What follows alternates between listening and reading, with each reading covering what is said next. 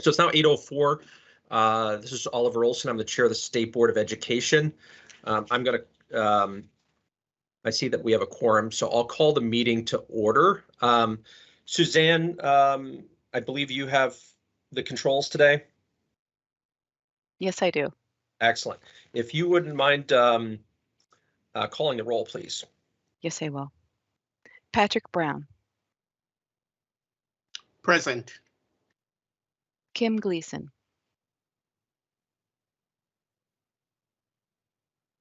Okay. I see you're there. Yeah. Tammy Colby. Lyle Jepson. Here. Tom Lovett. Here. Gabrielle Lucci. Here. Jenna O'Farrell. Here. Oliver Olson. Present. Angelita Pena. Jennifer Samuelson. Here. Dan French. Here. So Suzanne, you probably saw the chat. Kim is going to try to dial in. So if you can look for her phone number to unmute that, that would be great. Kim will need to hit *5 to raise her hand. And then once she raises her hand, I'll be able to enable her, and then she can unmute by hitting *6. Okay, got it. And with that, so I guess the first question is: are there any amendments to the agenda? Just a question, Oliver. At the last meeting, we had pupil waiting on the agenda. Will that be something for the future? Yes, I think we ran out of space this month's agenda, so I'm going to suggest we push that off until July. Thanks for flagging that. Alrighty, so not hearing any amendments, we'll now move on to item B, which is public to be heard. So I'd like to start by just identifying any members of the public who do wish to be heard. Then I have a sense for how many people wish to address the board. So Suzanne and Mission Control, if you could just remind members of the public what they need to do to be recognized, that would be wonderful. Yes. All members of the public that wish to be recognized will need to raise their hand. And if you are joining by link, you can just hit the button in the upper bar to raise your hand, or you can hit *5, which will raise your hand. Once you're recognized by the chair, to unmute, you will have to push *6. And for those using the link, just to unmute their mic in the top bar. Okay. And I think the raise hand feature is under the reactions button. So if you hit reactions, and I think it then pops up as a little hand. At least that's what it looks like on my screen. Yes, that's correct. Okay. So I'm not seeing anyone with their hand up, Suzanne, unless I'm missing something. So what we can do is as our practice has been, we'll move forward and dispense with some other business and then return back and see if anybody has joined us and wishes to address us at that time. So, so Tammy's here as well. Oh, but cannot unmute, unfortunately.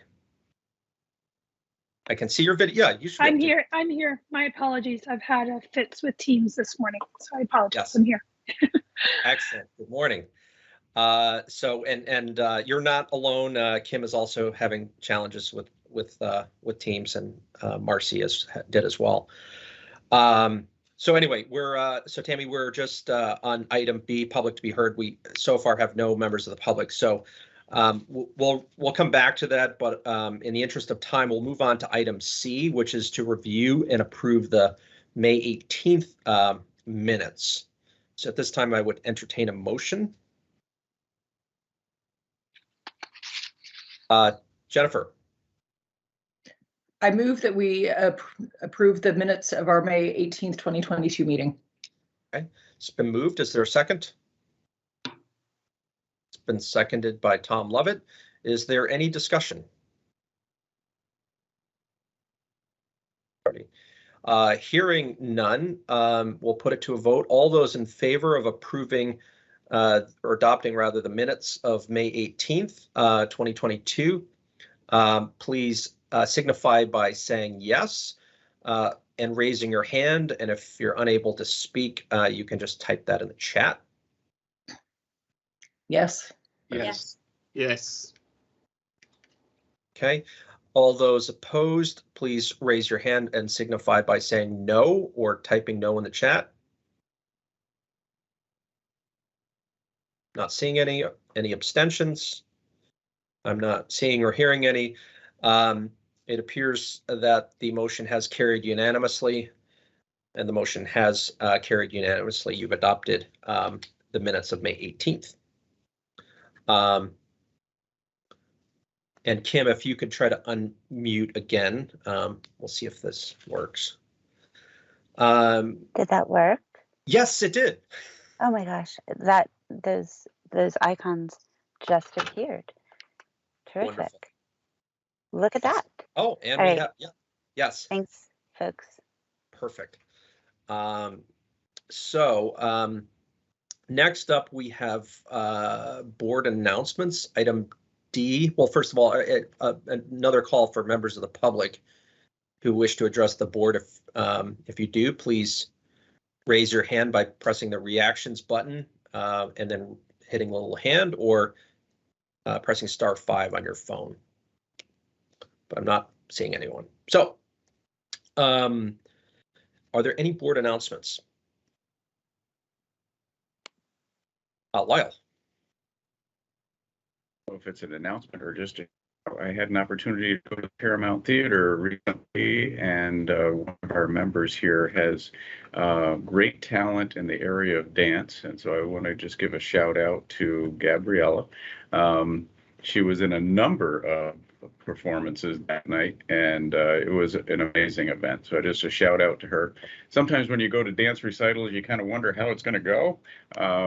It was wonderful. So shout out to Gabrielle. Excellent. Congratulations, Gabrielle. Was that the only, or do you have subsequent performances at the Paramount?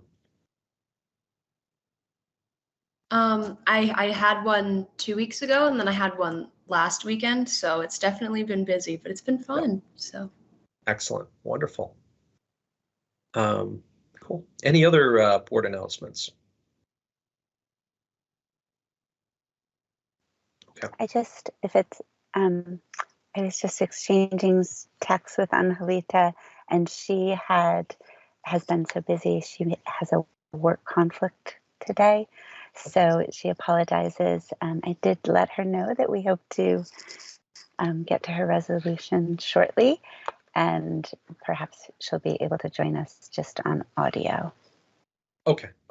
So what I would suggest then, Kim, if you think it makes sense, if we can just sort of park that item, and if she's able to join, we can carve out some space to take care of that.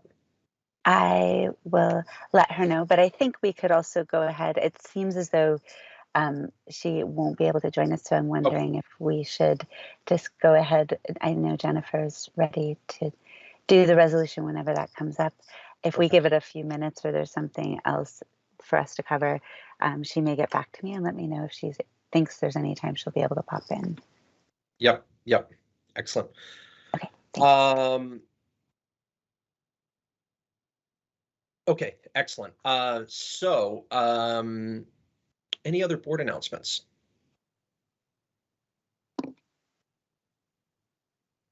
Okay. Well, that does take us. One final, or not final, but one more call, I should say, for members of the public who wish to address the board. You can press *5 if you're dialing in, or hit the reactions button and raise your hand. Otherwise, I think we could probably take up item E, which is our student recognition. So Kim and Jennifer, do you want to take that one away? Sure. So, and as Kim mentioned, we have a resolution that we've prepared in Angelita's honor. This is also being mailed to her, as well as a token of our gratitude for her service, which I can let Kim speak to if she wants. But at this time, I will go ahead and read the Vermont State Board of Education Resolution of Appreciation for Angelita Pena. Whereas Angelita Pena has served with distinction on the State Board of Education from August 2020 through June 2022, and whereas Angelita earned the deep respect of her State Board colleagues by consistently sharing her perspectives in a manner that was refreshingly open and honest, and whereas Angelita was not afraid to take risks, show her vulnerabilities, articulate her challenges, and share her successes with pride, and whereas Angelita jointly developed and analyzed the results of a study designed to determine the emotional impact of COVID-19 on Vermont high school students and shared the results of the study with the governor of Vermont as well as her State Board colleagues. And whereas Angelita provided the State Board of Education with monthly updates addressing student, academic, as well as social and emotional experiences. And whereas Angelita performed her duties with integrity and captured the struggles and triumphs of high school students throughout the state who attended school during the COVID-19 pandemic. And whereas Angelita was a vital member of the State Board of Education and provided not just a student voice, but a voice for all Vermont students. While students only have 2 years with the State Board of Education and only 1 year as a voting member, Angelita's years were full of insight and wisdom, enriching fellow board members and informing decision-making throughout her time. Now, be it therefore resolved that the State Board of Education bestows its gratitude and commendations to Angelita. We thank her for her service and commitment to improving Vermont education for all students. We hope that she will remain connected with our work as she embarks on her senior year at Mount Abraham Union High School, and we wish her continued success in her future endeavors. And this is by the State Board of Education, signed by Kimberly Gleason and Jennifer Deck-Samuelson. Wonderful. So you've heard a reading of the proposed resolution. It's been moved to adopt by Jennifer Samuelson. Is there a second? Kim? It's been seconded by Kim Gleason. Is there any further discussion? Marty, all those in favor of adopting the resolution as read, please signify by saying yes and raising your hand. Yes. Yes. Yes. Yes. Yes. And those opposed? Any abstentions? The motion appears to carry unanimously. The motion has carried unanimously, and you've adopted the resolution as read. Wonderful. Well, again, Angelita, we are very grateful for your service and your wisdom and perspective that you've brought to the board, and we certainly wish you well in your very successful future ahead of you. And I will just add that keep your eyes out in your mail today or tomorrow. You'll receive a small token of our appreciation for your time with us and the wisdom you shared in all of our work. Excellent. Wonderful. So with that, I will do one final call for public comment.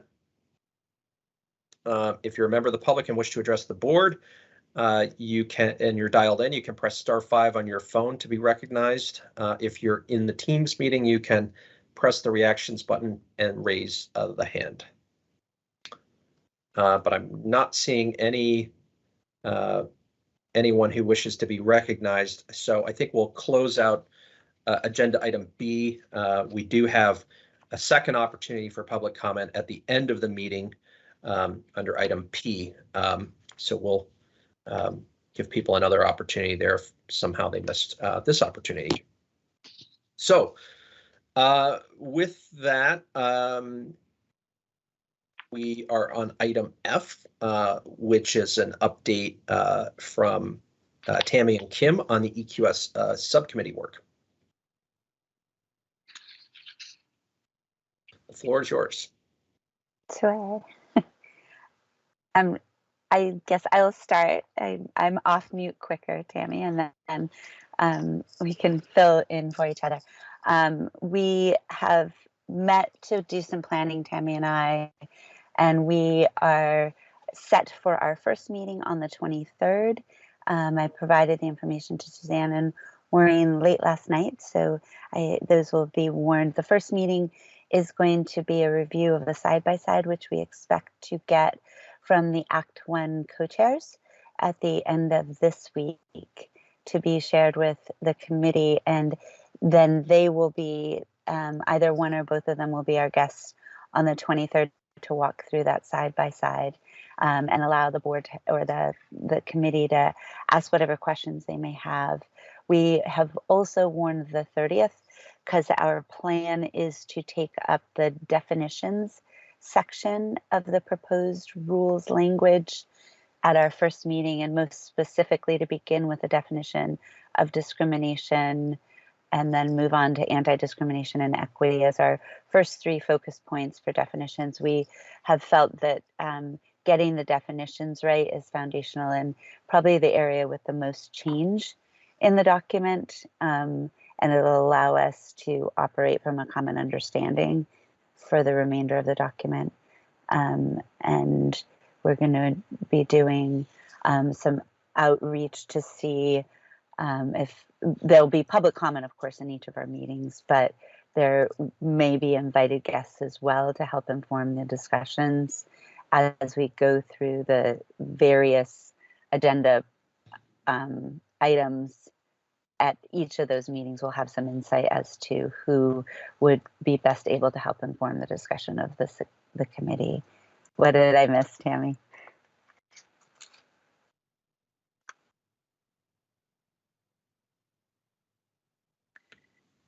It's giving me fits this morning. My apologies. I don't think you missed anything. The one thing I might sort of add a little bit more information about is certainly at our June 30th meeting. For our June 30th meeting, we will, in addition to potentially inviting some individuals to come in and speak with us, we are going to reach out to a broad range of stakeholders to ask if they have any more formal input or comment on the definitions, and we'll welcome written comment on those definitions at that time. Our intent is to, again, as Kim shared, start with the definitions and work through those as a subgroup, and to better understand how the Act 1 committee came to its recommendations, as well as sort of opportunities for further clarification and enhancement to those definitions. So. Okay. Wonderful. Any questions for Kim or Tammy?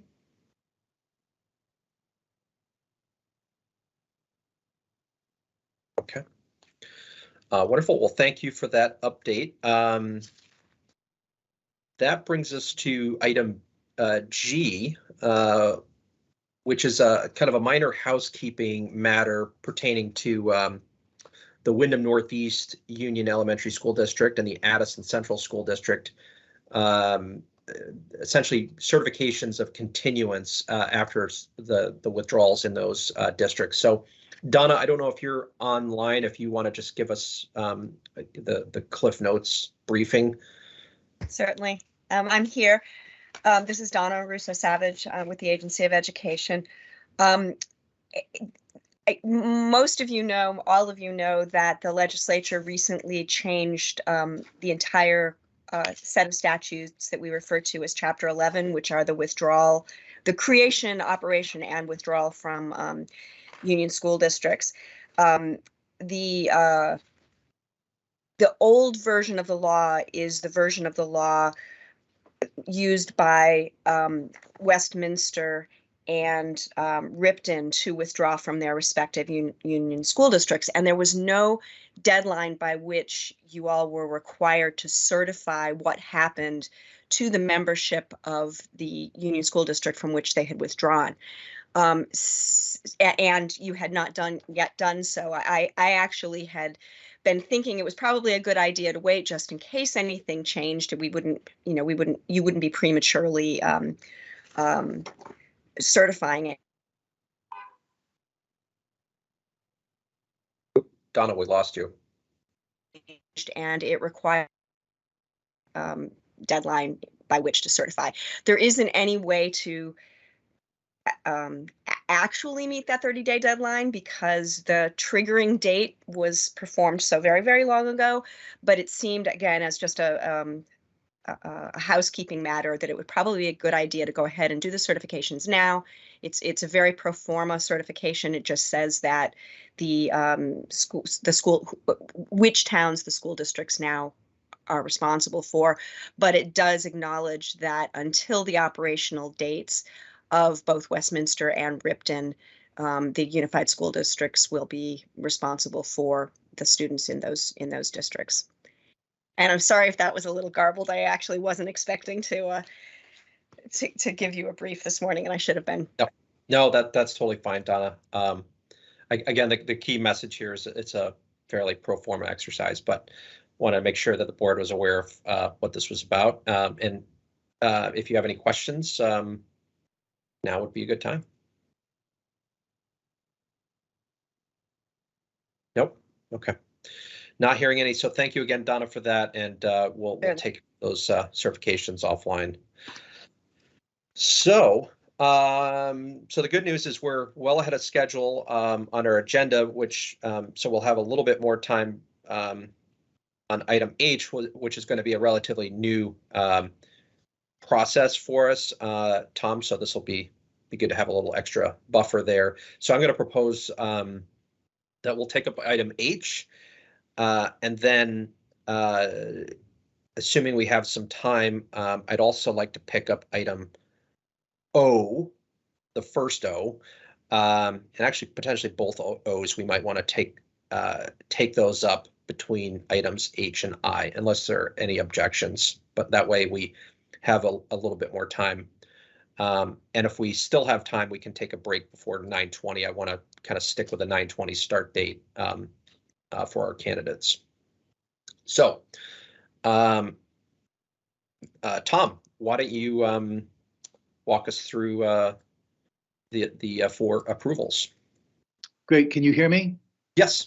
Okay, great. It looks like my screen is frozen, so I hope my internet holds out here. So we heard from 4 schools. We had a chance to hear from the agency staff who reviewed these schools and asked them some questions. We reviewed the reports in detail and then had a chance to ask questions of the 4 schools at our meeting. So we'll go school by school and I'll just explain what the recommendation is, but you have them in your packet. The first school is the Garvin School, looking to add an intensive special education program. This approval will go through June 30, 2023. It's only a 1-year approval. It's only a 1-year approval because there were some deficiencies to be addressed in the milieu-based program that they run. And if these deficiencies are addressed before the site review, there could be an extension of the approval to be concurrent with their approval cycle. But right now, we're recommending only a 1-year approval for this additional intensive special education program. This intensive program will add 27 enrollment options and will increase the capacity of the school from 30 to 57. Happy to answer any more questions about the application and the recommendation, but that's what we're recommending to the full board. Okay. Questions from the board? Any comments from the agency? Okay. So Tom, I would entertain a motion at this time. I think you have the. We do. Yep. Yeah. Perfect. We are recommending that the state board adopt the secretary's recommended action, that the State Board of Education grants an amendment to the general and special education independent school approval for Garvin School in Williston, Vermont, to enable the school to add an intensive special education program to its current offerings for a term through June 30, 2023. This approval is conditional on the requirement that the school reports to the Agency of Education within 5 business days whenever changes occur in enrollment, programs, policies, facilities, financial capacity, staffing, or administration during the approval period. Okay. You've heard the motion. Is there a second? I'll second it. Second that. It's been seconded by Jenna O'Farrell. Is there any further discussion or questions? Okay. All those in favor of adopting the motion as presented, please signify by saying yes and by raising your hand. Yes. Yes. All those opposed, please raise your hand and signify by saying no. Are there any abstentions? Not seeing any. It appears that the motion has passed unanimously. The motion has carried unanimously, and you've adopted the recommendation. So the next school, please, Tom. The next school is the Baird School. They are also adding an intensive special education program, and the recommendation is that it goes through June 30, 2022. So only this approval is for, this amendment is only for a couple of weeks, but then it would be concurrent with the approval cycle. The enrollment right now is capped at 48 students, which is a correction, actually, the school pointed out in the report. 12 of those students are identified as eligible for this intensive program. There may be a need for us to be flexible with that enrollment capacity going forward, but this program will be integrated with the general ed program. Happy to answer any more questions about the Baird School. Questions from board members? Jennifer. I don't have a question, but I want to say when I read that report, it was just really, really impressive, sort of across the board. So I just, wanted to acknowledge that because I'm sure a lot of work has been done by the school to achieve that level. But anyway, it was remarkable to me. And a question, or actually a couple of questions, Tom. So on the Baird School, if I heard you correctly, this one, the approval for this additional program is only for a few weeks, and then with the idea that it would be coterminous with the regular approval cycle. But presumably that's sort of in the backlog. So realistically, it's going to be some time before we get to the full approval for the entire program. Do I have that right? That is, so that's correct. They would come up in their next approval cycle. So this is when they'll start going through their approval cycle on July 1. Okay, got it. And then I meant to ask this at the start, but because I saw some reference on one of the schools, I think it was BRIGHTality, a certification attesting to compliance with the new rules that we have, particularly around non-discrimination, and for those that offer residential programs, we have a new requirement that requires that they be either licensed by DCF or NEASC accredited. So I just want to make sure that we've picked up on all those items as part of these approvals. Yes, if you look at the green sheet, the last bullet point on each of those talks about a test that the agency has received a signed addendum from the school. Perfect. Okay, thank you. Kim. Thank you. Could you just say a little bit more, and I apologize if I missed it, the flexibility around capacity, what does that mean? So that I've not gone, that was something in the report that I thought I should bring to the board's attention. My understanding is that because students come and go in, the goal of these programs is to integrate these students back into their public school, their home school. And because the enrollment fluctuates so much, that the cap of 48 or it will need to be a little bit flexible as students come and go. So it might be a little higher at some times as students come and go. So in an overlap mode versus Right. a sustainable mode, they're not intentionally sort of over enrolling, but there may be transitions in and out that cause That's my periods. understanding. Yeah, that's my Okay. understanding. Thank Agency you. staff might be able to clarify that for us. Okay. Yeah, Tom, this is Patrick Halliday. That's exactly right. Okay. Great. Thank you. Tammy? Quick question. Is the cap at 48 or is the cap at 52? So there was a letter, the Howard Center sent a clarifying letter that said 48. Okay.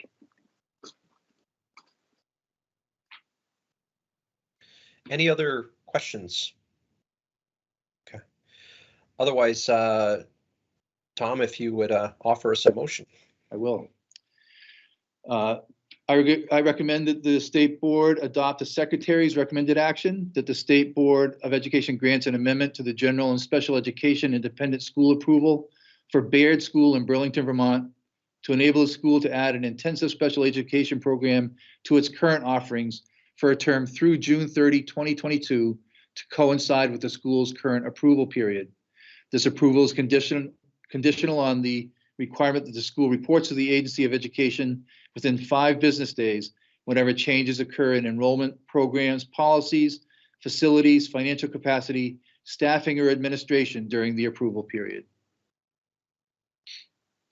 All righty. Now you've heard the motion. Is there a second? I second. This is Patrick. It's been seconded by Patrick Brown. Is there any discussion or further questions? Okay, hearing none, we'll put it to a vote. All those in favor of adopting the motion as presented, please signify by saying yes and raising your hand. Yes. Yes. Okay. All those opposed, please signify by saying no and raising your hand. I'm not seeing any no's. Are there any abstentions? No abstentions. It appears that the motion has carried unanimously, and the motion has indeed carried unanimously. You've adopted the recommendation as presented. So, Tom, the floor is yours again. Okay, our next school is Brookhaven Learning Center in Chelsea. They are requesting to serve female students in their K-8 day school program, and we're recommending this approval goes through June 30, 2024, again to be concurrent with their approval cycle. They're not requesting to change their enrollment capacity, simply that they are allowed to serve female students in their K-8 day school. They have the facilities and the staffing and the culture already to handle this shift. We discussed issues such as bathrooms and diversity, about how they will, about their hazing and harassment policies, and found them ready to take on this new cohort of students. So again, happy to answer any questions about Brookhaven. Now, this is a residential program, correct? They have a residential program and a day program, but this is only, the female students would only be involved in the K-8 day program. Okay. And do we know, are they licensed by DCF or accredited by NEASC for the residential program? I'll tell you in a second, but yes, we know the answer to that question. Okay. I think that's particularly important as we, even if this cohort's going to be a day only, we also have this residential component. So I want to make sure we don't lose sight of that. Any other questions? In the report, it does say that the day school students are placed by the Department of Children and Families. Okay. Yes. Right. Yes, they are DCF licensed. Okay, perfect. Any other questions or comments? Otherwise, Tom, I would entertain a motion. Okay, again, we recommend that we adopt the Secretary's recommended action, that the State Board of Education grants an amendment to the General and Special Education Independent School Approval for Brookhaven Learning Center in Chelsea, Vermont, to enable the school to serve female students in its day program for a term through June 30, 2024, to coincide with the school's current approval period. This approval is conditional on the requirement that the school reports to the Agency of Education within 5 business days whenever any changes occur in enrollment, programs, policies, facilities, financial capacity, staffing, or administration during the approval period. Okay, now you've heard the motion. Is there a second? Second it. Okay, it's been seconded by Jenna O'Farrell. Is there any further discussion or questions? Okay, not seeing any, we'll put it to a vote. All those in favor of adopting the recommendation as presented, please signify by saying yes and raising your hand. Yes. Yes. And those opposed, please signify by raising your hand and saying no. Are there any abstentions? Not seeing any. It appears that the motion has carried unanimously. The motion has carried unanimously, and you've adopted the recommendation as presented. Back to you, Tom. Okay, our final school is BRIGHTality, formerly a tutorial program, now seeking its initial approval as an independent school for general and special education. This approval would be for 2 years, which is the maximum given for an initial approval. Its enrollment is capped at 15. It serves grades 6 through 12. It is a for-profit school. There were a few concerns with the school's application. One was the professional development timeline for life space crisis intervention and DEI and mandated reporting. The school has those lined up to go, but there was no timeline for those. More concerning was ADA compliance in their facilities, and also getting some handicap equipment. So we're ready to recommend that they bring the facility into compliance before the first student day in order to receive this approval. If they don't comply by that time, they would not be approved, and the agency would bring back this application once ADA compliance is achieved. Okay. So, Tom, I just want to make sure I understand correctly. I think so the agency made a preliminary recommendation, your committee reviewed it, identified these issues, and the recommendation that's now before us has been modified, or correct. So we don't need to take any further action and modify what's before us right now. When I make the motion, I will make that modification. Got it. Okay, understood. Any questions or comments?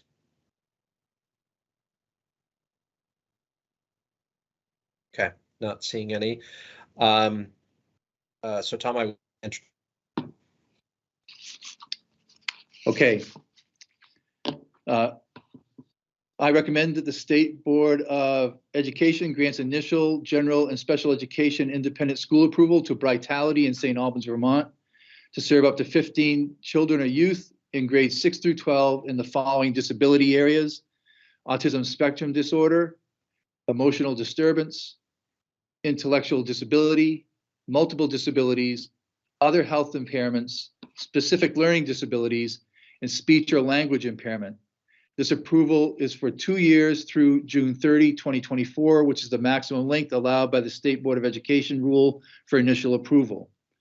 This approval is conditional on the requirement that the school reports to the Agency of Education within 5 business days whenever any changes occur in enrollment, programs, policies, facilities, financial capacity, staffing, or administration during the approval period. It is also conditional on the requirement that the school brings its facilities into ADA compliance before the first student day. Okay. You've heard the motion. Is there a second?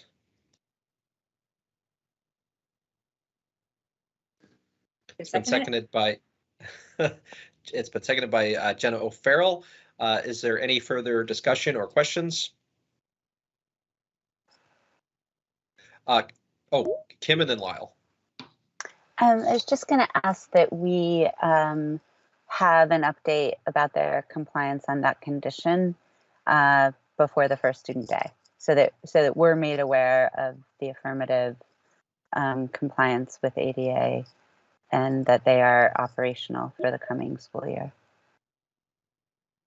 Sounds reasonable. Patrick and Tom, is that doable? Yeah, I think it's doable. I think the agency staff would be the ones that would have that information, though. Yep. Yeah, we're absolutely happy to do that. Okay. Lyle. Thank you. Did we also wish to have a timeline for their professional development, specifically around LSDI, DEI, and mandated reporting? Tom? Seems like we talked about that, having a timeline for their professional development. We did. I think we did talk about it. I'm not sure if we want to condition the approval on it, but happy to make that'll be a friendly amendment to the motion. I'd like a friendly amendment that would say a specific timeline for professional development in LSDI, DEI, and mandated reporting. Be presented to the agency prior to the first student day. Did I hear that right? Perfect. You filled in the blanks perfectly. I see there's another hand up, but we do have a motion on the table specifically to amend the original motion. So is there a second to Lyle's amendment? I'll second that. Okay, it's been seconded by Tom. Is there any discussion? And I see there's a hand up, but I don't know who. Let me just check and see. If I might, Jamie Seeholzer is the director of the school in question. Yes, yeah. If please go ahead. Jamie, go ahead and address the board. I've just given her access. Okay, thank you. I do have a schedule already set up for staff development, and I can send that to the Agency of Ed. It's for the week of August 15th, and we will be completing all trainings that week, and they're all scheduled. Perfect, excellent. So we'll move ahead with this this amendment, and sounds like you've got it well in hand. Jennifer. Thanks. I just want to clarify that the August 15th date by which that training will be completed is also prior to the first student day. Yes, it is. Okay, thank you. Kim? Oh, no. Alrighty, all those in favor of adopting the amendment to the original motion, please signify by saying yes and raising your hand. Yes. Yes. Okay. Yes. All those opposed, please signify by saying no and raising your hand. Okay, any abstentions? It appears that the motion it appears that the motion to amend the underlying motion has carried unanimously. It has carried unanimously.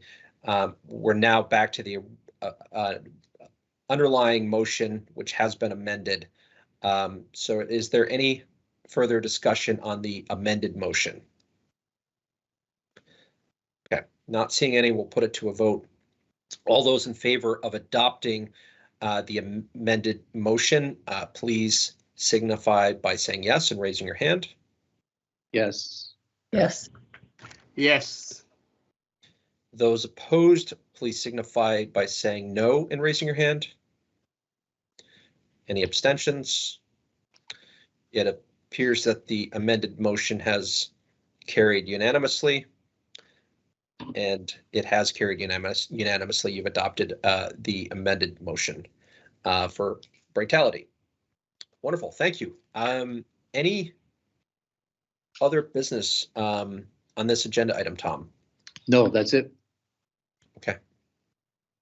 Excellent. Well, I want to thank the committee for its work digging into these applications and working closely and collaboratively with the Agency of Education. I think, as we've discussed previously, there is a oh, sorry, did we yeah, Brookhaven, somebody just in the chat was asking about Brookhaven. We already passed that one, unless I missed something, Tom, but no, we passed that one. Yeah, that's what I thought. Yeah. So yeah, there's a significant backlog. So over the coming months, this is going to become a sort of a new routine as part of our board business. So my hope is that this this committee will help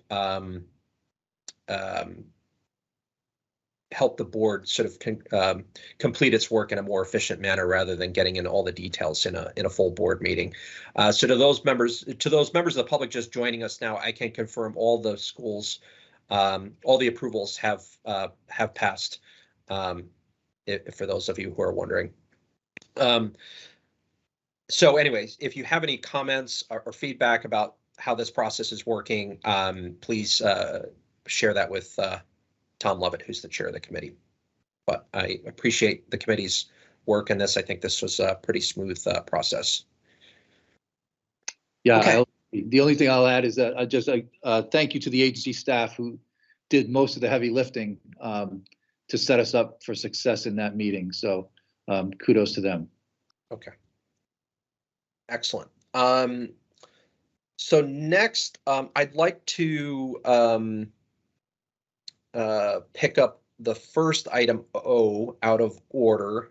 Just trying to save us. I suspect we're going to need quite a bit of time after our 10 o'clock break. So I want to dispense with some other business. So the first item O, unless there's objection, I'd like to take that up now. And this is to appoint a hearing officer to hear a tuition appeal.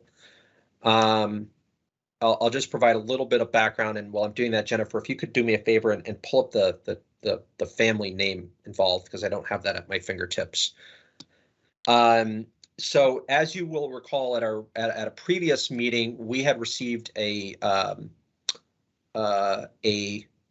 tuition appeal, and we have, as the board, we are sort of the body that hears appeals from the local school board.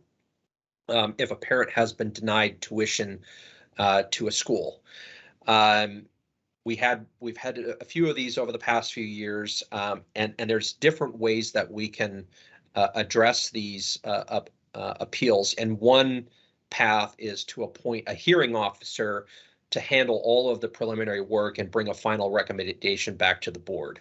That was the action that we took at a previous meeting. And I'm going to recommend that we take the same approach with this most recent appeal. Interestingly, it involves the same school district and the same school as the other appeal. So there are some efficiencies to be gained, I think, in following this process. And specifically, my recommendation would be to again appoint Jennifer Samuelson as the hearing officer. So, Jennifer, were you able to locate the name of the family? Sure. Do you just want the last name or the full name? Just the last name. Yeah. Okay. Last name is Raboin, if I'm pronouncing that correctly, Raboin. Okay. And we received the appeal. I don't believe at this point the appeal is fully developed because there's some additional information to make it complete that we've not yet received.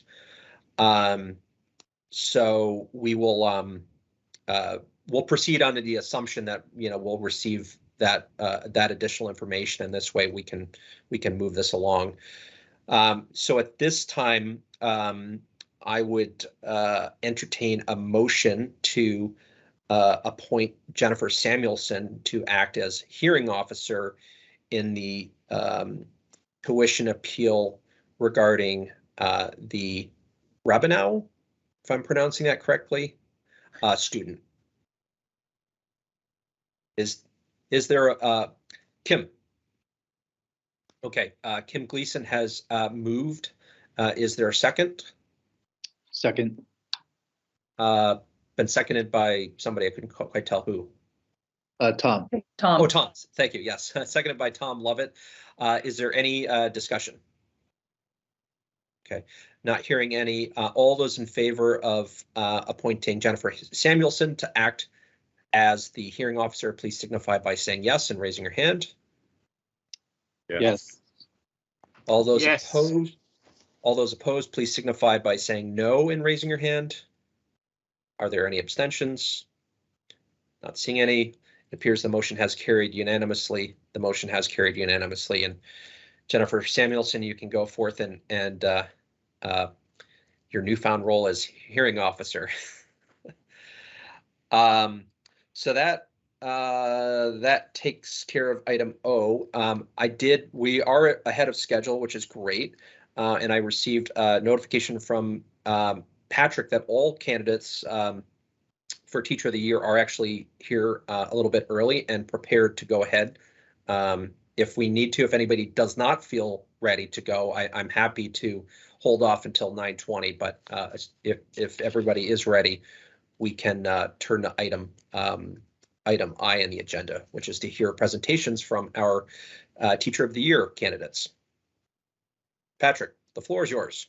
Yeah, absolutely. Thank you so much for this time. And I think after the last 2.5 years, 20 minutes early is about as small of a bump as, these Teacher of the Year candidates are really flexible. This is nothing, like absolutely nothing to have to start 20 minutes early. Just again, thanks to the board for the opportunity to do this. Everyone's job has a fair amount of broccoli, stuff that's good for you, but maybe is not always fun. This is the chocolate of my year. That this is just a pleasure to be a part of this Teacher of the Year process and to have these conversations. I'm not sure if there are any previous Teachers of the Year who have been able to join, but often there are. If anyone wanted to introduce themselves real quickly, just to say that they're present, giving moral support. And you can do that just as a reminder by hitting the reactions button and raising your hand, or *5 on your phone if you're dialed in. And Patrick, I know we had a fairly rigid schedule based on our agenda, but in light of the fact that we are a little bit early, I do want to stress that I don't want anybody to feel rushed. And it's great that we do have a little extra time, and I'm sure we would all love to hear a bit more from our candidates. Great. Well, thank you for that. And well, then without further ado, we have 4 fantastic candidates, and we had a whole bunch of people. We changed the process just a little bit this year to allow nominations, and we had a record number of applicants who for the nominations for the position, and then a record number of applicants, which led to just incredible amounts of work by the review committee, who is composed entirely of previous Teachers of the Year, and then Amy Scalabrini and myself from the agency do that. But we have 4 candidates to share, go forward with today, and the first one going to present is Robin Newton. Robin's a physical education teacher at Virgin's Union Elementary School in Addison Northwest School District, and I'll turn the floor over to Robin. Before we go to Robin, I see Aziza has a hand up. I'm not sure if there was a question or, oh, no, hand is down. Okay, never mind. Yeah, Robin, please welcome. The floor is yours. Can you all hear me? Yes. Can you see me? No. Okay, I'm not sure. Is that a setting that you guys turned off, or it says my camera is on? Oh, it should. Can anybody else? It looks like it's coming. I see black. It says my camera is on, so hoping that it's going to come up. Sorry, I'm not a Microsoft Teams person. I had it practiced earlier, and it seemed to be working, but. No, you're not alone in your frustrations with Teams. So, So yeah, unfortunately, we there's not a setting on your end. Yeah, you should have a button at the top that says camera. Try maybe press that on and off and see what happens. Yeah, it says camera on, camera off. So It seems to say that it's on. Hmm.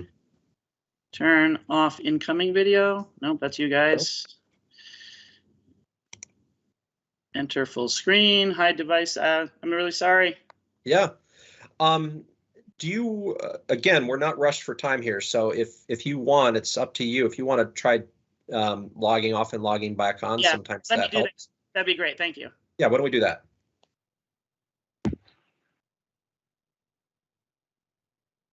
Thank you for your patience with this. Yeah, no. Yes, we've all had our moments with Teams, particularly this morning. I was going to say it's been a morning with our favorite application. Video isn't working. We couldn't turn on your camera. That's not good. Bye.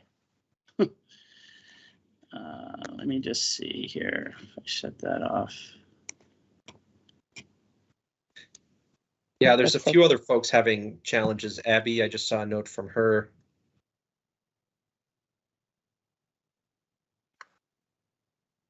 Oh, I'm really sorry. This is not a great way to start. No, it's no apologies needed. It's not. I'm glad I was able to get on early. Robin, are Yes. you working on a Mac platform or a PC platform? PC. What is your browser? Windows. Okay. I mean, sorry, Chrome. Chrome. Yep. Yeah. Okay. Should I undo Chrome? Do you have Firefox as an alternative? Good question. I only say that because sometimes Chrome, I only know this from working with students on Teams, that sometimes the browser makes a difference. I do not pretend to be a Teams expert, but this is something I have. UVM uses Teams as well for instruction, and so I do know that sometimes the browser makes a difference. It may not be the case here, but. And while while Robin's trying to work through this, I just want to remind board members, I almost forgot, there was a link that was sent out. So I just want to make sure everybody has that link. All right, I'm trying Firefox here. Let's see if I can get that to come up.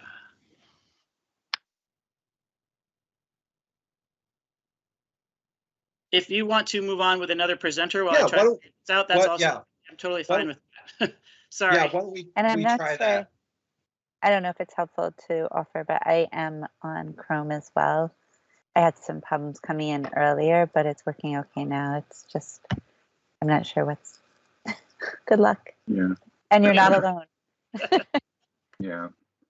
I know that Abby was, we had scheduled to go second. I know that she just rejoined. I'm not sure. Abby Bucker is an art teacher at Champlain Valley Union High School and Champlain Valley School District. Abby, I'm not sure if you're able to get your video to work this time or not. Thank you. Can you go see ahead? it? Oh, there. Yes, we do. We have video. Okay. Yay. All right. I logged out and I did log back in with Firefox. So that seemed to solve the problem. So if any other candidates are having that same issue, Firefox might be the solution. Wonderful. Okay, well, so why don't we'll do that. So so Abby, so Patrick, it sounds like we'll let Abby go first, and that'll give Robin some time to sort through the technical issues. Yeah. Great. So thanks, Abby. Thank you. Let me know when you're all ready. We're ready. The floor is yours. Thank you for the opportunity to speak with you today. The Vermont Strategic Vision for Education, adopted in February of 2018, has 3 outlined challenges and opportunities that were on the 5 to 10-year horizon. They included the following: equity, excellence, and efficiency. This document, of course, was written prior to the pandemic. Like many things, the pandemic has brought a spotlight to issues that were present in schools before, only exacerbating them and bringing them to the forefront now. In fact, these 3 words are more timely than ever. One word, however, if I could be so bold as to suggest it, was missing from the list: engagement. Equity excellence, efficiency, engagement. Engagement is the heart of learning, but it is difficult to measure and challenging to foster. I've noticed a dip in student engagement over the years, and much more so since the pandemic. During my work as a fellow with the Rowland Foundation and through my Master's of Education Research, I looked at a variety of different factors that lead to engagement. Supporting and employing the emotional brain, developing situational and intrinsic motivation, empowering student self-determination, and using inquiry-based pedagogy. I discovered a common thread across them. I came to make the connection that student choice impacted all of these factors that contribute to engagement. I'm not suggesting choice as an educational panacea, yet I've found that there are a multitude of benefits of offering any level of choice to students, and that those benefits extend to increased engagement in student learning and motivation across the board. The more choice a student has, it seems, the more engaged they are.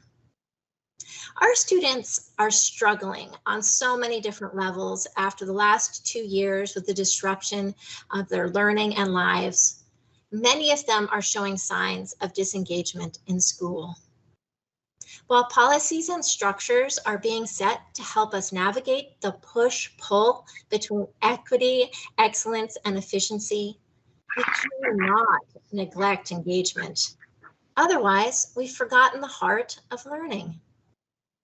We will have students who don't ask questions, but just provide answers. We will live in a world without innovation, risk, or experimentation.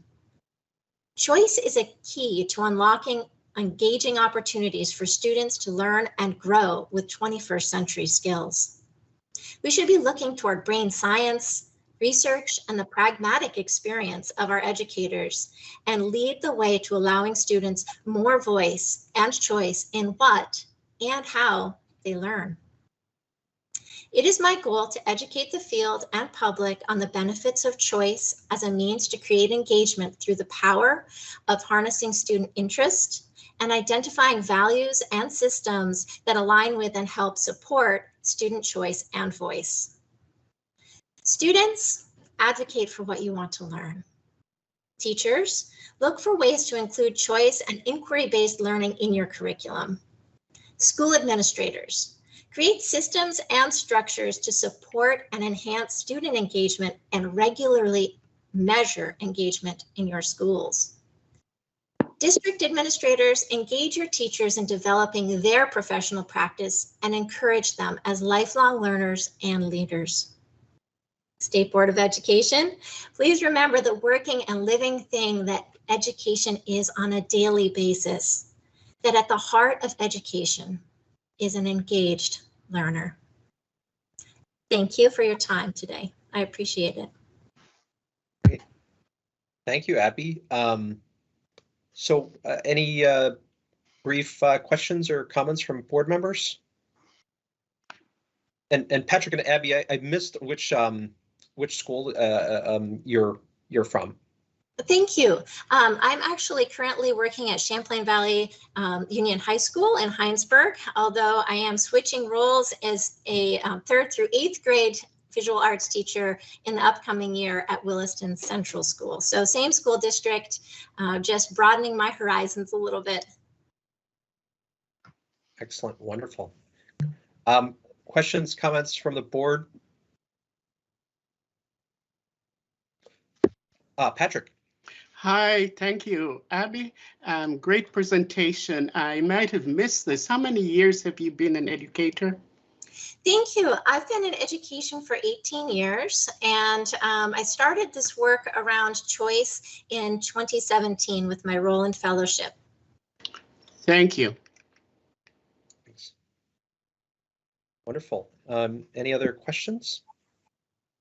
Well, Abby, I just thank you for your presentation, and I just want to say Barry and Wendy Rowland were my neighbors, so it's so wonderful to see their legacy live on. They were fantastic people. Absolutely, absolutely. Thank you very much. Great, thank you. So, Patrick. So, yes. Yeah, one thing I failed to mention is just the role of the board in here. Steps, and I wanted to say this before we go any further, that I think Suzanne shared with the board a link to a very, very quick Cognito form that you can kind of give feedback on the candidates. Ultimately, that will be presented to Secretary French along with the reviews from the Teacher of the Year committee, both on the application and interview for the secretary to make a final decision at some point later on in the summer. So, but I think you all have access to that. Without any further, I think we have Amy Clapp up next. Amy is a teacher, upper elementary teacher at Salisbury Community School in Addison Central School District. So, Amy. Great. I'm hoping you can see me and hear me. Great, great. So my name is Amy Clapp. I was born and raised in Vermont and went to school here in the 70s and 80s. I actually went to high school at CVU High School. I came back to Vermont after getting my teaching degree and have been teaching at Salisbury Community School ever since. So that's going on 25 years. As you can imagine, I've had plenty of opportunities through professional development and life experiences to pivot, change, and improve my teaching practice, for which I am so grateful. Vermont has been a great place for me to be a teacher. Since my very first year of teaching, my classes have used the outside to supplement their learning. It started with nature walks called Journeys and developed into a magical forest classroom where I teach lessons connected to the curriculum and standards. We solve community problems and share stories around a campfire. Students have a solo spot, and we keep year-round observations of what is going on in nature. I have experienced firsthand and know what an incredible learning tool the outdoors can be. Although I don't want to dismiss how incredibly difficult the last 2.5 years have been for educators, I have a bit of a different narrative. That is because due to COVID, many teachers were encouraged to access the outdoors more, either for mask breaks, safe eating, going on walks, or recreating and developing lessons to be taught outside. To me, this has been one of the most positive outcomes of this pandemic. So many teachers have been able to experience and use the outdoors as a tool to help educate. I don't want us to lose sight of this as we return to normal. I would be proud as Vermont's Teacher of the Year to continue to encourage and provide research and resources to make nature and the outdoors a viable part of our practice moving forward. In school settings, incorporating nature and instruction improves academic achievement. These findings, as reported in Children in Nature Network, have been consistently positive across diverse student populations, academic subject, instructors, and instructional approaches. As Teacher of the Year, I would want educational communities to know spending time in nature is valuable and not something extra. It improves children's academic performance, focus, behavior, and love of learning. As we all know, one of the biggest problems facing Vermont schools is our ability to support our children dealing with anxiety and depression. Our kids aren't the same as they were pre-pandemic, and we need more tools to help support these kids. Spending even short amounts of time outside, as we all probably personally know, can help us regulate our emotions. We should have opportunities to learn from outdoor educators and schools that have been using the outdoor programs for years to develop ways for all students to learn to use the outdoors as a mental health tool. As Teacher of the Year, I would promote this model. Finally, the benefit of outdoor learning that is closest to my heart is my firm belief that if kids can recognize and name the living things they observe in nature, they will become more connected to the natural world. This connectedness helps students become environmental stewards who, as adults, will take the natural world into consideration when they are making personal, local, national, and world decisions. Those are the types of citizens we need to help solve our most pressing environmental problems. In 2017, I created this booklet called Naturally Literate to do just that. I worked with naturalists around the state to determine what were the 10 to 20 species of birds, flowers, amphibians, and reptiles, trees, fish, and mammals students should know when they finished primary school. To date, mostly through grants, over 8,000 school children in Vermont have received one of these booklets. 5,000 of those went out during COVID. During lockdown in 2020, I began producing short videos each week to get students to use their booklet to go out and look for specific species. Teachers and students have continued using these booklets and videos, and this July, I will have a video for each week of the year. I have been thrilled to be able to take my passion for the outdoors beyond the four walls of my classroom. I would be honored to continue to do this as Vermont's Teacher of the Year. To sum up, now is definitely the time to keep the momentum for outdoor experiences and education alive in Vermont. As Teacher of the Year, I would use my experiences and my passion to help make sure this happens. I will also drop links in the chat for the book and the videos, just in case anyone is interested. Thank you very much. Wonderful. Thank you so much, Amy. Questions, comments from the board?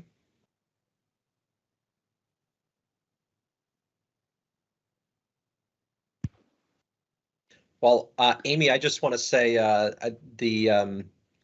it's so wonderful to see, your focus and your attention on, one of our state's greatest assets, our natural beauty. And, we're so fortunate. We I think, unfortunately, tend to take that for granted. And I think it's just so important that our kids, really learn to appreciate what's around them, because there are so many places in this world that, students don't have those opportunities. I agree 100%. So, thank you. Excellent. Thank you. Patrick. Sure. We'll go with Aziza Malik next. Aziza is a 4th grade, or maybe you're 5th grade this year, Aziza. I know she bounces back and forth, looping with students at Champlain Elementary in Burlington. Hi, everyone. Thank you so much for having me today. My name is Aziza Malik, and thank you so much for this opportunity today. I've taught for the last 12 years at Champlain Elementary School in Burlington as a 4th and 5th grade teacher. Today, I'd like to share with you my educational philosophy and explain its impact. As I was preparing for this speech, I sat in my yard reflecting on my teaching practice. Looking across the land, I noticed bees emerging from their hive and buzzing from flower to flower. I considered this relationship and realized that this really encapsulates my beliefs about education. Just like the bees, our students need to leave the classroom to gather knowledge from our diverse community. As they do this, they not only gain knowledge for themselves, but their actions benefit the larger ecosystem. They pollinate. When approaching any new topic or task, I always ask myself this question: how will this learning enrich not only my students' lives, but also our greater community? Let me give you a few examples of this philosophy in action. I've collaborated extensively with the Abenaki community of Vermont to make our curriculum and learning community more inclusive. Students have created Abenaki land acknowledgements at all schools in the Burlington School District. They've performed in the Abenaki language at the State House and the Flynn Theater, and they've engaged in work with Abenaki scholars to address climate change. These projects expose students to not only the rich history of the Abenaki people, but to their ongoing legacy. I've also worked to build a strong partnership with the City of Burlington. In service of their resolution to enact nature-based solutions for climate change, Champlain students relocated over 100 trees displaced due to construction. Together with the city land steward and the arborist, we created a wildlife corridor for animals to safely navigate the city. Students also created a native tree nursery in an effort to provide more shade and therefore cooler temperatures in our city. The trees will be raised and distributed by students throughout the city, furthering the goal of 50% tree cover within Burlington. A final example of this type of work is when we united with Juniper Creative Arts to give a home to their mural, Khalees the Astronaut, when its original location rejected it because they deemed that it wasn't representative of our community. Together, we created a mural that was 4 times the original size, with students literally giving Khalees her wings, each student making a unique piece of art that was incorporated into the design and serving as a visual reminder that we are committed to creating a safe and anti-racist space for all, fostering community, and building equity. What do each of these projects have in common? Well, each scenario represents an authentic transaction, a mutually beneficial relationship that is truly greater than the sum of its parts. Just like the bees. Bees need to be in community Students are no different. In each of my examples, students aren't just observing and appreciating from a distance. We are active participants and partners in forwarding a mission together.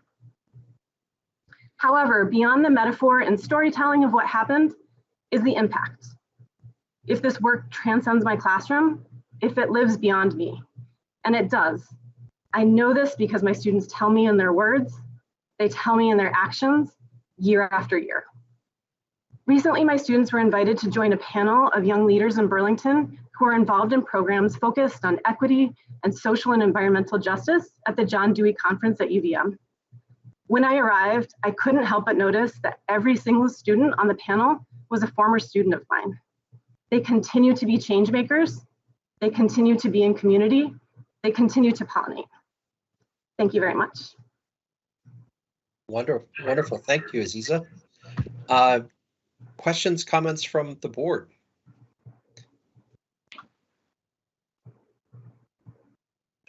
So Aziza, tell the mural you described, where can we find this? It's right on the side of our school. It's gigantic, you won't miss it. Pine Street. It's Wonderful. Huge, 4 times the original size it was going to be. And I did have a slideshow, but it looked like I couldn't share. So I would love to show you pictures if you wanted me to. Okay. Well, if you wouldn't mind sending that along to the Maureen and Suzanne can get that to the board, that would be wonderful. Definitely. Excellent. And Robin, your timing is fantastic. We can see you. Hopefully we can hear you as well. Perfect. Hear me and see me. Yes. Wonderful. Problems solved. Thank you for showing technology and how it is great when it's great. Yes. Patrick, I'll let you introduce Robin. Yeah, absolutely. Before I do, I just wanted to let you know that Karen McCalla, our current Teacher of the Year, 2020 Vermont Teacher of the Year, has joined to give moral support. And we also have Rebecca Haslam, who was the 2015 Teacher of the Year, is also on. There may have been some others that have joined, but I just wanted to acknowledge their great and continued work in support of this. And but without further ado, I'll turn over to Robin. Robin's a PE teacher, physical education teacher at Virgins Union Elementary School in Addison Northwest District. So, Robin. Thank you. My name is Robin Newton. I've been teaching physical education here in Virgins, Vermont, the elementary school for 27 years. I am very grateful and thankful for the board for listening to you, for you to listen to me share my story and my passion for teaching. My philosophy for physical education is about teaching the whole child. It's supporting them both physically, intellectually, and social emotionally. And that's even more important than ever now. Students need to be more active. And when they're more active, they're more confident. They have better interactions with their peers. They make healthier choices, and they have more opportunities for learning. I try to create as many unique experiences as I can for both my students and my families. And this way, it will give them a lot of possibilities for they can find their own passion so they can be lifelong learners. These activities include my interdisciplinary Olympic unit, swimming, dance, golf, skiing, snowboarding, snowshoeing, climbing, rollerblading, just to name a few. But that wasn't easy to bring to my school. In Addison County, we did not have that many resources, so I am a go-getter. I wanted to bring this to my kids, so I went out and got just shy of $1 million PEP grant from the federal government. And we were able to purchase all this equipment, including a high ropes course for 4 different schools. We expanded our after-school programming to get more activity for our students beyond the school day and just provide a lot more opportunity for our kids. In turn, doing this, it also inspired my kids to be more involved in their community and to give back. They have seen some holes in some of the gaps of our town's resources, and they committed their annual fun run that I do at school to turn it into a fundraiser. And they raised $10,000 just recently to buy the town a new ice rink liner for our town. So community and giving back has become a really important piece. I also got myself involved on the city's rec department, even though I don't live in the city. But to help fundraise, we raised $300,000 to just resurface our town's basketball, pickleball, and our spot where our new ice rink is going to go. So our kids have a lot more space and opportunity to move and grow. Why do they need to move and grow? Unfortunately, the CDC now is claiming that 1 in 5 of our students are overweight or obese. Not only are they overweight and obese, but they're spending 6 hours of time on screens a day. But the CDC also knows that and recommends that kids need 60 minutes of activity and exercise a day. However, our schools are pushed up against cutting recess times, cutting PE times, limiting our play in our younger elementary grades because curriculum is just so heavy right now. But the reason we need that is because brain science supports the link between physical activity and improved academic performance. Students are kinesthetic learners. They were born to move. Exercise has been defined by Dr. John Rady as basically miracle grow for your brain. Not only does exercise grow brain cells, but it also promotes brain health and reduces stress and depression as well, which unfortunately with the pandemic, we're finding more prevalent. I don't like to just preach what I'm saying. I like to actually do. So if you don't mind, I'm going to get you moving a little bit because I'm assuming you board members have been sitting here. If you've been sitting for more than 20 minutes, this is what your brain looks like right now. You are inactive. You're not listening. I need you to listen to my message. So I need you to be over here. I need this brain to be engaged. And that's what our kids need to be. When we're sitting in the classroom, this is what we're doing when nothing is going in. So we need to get our kids active and moving. This is just after a little bit of movement. So I'm going to put you through a real quick, if you want to have some fun with me, an activity that is called action-based learning. It's a program I do with my kindergarten students where we teach learning through movement. So what we're going to do is a quick activity that crosses our midline, which fires the neurons between our two hemispheres of our brain, which actually activates that red in our brain to get our ability to retain and learn. So if you are able and willing to stand up with me to do a quick, simple activity, we're going to touch our opposite elbow to our opposite knee. But while we do this with my students, we're repeating something. So my kindergarten students would be saying their ABCs or they'd be counting. We're going to say a phrase that I want you to hear and make sure you have it in your brain. The phrase is active kids equal active brains ready to learn. So if you want to say that with me or mimic it as we do it, crossing the midline, here we go. Active kids equal active brains ready to learn. Active kids equal active brains ready to learn. Now, if you gave me more than 4 minutes, I'd get your brain a lot more red and ready to hear me. So I'm just going to keep talking for a few more of these minutes. But hopefully you're now really attentive and listening. Action-based learning is a collaboration that I do with not just my kindergarten teachers. We incorporate our math specialists, our reading specialists, our principal, our counselors, our music teacher. We have about 12 adults in the gym twice a week, and we teach our academics in the gym with these 12 adults through movement, doing an activity simple as that, jumping on trampolines and counting, running through agility ladders and reciting their sight words. So this movement is where we know the kid's brain is active and that memory is now getting put into their brain while they're having fun and learning at the same time. So my platform is really simple. Stop the screen time. Like my other colleague said, get outside. We just navigated a pandemic. We need to increase our quality physical education. We need to increase our recess time, increase our brain breaks. When I was in Finland studying, every 45 minutes, they went outside and had a 15-minute break all day long. We need to try to bring some of this back to here to the United States. We need to have more unstructured play for our kids.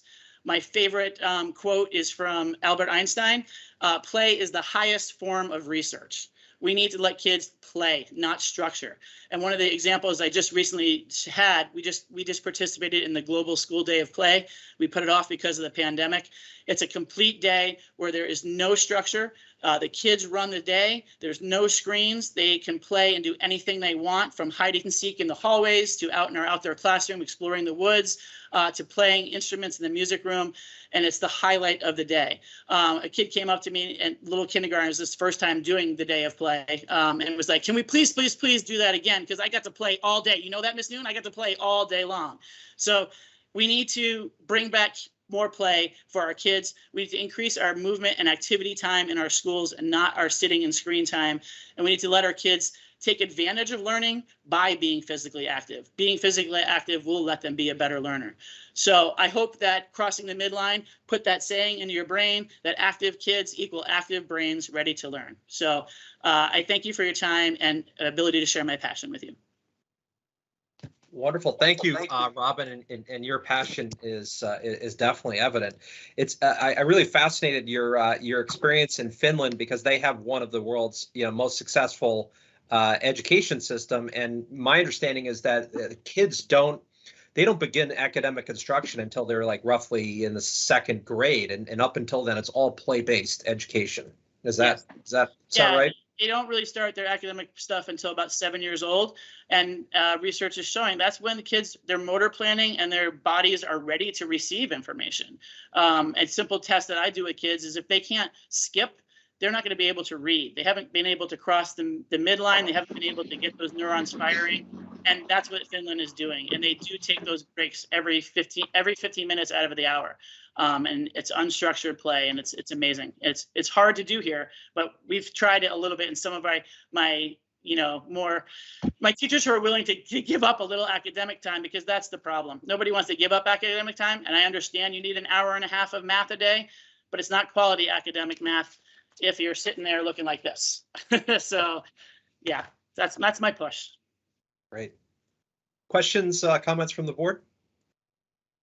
Hi, Robin. Thanks for that very important and in-depth presentation. How do you create an inclusive classroom? Say, for example, one of your students is not able-bodied. How do you include them in these exercises? I have lots of different types of levels and equipment and strategies for that. So if a student, for example, might be in a wheelchair and we're doing activities such as basketball, I could lower a hoop, I could get a smaller ball. I do a lot of different types of equipment. I involve a lot of teamwork and team building with kids. So the kids have to work to try to figure out how we can incorporate the other students and not always having me say, here's what we can do. We do a challenge by choice. Everybody is able to choose a level that they feel comfortable doing. So not everybody has to do the same expectation. They have to challenge themselves to what they feel they're comfortable with. Thank you. Thank you. Other questions, comments from the board? Oh, wonderful. Well, thank you, Robin. And thank you to all 4 of our finalists. These were wonderful presentations, and I also very much appreciate our current and former teachers of the year who are joining us today. So Patrick, I'll turn it over to you to close it out. Just again to say thank you to the board for this time and for acknowledging the great work that's going on. Clearly by these presentations, you can see there is amazing teaching that is taking place. And if I can just draw one really quick through line, that the idea of engagement in supporting the whole child, we're hearing this from our elite teachers in the state, and the kids are not all right, and but we have some teachers who are really working hard to to support that whole child and making sure that they're engaged in their work and they're physically, mentally healthy, as well as learning in the classroom. And it's certainly a tough selection at this point, but certainly being a part of these conversations is just the joy of my year. Excellent. Jennifer. Yeah, thanks. I just want to thank all 4 of you for coming today and giving these presentations. I think one of the things that the pandemic has really highlighted for me is just how critical teachers are to the whole well-being of a child. And it's clear to me in all of your presentations that you're going beyond just, classroom materials, and you're really having your students both look inward and also look outward and, bridging that gap. So I thank all of you for your efforts to, give your kids a place and to let them know that they really do matter. I realize that's a lot of work, but it's really impressive to hear these presentations this morning. So thank you. Oh, thank you. Okay. Wonderful. So I'm just wondering if our former teacher of the year and current teacher of the year, if you had any closing thoughts about your experiences.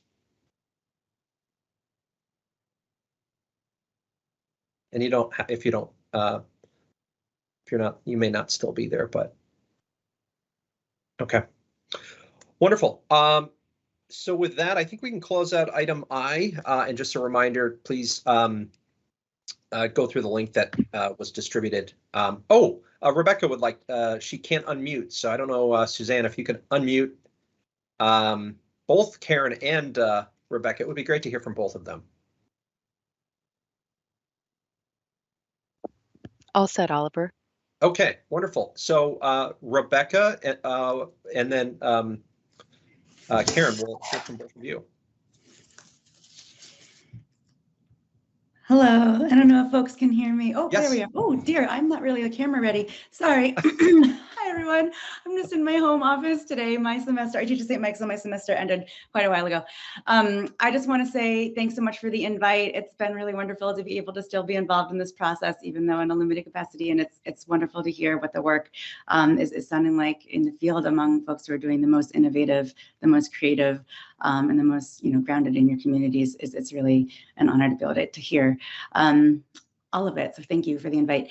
I have to say that in 2015, I was the Vermont Teacher of the Year, and it helped open up a lot of doors for me that I'm really grateful for where that's led me.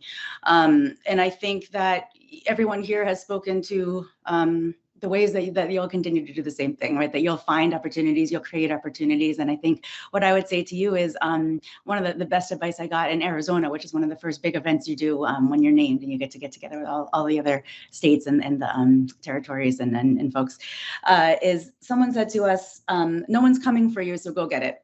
That you're going to have to create those opportunities, that you know what you want, grab it by the horns and create it for yourself and go get it, because no one's coming for you. Don't sit back and wait. And somebody showed me a business card she had made, and it said PhD, assistant professor, author, consultant, all of the things that she wanted to become. And she said, I had this made, and give me 5-10 years and I'm chipping away. And I went and made my list in my journal. It wasn't a business card, but I say go for that too. Grab hold. Thanks so much. Great. Thank you, Rebecca. Karen. Hi, friends. I'm also not super camera ready, so sorry about that. It's field day today at our school, so I popped inside real quick to do this. And so like mad props for the amazing work you're doing with Vermont students every single day. It has been amazing to be involved in this process and meet so many amazing teachers throughout the state. I mean, there's amazing teachers in my own school, and there are lots of us all around the state. So just know that you belong in this group and you're here for a reason, and we're excited to have you. And then just be ready for fun stuff in the future. It's an amazing adventure and a wonderful opportunity. And I can't wait to work with whoever is the Teacher of the Year, but all of you will be part of this circle of people who have been, finalists. So it's an amazing opportunity. So thank you so much for all your hard work and the amazing work you do every day for students. Great. Thank you as well. Wonderful. Alrighty. So with that, that closes out item I and brings us to item J. We're just 3 minutes early, so we're pretty much on time. So Patrick, I'm going to turn it over to you to MC our next agenda item, which is to hear from Hartford. Thank you very much, Chair Olson. Before introducing Superintendent de Blasio, I just wanted to say that diversity, equity, and inclusion is not only in the urban schools, but also great work is being done, surprisingly, in some of the rural schools here in Vermont. So on that note, it is my honor to introduce Superintendent de Blasio from the Hartford School District, and he will introduce the other members of the team present with us this morning. Superintendent de Blasio, are you with us? We may need Suzanne to unmute. Oh, I think you're with us. Is that Tom? Oh, I guess you can see me. Hi, Tom. Yes. Hello, welcome, everyone. welcome. Yeah, thank you. Thank you. So I am Tom DeBolsi. I am the Superintendent of Schools for Hartford. And today with me are Kevin, Coach Christie, the school board chair, and also a state legislator. So hopefully he can be upgraded to a panelist. And then we have Roy Hathorn, who is the Director of Curriculum Instruction and Assessment for the district. And he would like to share the presentation and be upgraded to a panelist so he can speak to the board. And Maggie Ibrahim, who is our district equity coordinator. Wonderful. So Suzanne and Mission Control, hopefully you got all of that. Yes, Sorry. I do, except for Coach Christie. I don't see him listed here, so all others should be able to present and speak. Kevin Christie, if you're with us. I don't see him either. Okay. I will text him as we start, just to give him a little prompt. We are a little teeny bit early, so. Yeah, no, but we're supposed to be ready.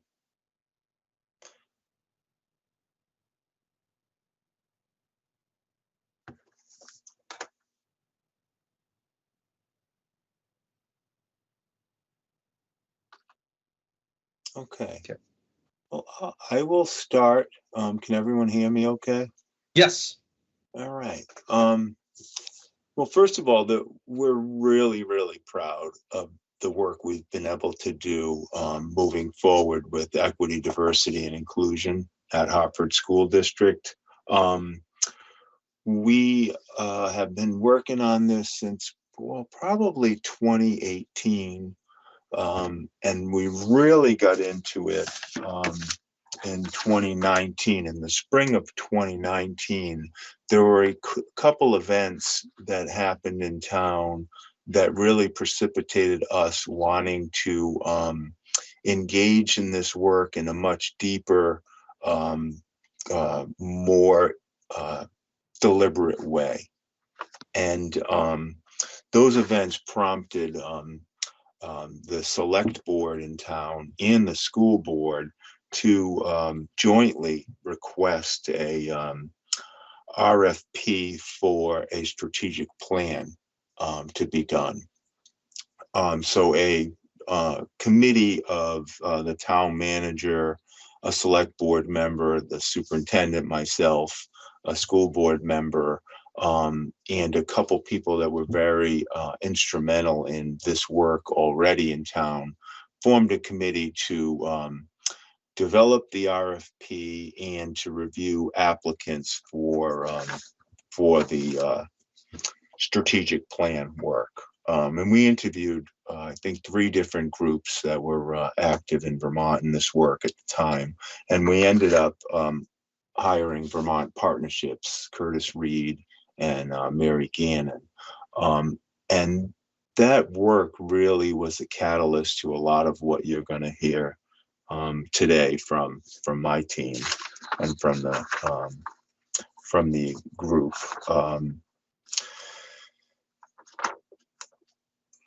Let me see. The study went probably for the better part of 2019 and developed in the strategic plan being finalized in March of 2020, sort of right before we were full swing into the pandemic. But it really gave us a good roadmap for where we wanted to head with our work. So one of the things right off, the school board and I worked on an anti-racism policy. And that policy, our goal was to eliminate all forms of racism in the district. Extremely lofty goal.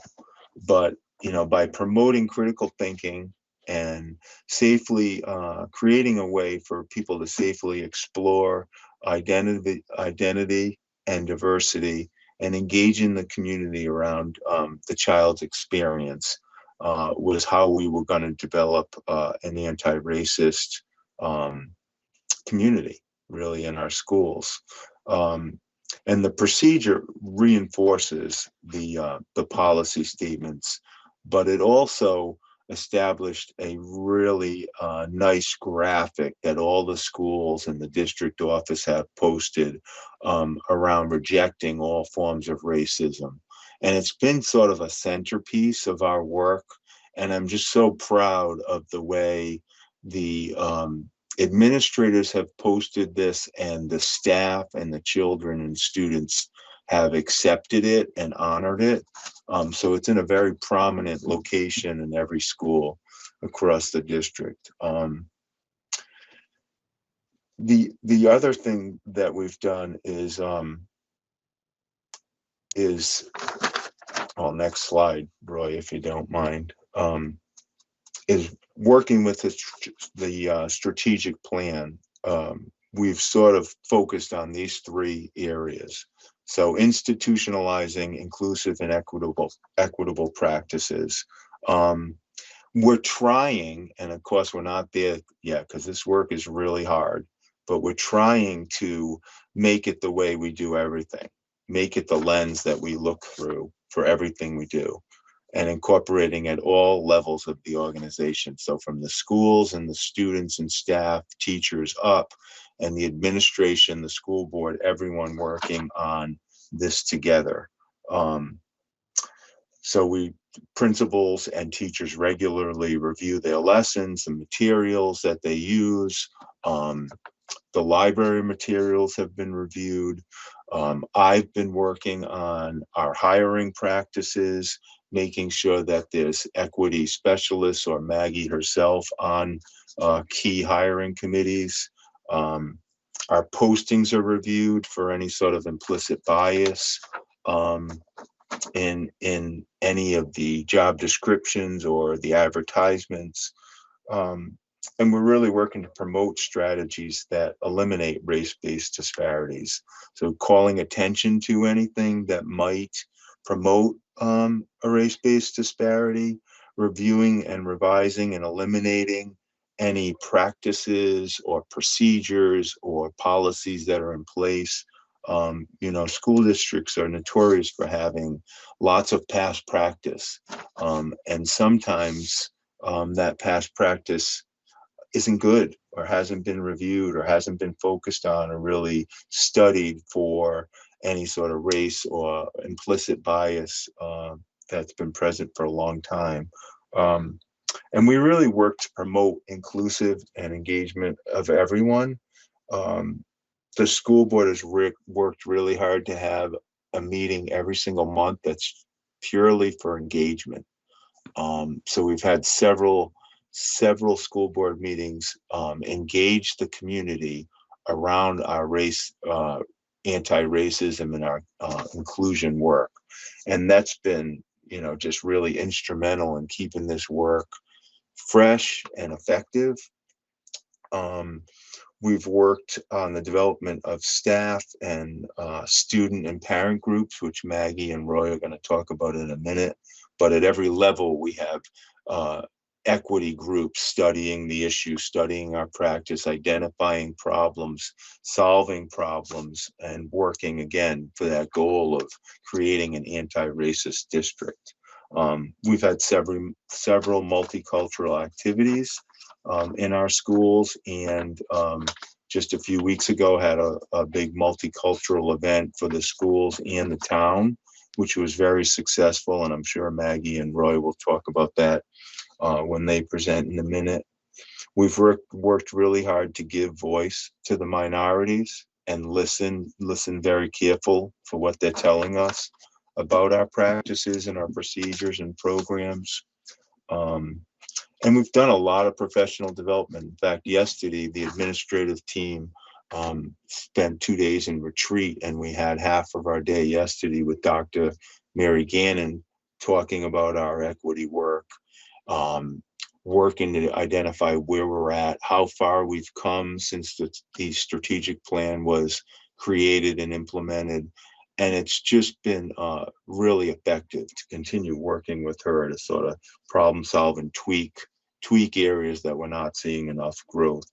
And before I finish, I think the one thing I really have to say about this work in our district and in the state is people are grabbing the opportunity. They are pursuing, equity coordinators. But what I've found that's key is you can't just hire an equity coordinator and think the work is done and think that you can sort of move on and work on all the other issues that are facing schools.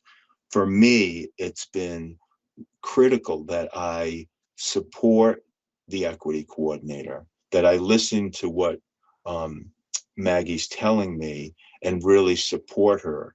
This work sort of questions a lot of your foundational underpinnings. I've been doing this a long time. This is my 12th year as superintendent and my 35th year in public education, mostly in Vermont. It makes you uncomfortable. It makes me uncomfortable. It rocks your foundation, and you have to really question yourself and question maybe some of the things that you've taken as the way you do things and go, yeah, maybe that is wrong. I need to change that. And so you have to support the equity coordinator. There's been many times where Maggie's made people uncomfortable in the district, and people have, questioned why she's here and what she's doing. And I've been like, nope, we're doing this work. It's good work. We need to do this. We need to make our schools comfortable for everyone, for all children, for all staff, all community members. And I think that's been instrumental in why we've gotten so far with our equity work in Hartford. So thank you.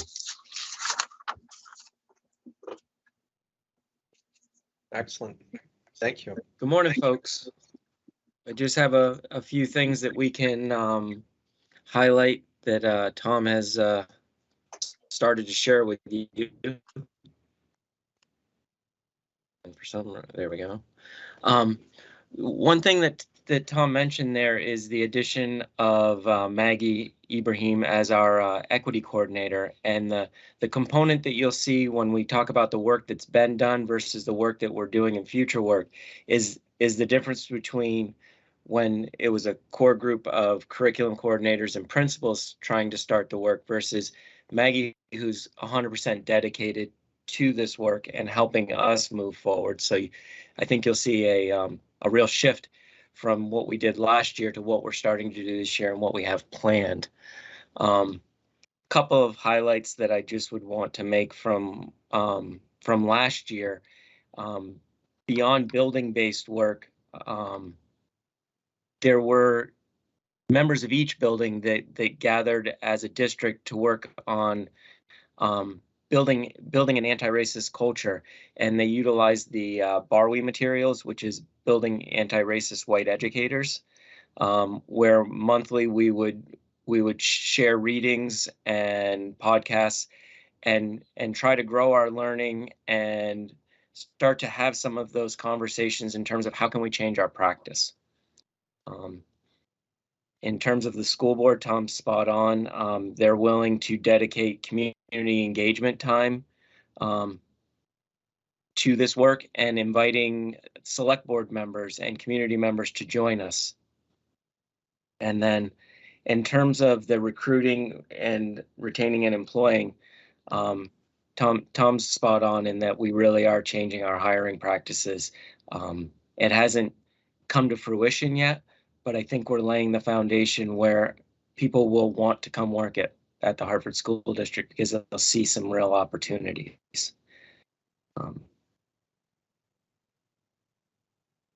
Looking at ways that we've tried to increase staff and student voices, I would like to lean on Maggie for a second to talk about how she's really working to build these different groups in each individual building. Hi, everyone. My name is Maggie Ibrahim, and as Roy and Tom kindly said, I am the equity coordinator.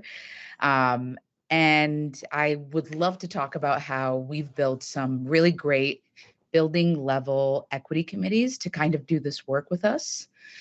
So one of the things that I learned really quickly when I started the job was that it can't be Maggie's vision. It can't be Tom's vision, and it can't be Roy's vision. It can't be anybody's vision except the students and the staff. And each building has its own unique needs. So I quickly sought out to recruit people for building level equity committees so that everything can come from staff voice and student voice. And I think That has made the work much more successful and much more long lasting, because one person across a district or a few administrators across a district are not going to get as much work done as people who are invested in the day-to-day happenings of the building. So the student level equity committees and the building level equity committees with staff have done everything from doing like Black History Month celebrations to training staff on like microaggressions in the classroom to, just answering questions, being an in-house resource for people. And the really key part of this that makes it successful is that I don't lead the committees. I am a member of the committees as a consultant, as a guide, but the committees lead themselves and they create their own leadership structure, which is because we don't want to just take power and pass it to one person. We want to take students and staff and actually amplify their voices and listen to them. So that's been great. Thanks, Maggie. A way that we've worked collaboratively, but also separately in terms of trying to increase voice is originally it was called the Equity Coordinators, and there was a group in the state trying to meet and discuss how we could move this work forward. Many of the times, the members of that committee they had many different jobs. It wasn't someone that was dedicated to that being their sole focus. And it was a great sounding board for me to start to moving the work forward, and even trying to create, how do we go about hiring Maggie? Maggie, can you just talk about how that group is really, it's moved forward this year, I think, and made some huge strides? Yeah, so there was a group of equity coordinators meeting last year, and this year we have many more members. I think we have like 19 people across the state now. And I believe that 50% of them are standalone, like equity, diversity, and inclusion is their job. And the other half are added on to another position. And we meet once a month. And just a couple months ago, we started meeting in person because of the pandemic. And we've written a vision statement. We've written goals. We are trying to become unified in our practices and also as a support to one another, because we have a lot of the same problems. Many of us are people of color, including myself. And so that makes the work infinitely more complicated. And having that team to kind of work together across the state on some of the things we're seeing, it's very, very powerful. And I think you'll be hearing more from us in the future. Awesome, thanks. From the curriculum instruction and assessment side, one piece that we're trying to utilize a previous practice and modify it towards how can we have it have a lens of equity and making sure that we're meeting the needs of each and every student is our instructional coaches, and really focusing on what we're reading as a group and how we're going to be providing assistance to each and every teacher around their instructional practices. We're going to be really focusing on Aguilar's Coaching for Equity, and that'll be a piece. Maggie's a part of that group, but each building has an instructional coach that will be partnering in that learning community. Another way this year that was a success and a struggle due to COVID at times was the middle school wrote an equity grant to move this work forward.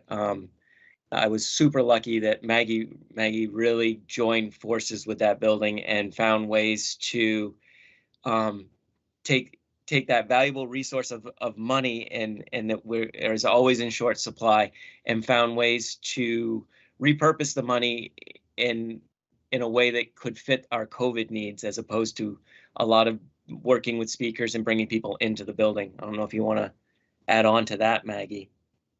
Yeah, it was awesome. So I actually was really grateful for how everything turned out, even though Omicron really just blew through like many of the original plans.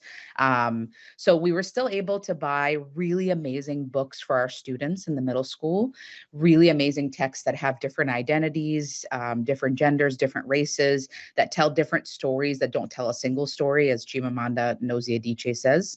And we were also able to get speakers, and the speakers, I believe we got 3 in the end, which is really amazing. And they ranged from like Mark Metry, who talked about social anxiety and who's also a person of color, to the Hartford Committee on Racial Equity and Inclusion, who talked to us during Black History Month about what middle school students can do for their community to move this work forward, to La Coup Musique, which is like a Haitian band that came and they used their work to move forward social justice causes. And it was amazing. The kids had a really, really great time, and I had a great time. It was awesome. Awesome. So as we've moved forward, the real focus of everything we're doing is how do we engage the community and how do we provide professional development for all the people that are involved with this work. So as we look through some of the things we're doing to engage the community, everything from the school board to each individual building to district-wide ideas, and even sometimes community-driven.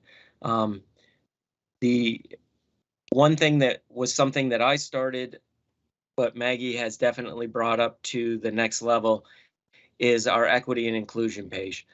How do we get information about what the district's doing for folks that are within our community, but also who might be considering moving to our community? As many people have moved to Vermont right now, I think our website is a way to say, here's a reason why your children should feel comfortable coming to us. Maggie, you want to talk about how you've really taken what was started as a small idea and grown it?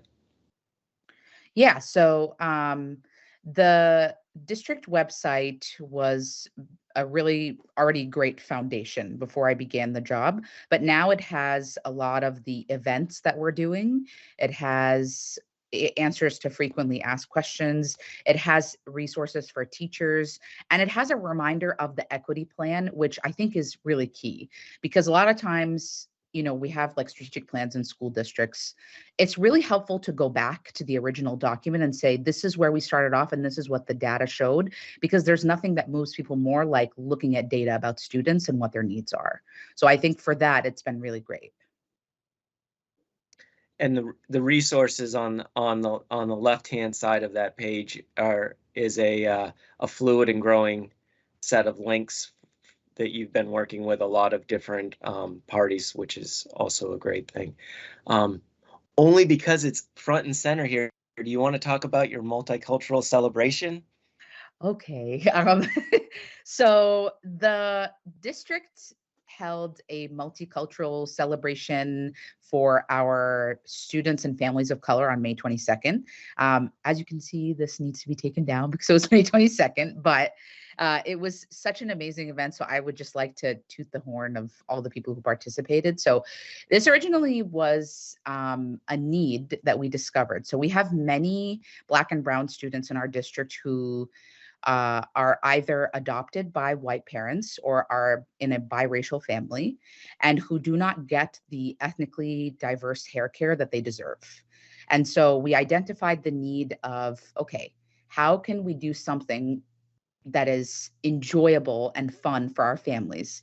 And we applied for a VPA grant, one of the mini grants from the VPA this year.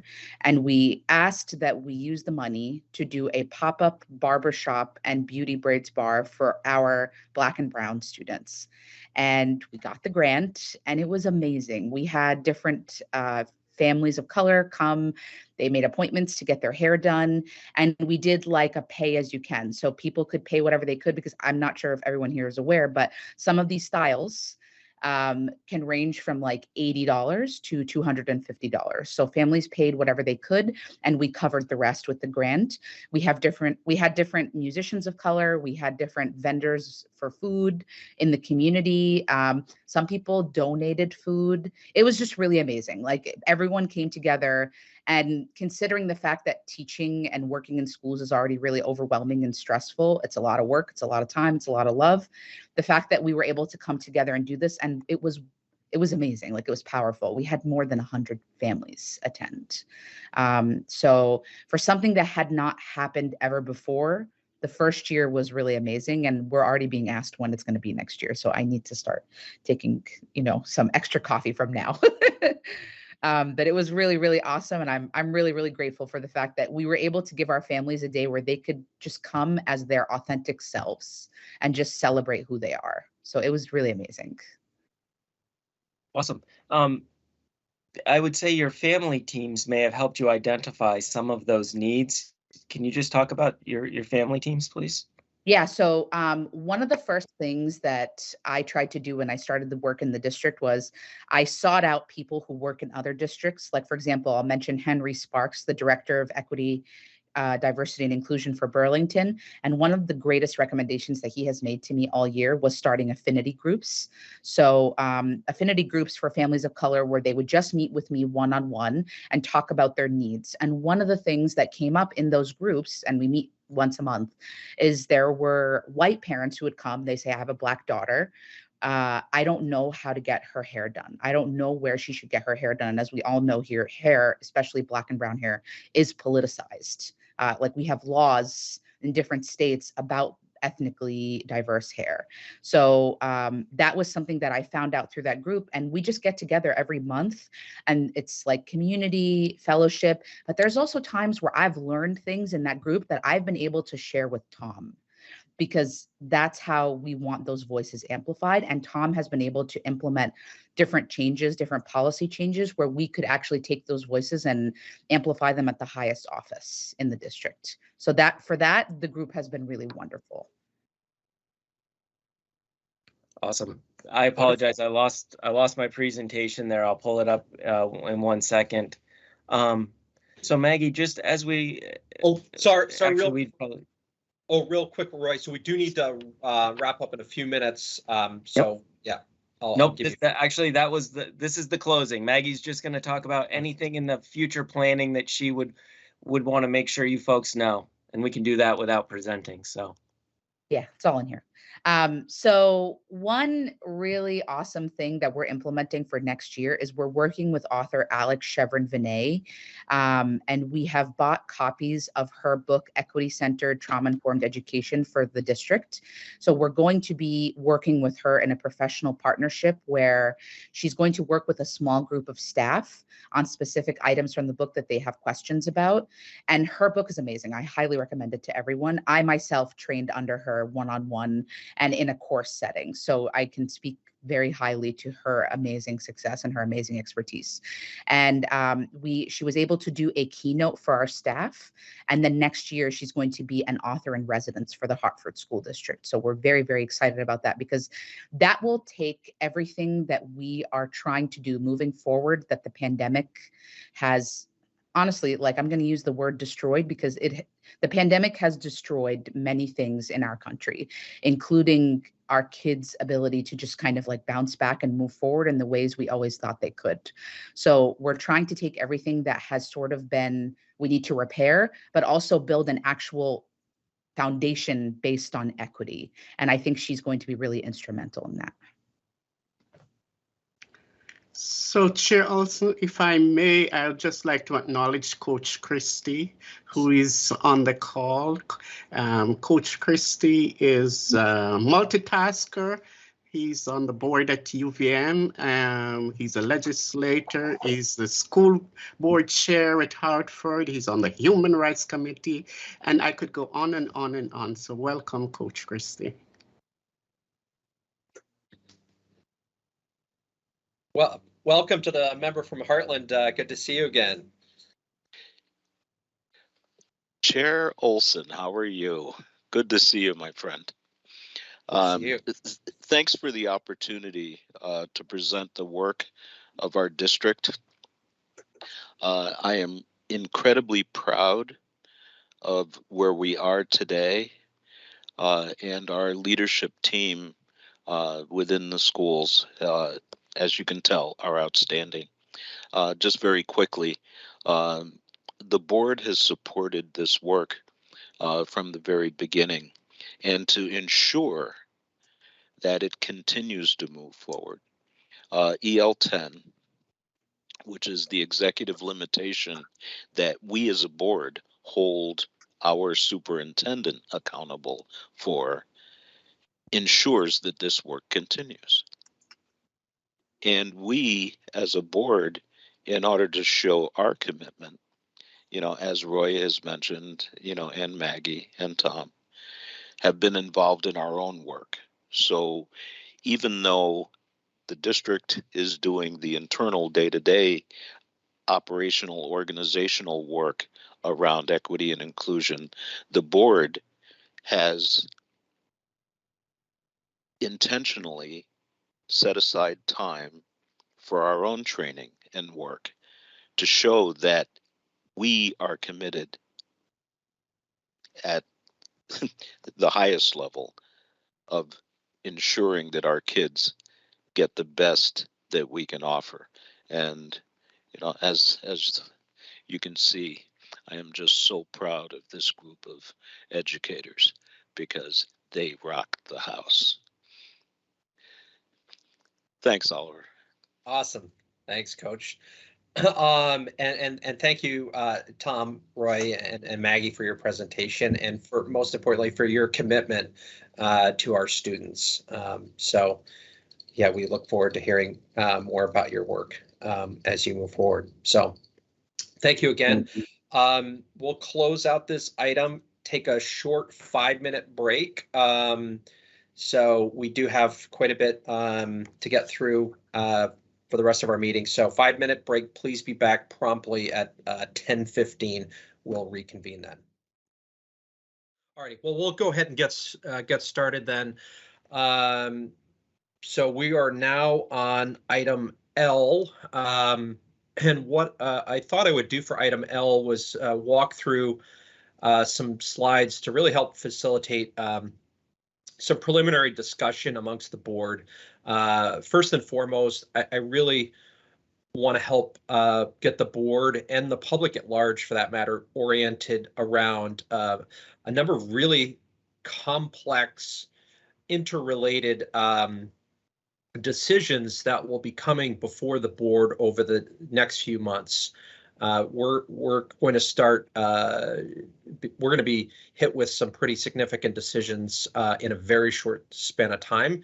And because of the interplay between them, it's really important that everybody be grounded in the issues at play. So I thought we would kind of take a step back up at the 80,000 foot level, give everybody, the kind of a picture of what the landscape looks like, what all the moving pieces are, timeline, key decisions that we as a board need to make, the implication, some of the considerations and implications at play, and to have some preliminary discussion, and most importantly, understand from you as board members what you'll need, what information you'll need to facilitate this decision making over the next few months.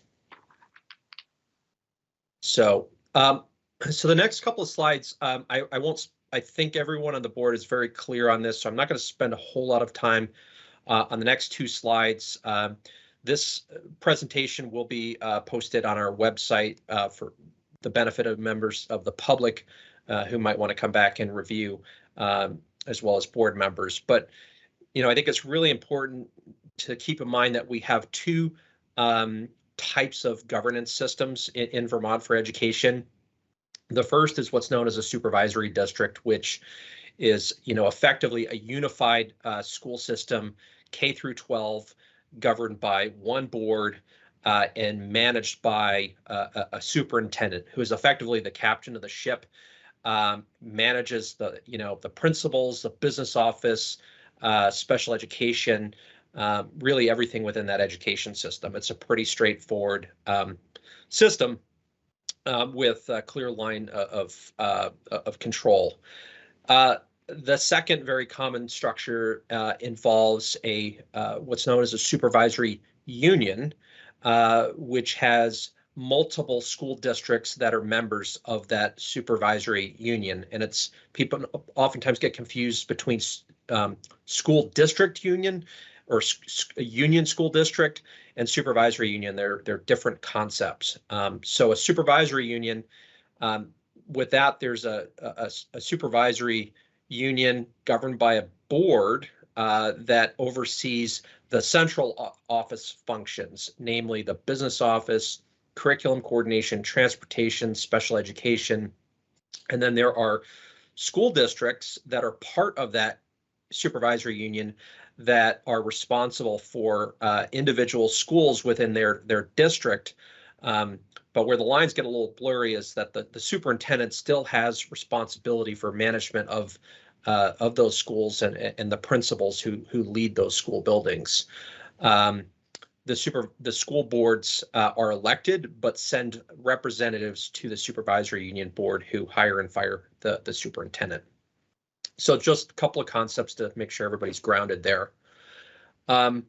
So the state board has a really important role with respect to governance configuration, and that is essentially we have the responsibility and the power of creating and dissolving supervisory unions, assigning and reassigning school districts to existing supervisory unions, and also declaring school districts to be supervisory districts. So a school district that operates, K through 12, they can make the decision to become a supervisory district and perform all of those functions.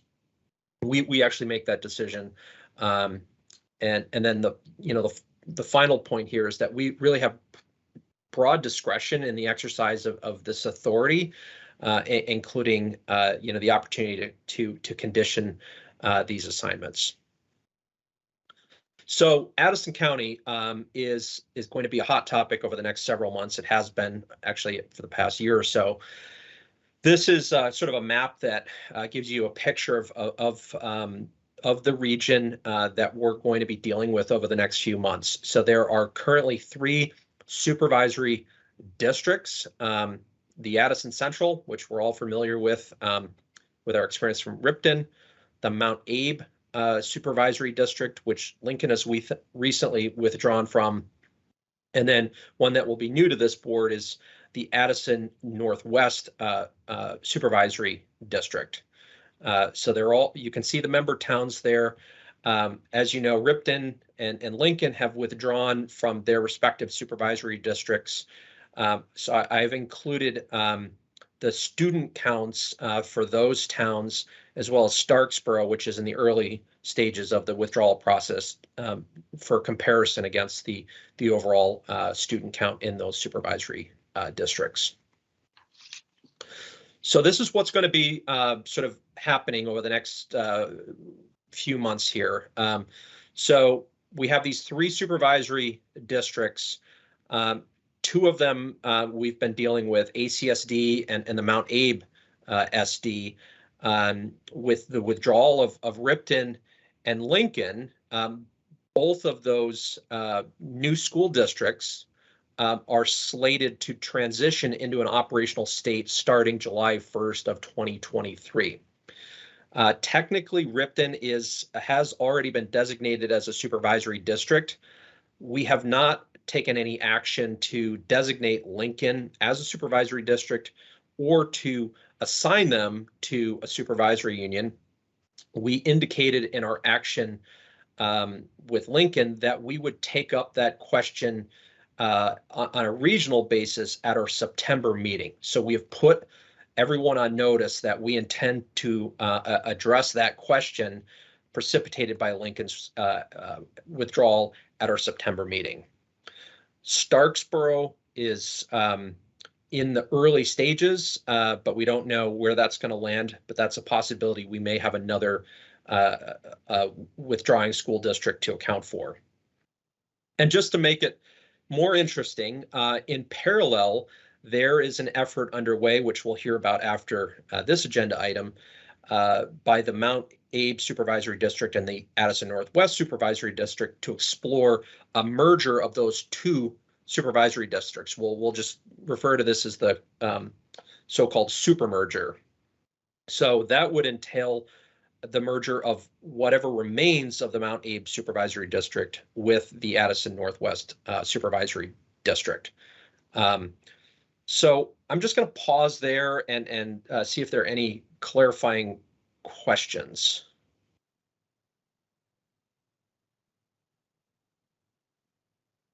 And I can't see any hands, so board members, feel free to just speak up. Okay. I'm not hearing from anybody, so we'll move on, and we'll.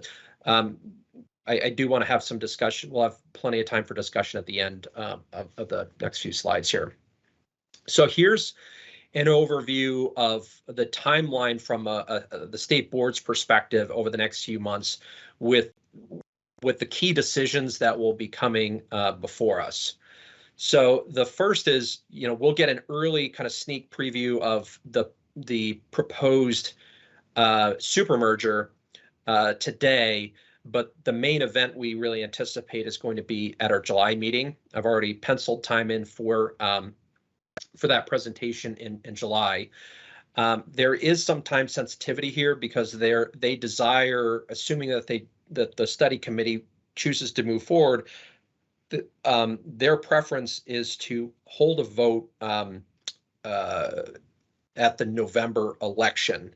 And based on things related to absentee ballot availability, et cetera, we would really need to take action at our July meeting to ensure that they could move forward with a vote on election day in November. So that's gives you a sense of the decision that we need to make and why it's looking like it's going to be in July. So for those of you who aren't familiar, we went through this about 6 months or so ago with a regional tech center. We have a role to play with any merger in that we review the proposed merger, the proposed articles of agreement, and vote to allow that proposal to move forward to a vote. So that's our role in the process. The second big action is going to come in August, and that is that we will need to issue an advisory opinion regarding Ripton's status report. That by law, specifically Act 176, needs to be issued by September 1st. But realistically, we need to try to get it done even earlier than that because Ripton has certain options that they're able to exercise, but those options actually expire on September 1st. So it wouldn't be fair to Ripton and its voters to issue our final decision and not actually provide them time to respond to that. So that's why we're trying to find some time earlier in August to conclude that work, to give Ripton time to move forward based on the outcome of that opinion. Leading up to that, Ripton has, I omitted a step here, Ripton has a deadline of July 20th to submit their status report. They have communicated to that they intend to submit that report on July 20th, so right on the deadline. We'll have upcoming in our next agenda item a proposal to create a committee to actually review that that status report, because as you can see here, from July 20th to early August, we're going to have very, very little time to do a lot of work. So I'm going to be proposing the creation of a committee that can take on that work and prepare a recommendation for the full board's action at a special meeting in August. And then finally, in September, as you'll recall, we have put the region on notice that we intend to look at supervisory union assignments to respond to Lincoln's withdrawal. So there, as you can see here, there are a lot of moving pieces, and depending on how things shake out here, we may have different views as to how we want to resolve some of this supervisory union assignment questions, specifically with Lincoln, but potentially also with Ripton, and even potentially with Starksboro, depending on where that lands. And it's really critical, when we talk about July 1st of 2023. It sounds like a year away, but if as you work your way back, and I'll show later on in the presentation a timeline, there really isn't a whole lot of time because budget season begins in the fall, and everyone involved needs to know what's happening, where things are going to land, so that they can plan appropriately during their budget cycle. So we have very little time to make some pretty significant decisions that will have a significant impact on the region and most importantly on students. Any clarifying questions before I move forward? And again, I can't see any hands, so just feel free to speak up. Okay. So I'm just going to walk through the three kind of key decision points in order. So, the first is in July, we're going to have this super merger proposal. And essentially it's, our options are going to be to, vote to approve this proposal without modification. Request modifications. We could request modifications to articles of agreement if we have concerns about those articles. We may also want to look at ensuring that that Lincoln is an advisory member, which would give them the ability to join, give the voters the opportunity to join that super merger if they felt that if there was sufficient concern with the current path that they're on. So that potentially provides them with another opportunity to go into a sustainable system.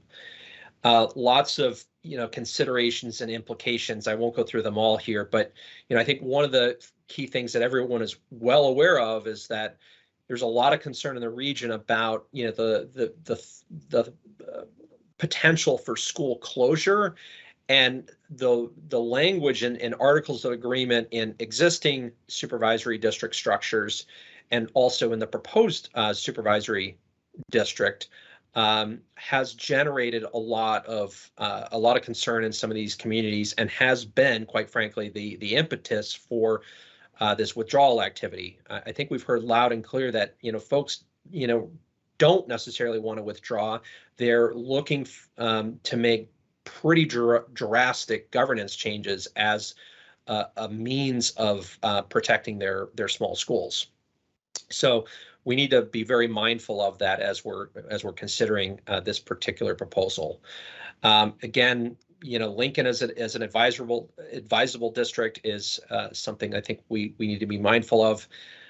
We have a very narrow time frame to work with if this proposal is going to go to the voters at the November election. It doesn't have to, but we just need to be mindful of the fact that if this is delayed, it's unlikely that this can go to the voters at the November election.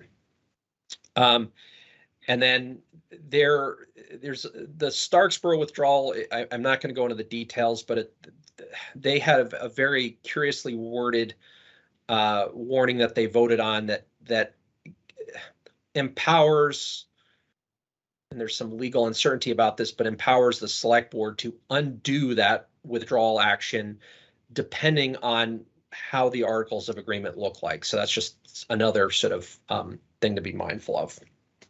Oliver, can I ask Yes. a question? Yes. So under your potential options, the state board would have the authority at the July meeting to request modifications to the articles of agreement. I'm just curious if the state board decides to do that, what does that do to the timing of, then allowing this to go before the voters in November? I think it would be really challenging unless we were to have a special meeting. So that's why I'm putting it out there. I want to get some feedback from the MAUSD folks to understand exactly what the deadlines are to meet those ballot deadlines. Thanks. Yeah. And Oliver, what would Lincoln need to do to undo their withdrawal? So that's complicated. I think there are a few ways, and if we can hold off on that one, let's have that. I think that's a bigger discussion, and I'd like to invite Donna to help, because I think there are many answers to that actually. So if you can, let's come back to that at the end. course. So then our next our second big decision point is going to be at this August special meeting, and that is we are required under the law to issue a determination of preparedness by September 1st. Again, that's our drop dead deadline, but it would not be fair to Ripton to wait that long. We want to try to get this done as soon as we can in August, because Ripton, if we issue, our two options are to issue a positive determination or a negative determination of preparedness. If we issue a positive determination, it's pretty straightforward. That's our seal of approval. They move forward unimpeded. If we issue a negative determination, that opens the door to some very special privileges that Ripton will have that will allow them to easily undo their withdrawal action. And to partly answer your earlier question, Lyle, Lincoln, by the choice of its self-selected representatives and as advised by their attorneys, took action that effectively took those options off the table. Ripton still has those options, but those options expire on September 1st. So it's really important that we be prepared to, make a decision and allow enough time for Ripton to consider whether they want to exercise those options in the event that we issue a negative determination.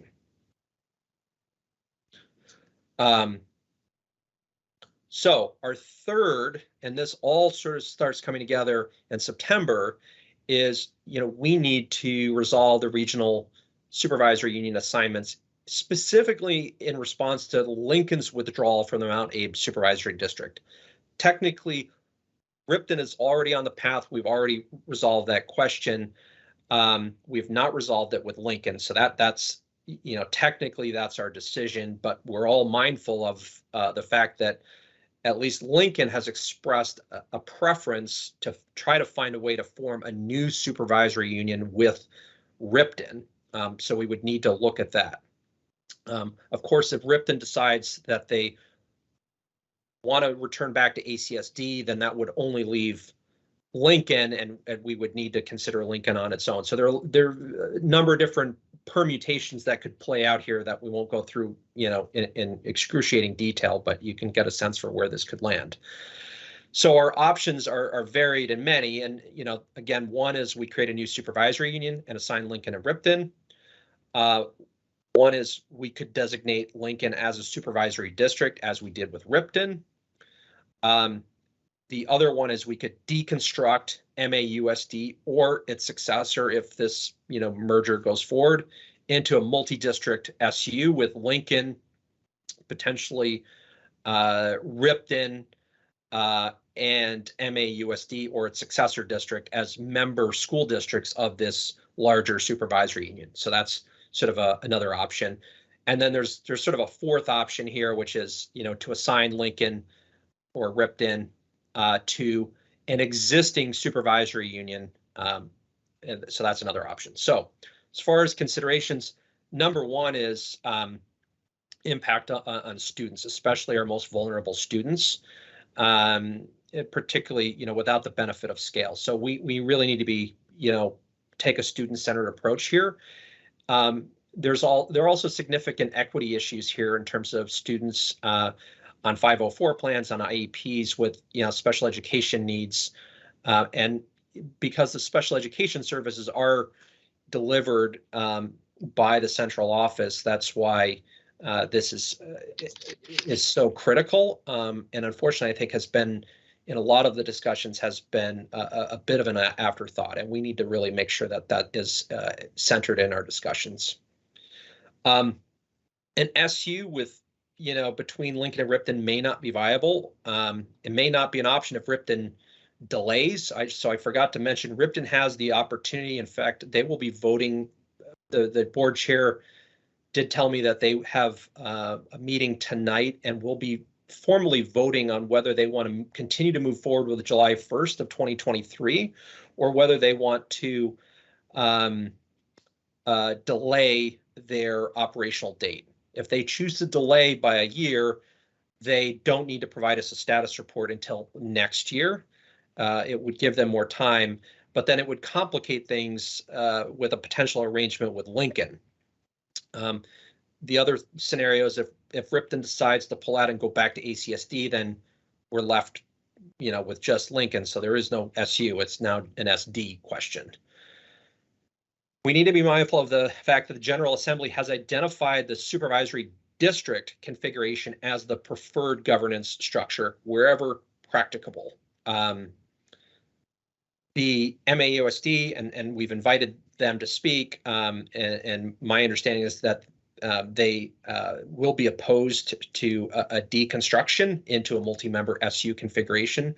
So we've invited them in to offer their formal comment, just as we did with ACSD last year when we were dealing with Ripton. And then just lots of interesting interplay in these various configuration options, in the face of this this potential merger that's on the horizon. So, Oliver, yes. Can I ask another question? Yes. Would the possible deconstruction of ANWSD into a supervisory union, would that basically negate the ability for the supermerger? Am I understanding that correctly? Not necessarily. Let's come back to, because I think it's a good question, and I'm going to ask Donna to chime in on that. So I'll give Donna a few moments to think about that. We'll come to that, because I think that is something that we need to be mindful of. Okay. Oh, here there are essentially 4 options that we need to think about in September. So option 1 is essentially where Ripton is at right now, which is if there's no willing partner, nobody wants to accept them as a member district in an existing SU, and nobody wants to be deconstructed into an SU, we have the opportunity to designate Lincoln as a supervisory district, just as we did with Ripton. If Ripton again chooses to undo their withdrawal action, then then Lincoln is sort of the last one standing, and that is one option we might consider. The second option we might consider is what Lincoln has proposed, which is to create a new,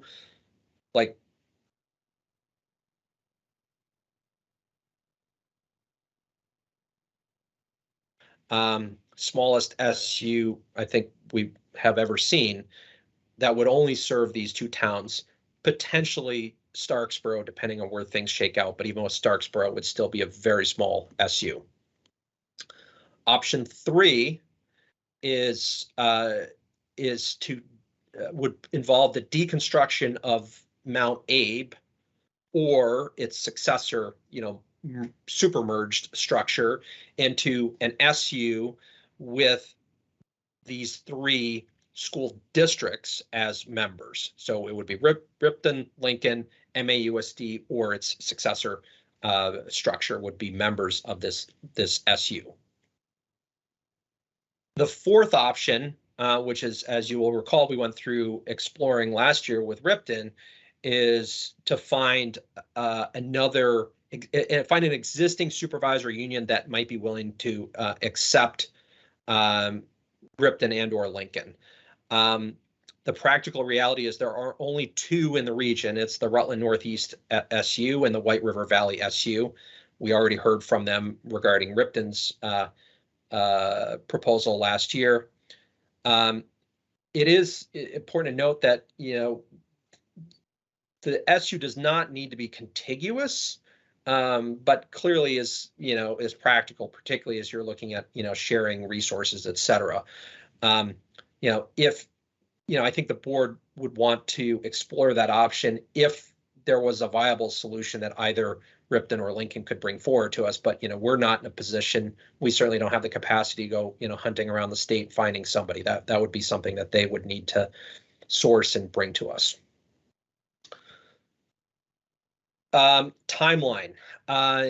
So this, again, this is the thing that keeps me up at night, and I think about you know, particularly with respect to Lincoln's actions recently, they put this whole thing on on an expedited timeline, which I think introduces a great deal of risk. And again, when you're looking at July 1st of next year, it sounds like a long ways away, but as you start working your way back from that target date, you can see just how aggressive that timeline is. Now, Ripton has been at this since January, so they've had, close to 6 months working towards, what was an 18-month window. So their status report that will be due July 20th should, in theory, show a great deal of progress that's already been made. But we've yet to see that, so we'll need to judge that when we receive it. But Lincoln is they're only electing a school board next week. So there's, they have a much more compressed time frame to work with. We've got to make some hard decisions come September. And then as you can see, October to January-ish, it depends from district to district. That's basically budget season. So, we can't be dragging these decisions out into the late fall, because it's just going to create chaos and uncertainty in the region. Folks need to know with some certainty what's going to happen so that they can plan. So let me just pause there, see if there are any questions about the kind of the timeline here.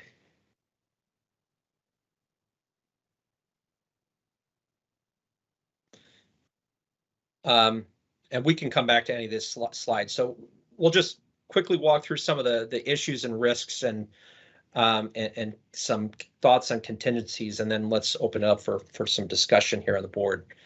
So I think, again, we've got to keep in mind our students. They need to be, at the forefront here. If things turn south, the adults involved may fade away into the background, but the students are going to be left, and they're going to be the ones who are most vulnerable and most negatively impacted by any instability during or after these transitions. And it's going to be particularly acute in some of these really small districts. We really have very limited time between now and the start of budget season to analyze options and make critical decisions. We're in uncharted territory in terms of the standing up and creation of some of these new structures. This is not a lift and shift exercise as we've seen with prior sort of merger or dissolution activity. This is starting from scratch with really nothing to work with. And we've heard it as a board. We had a robust discussion last fall. There's a significant workforce shortage, and it's particularly acute in key special education areas that I think we should all recognize as a serious threat to the viability of some of what's been proposed, because it relies on fractional staffing, and in a market where a job seekers market, it's going to be hard to find qualified, skilled people who are going to work on a fractional basis. So risk mitigation, contingency planning. So, we as a board, we need to be thinking about how's the risk going to be managed? How's it going to be monitored during the transition? Who's responsible for the oversight of the transition? What happens if risks materialize into major problems that threaten a successful transition? And most importantly, what are the contingencies? Under what conditions can they be triggered, and how can they be executed? So to close it out, the question I want you all to be thinking about is, what information do you need to help with these decisions? How can we help get you this information, well in advance, because we're not going to have a whole lot of time to react. So with that, I wanted to open it up for some board discussion.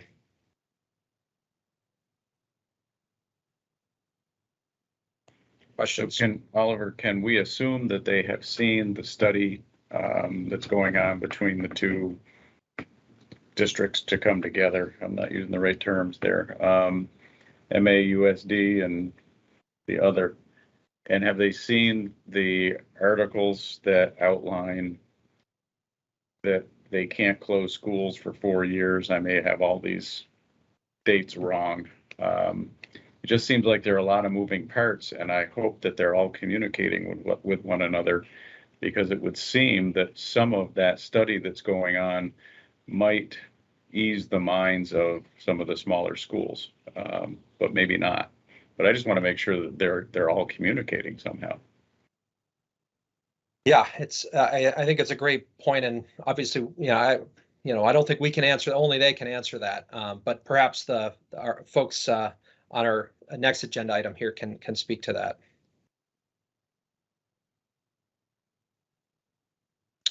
Other questions or comments?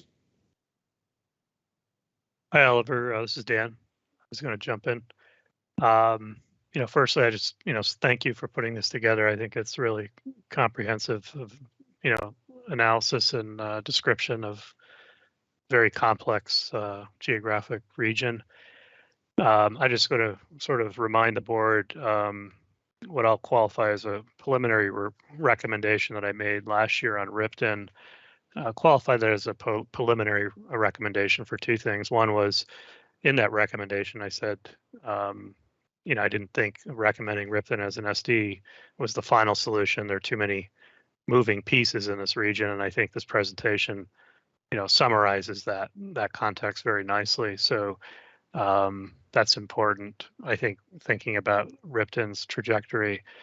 And secondly, when I formulated that recommendation, that was before our second year of the pandemic, which arguably was the most challenging. And to Oliver's point about the connection between what were pre-pandemic workforce challenges and now are clearly, say, post-pandemic, but after our second year of experience with pandemic, and we've seen nationally and both in Vermont the impact of the pandemic on the education workforce, that also needs to be considered in this context, because there's as Oliver mentioned, I would say fairly new responsibilities, the centralization of special education and supervisory unions, arguably our most technical and one of our most critically important functions at the central office level, matched with that being probably our most labor shortage area inside of education.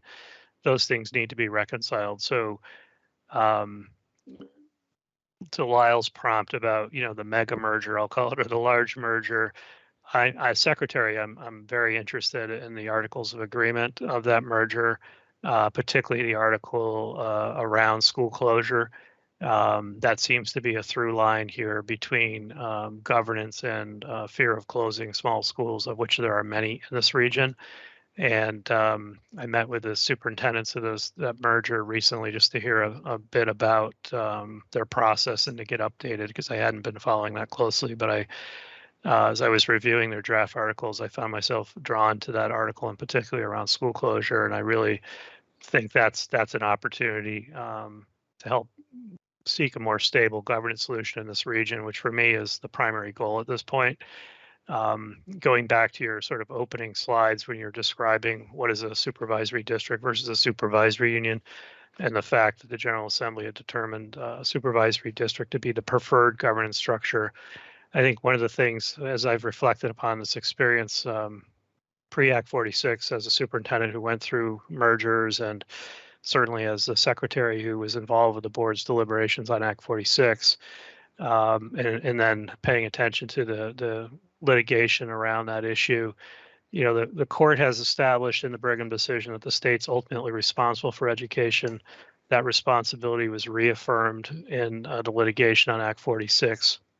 The state delegates considerable authority to local school districts to enact the state's responsibility, but the state cannot delegate its responsibility. So back to Oliver's point about the importance of staying focused on the kids, I think it's that point of delegation of authority which is on the table here. When you consider the delegation of authority to a supervisory district versus the delegation of authority to a supervisory union, which of those structures is most likely to be able to fulfill the state's responsibility for high quality education and equity to all students? It's clearly, in my view, a supervisory district.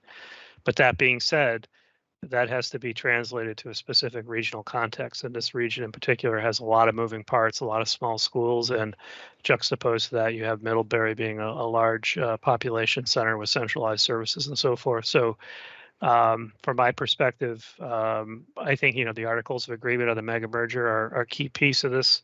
But ultimately, from my perspective, I'm going to be looking at a stable solution here in a couple months. I think this region needs a stable direction, particularly at this moment of time, coming out of the really challenging 2 years of the pandemic.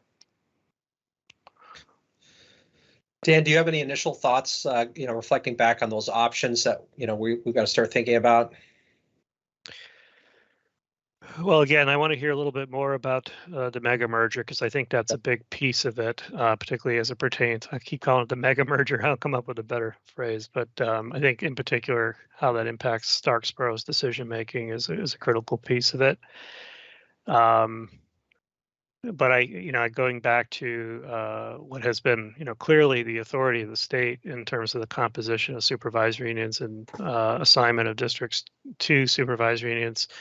I think that's authority that needs to be leveraged here at this moment. And I'm sort of in my own mind excluding existing supervisory unions from that conversation. Last year we did have some conversation with neighboring supervisory unions. I think both to the south, Rutland Northeast and White River to the east aren't really viable options due to the size and complexity of this specific region. So I think one of the things we'll have to look at very closely is to what extent a supervisory union is part of the solution here. Okay. Other questions or comments from board members? Hi, Oliver. This is Tammy. I just want to echo what Dan just said around stability. That seems to really be the central sort of theme that we need to be hitting on here. And also, I wanted to go back to slide 4, where there's a bullet point there that says the state board has broad discretion in the exercise of its authority. And again, picking up on another theme Dan just shared, right, around authority with respect to supervisory union configuration, including conditional provisions. I'm wondering if you can talk a little bit about that last phrase, including conditional provisions.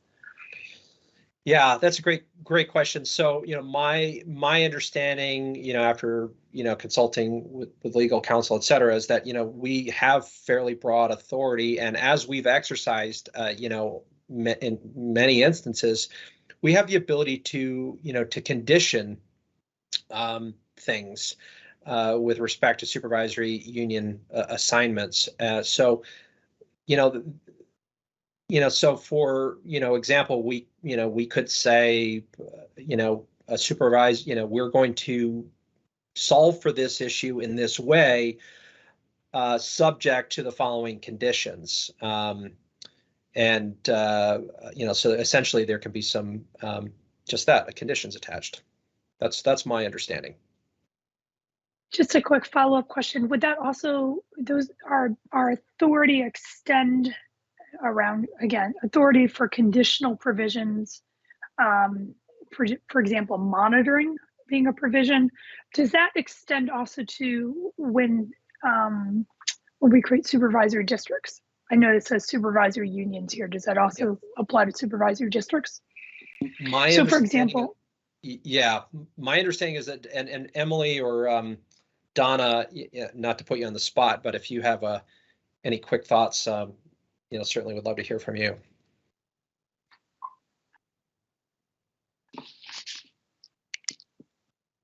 Sorry, this is Emily. I think Donna and I were doing a quick who's on first. Yes, so Donna is also available to answer some of these straightforward questions. So this is about the agency's monitoring of EQS. Is that the monitoring? No. I think in slide 4, and what Oliver just suggested is that the state board has discretion in exercising authority, that when when we create supervisory districts or supervisory unions, we could do that with conditions or make them provisional, as long with conditions attached to those provisions. And I was just clarifying whether sort of under what circumstances that applies. Thanks, Tammy. That makes more sense. The way I would think about it, rather than conditions on approval, which to some folks might seem like a triggering event might cause a change in status without further board action, I would say no, that I do not agree that you can put a condition on a supervisory union and say when some event triggers the condition, you're going to revert to some other governance configuration. However, this point in time board can declare certain policy outcomes that they're looking for and put the SU or SD on notice that the board might take further action with respect to that entity once it sees or doesn't see those conditions. So the board retains ongoing authority over those SU or SD lines and can change its mind in the future about what kind of boundaries make the most sense for the district and the region. And just a quick follow-up clarification, Emily, and in doing so, that would give us the authority, for example, to establish a framework for monitoring for quality, for example. Right. You might think that it is most fair and transparent and responsible to set up the framework ahead of time and then operate under that framework for predictability. Thank you, Emily. And just to tug at that a little further, right? So I think where Tammy's questions are going is, back to, a later on slide, this gets to, what happens if it looks like things are starting to go south, right? If we get to say January, well, I would say, this fall, right? If there's no superintendent hired, right? Who would be the person responsible for, developing the budget and, starting to think about hiring, plans and things like that. Like, if it looks like this thing isn't going to fly, how do we manage that? So this is Emily again. Did you want me to answer that, Oliver? Yeah, let me, I guess a hypothetical in my mind, I think where Tammy might have been was leading into here as we're thinking about this is, could we conceivably create a structure, establish some conditions and say, hey, these are the things that we need to monitor. And if things look like they're going off the rails, then the board could exercise its authority to do something different, which would effectively be like a contingency plan, if you will.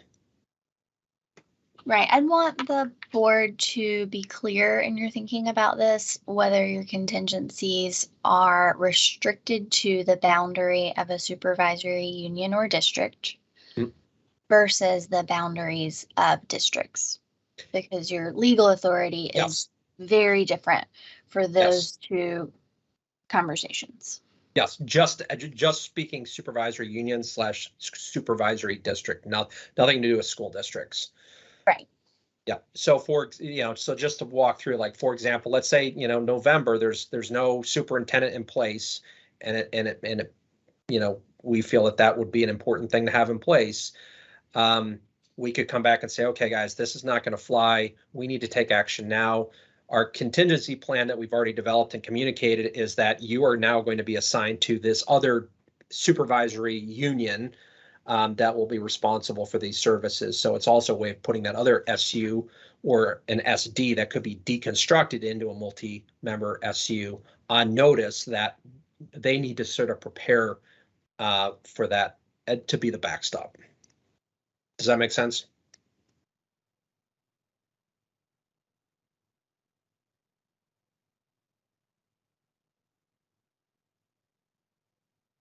Tammy, is that sort of what you're thinking?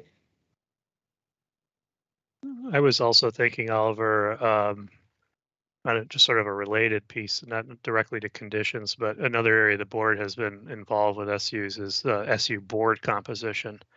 So there's a default configuration in the law of, if you have, if you operate a school as a district, you have 3 members representing you on the SU board.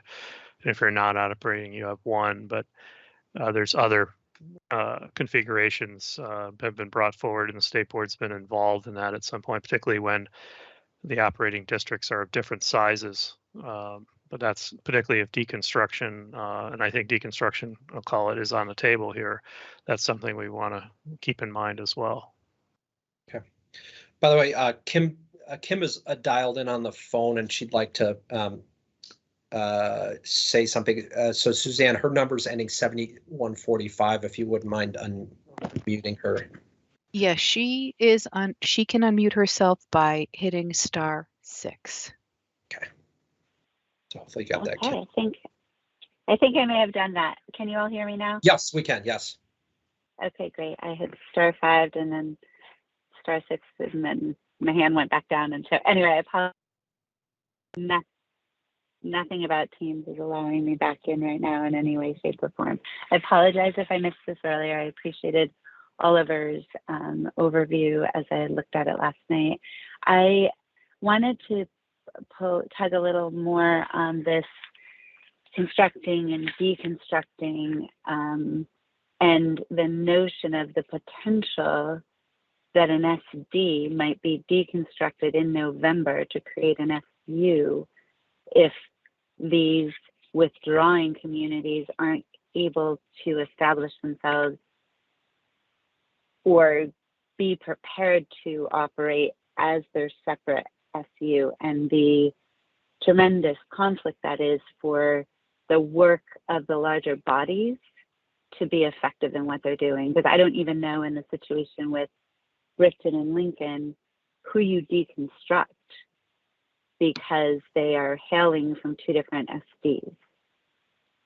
I'm very perplexed by the intention of Act 46, the work happening in these larger unified districts, and the disruption that could happen with late day,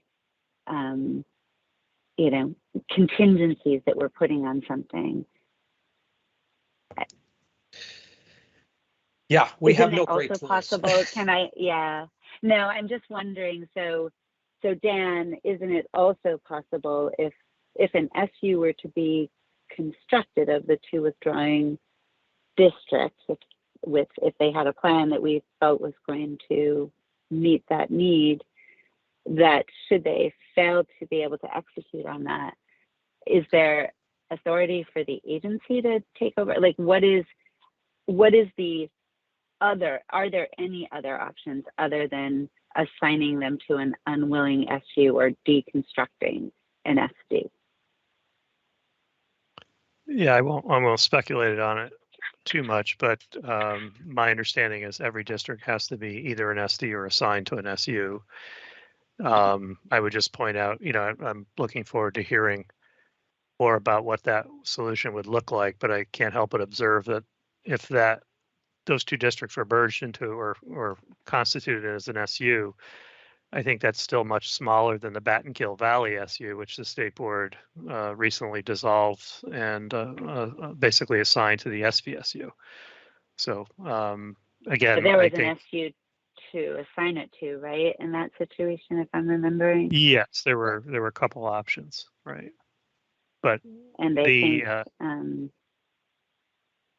yeah, I would just say again, that's an example of not only a longstanding concern on the part of the board of an SU being too small, perhaps, to assume the responsibilities, particularly since special education and other responsibilities were directly assigned to SUs. Yeah. But again, I think it's a good example, having lived in that region, of a responsive regional solution. And this region is arguably much more complex, but there needs to be a solution here that not only conforms to sort of the legislative intention of a preferred structure, but also is responsive to the reality that in this region, there are many small schools, and there's this connection between school closure versus governance that needs to be addressed here directly. And unfortunately, I guess the challenge is that in the process of that being addressed intentionally through legislation, in establishing sort of the study of school closure that happened in this last session, and it sounds like in the articles coming forward from, I'm not sure mega merger is a fair characterization, but I think I understand what is being referenced. There's attempts to address those concerns as there were back in the earlier days of Act 46. So I again continue to sort of struggle with the notion that unified work under a preferred structure might be disrupted because one or two small schools in two separate SDs take a path that was, identified in our challenges as not having the same rigor as unification and has been addressed in, through the current legislation. And then it just seems quite counter to the purpose of the work that was clear in legislative intent under Act 46. So I invite us to really think critically about if any SU were to fail at any size, then what is the recourse there? Is that through AOE oversight, or what is the structure regardless of size if an SU is failing? Yeah, there is some statutory authority on school districts not meeting quality standards. When you start talking about SUs failing, that usually manifests itself in specific programmatic areas such as fiscal monitoring or special ed monitoring. And that's typically how we've intervened with districts in the past. I mean, this region has seen, predates my time as secretary, this region has seen interventions on the part of the state in fiscal mismanagement, for example. So it more manifests itself on specific programmatic compliance and oversight issues. Got it. Thank you. So unless there are any other board members who have questions, this is a conversation too. This is, the opening discussion was really intended to, provoke some initial questions and discussion. And we've got, as you can see, a lot to think about. So, again, what I really want everybody to take away from this is to give this some more thought.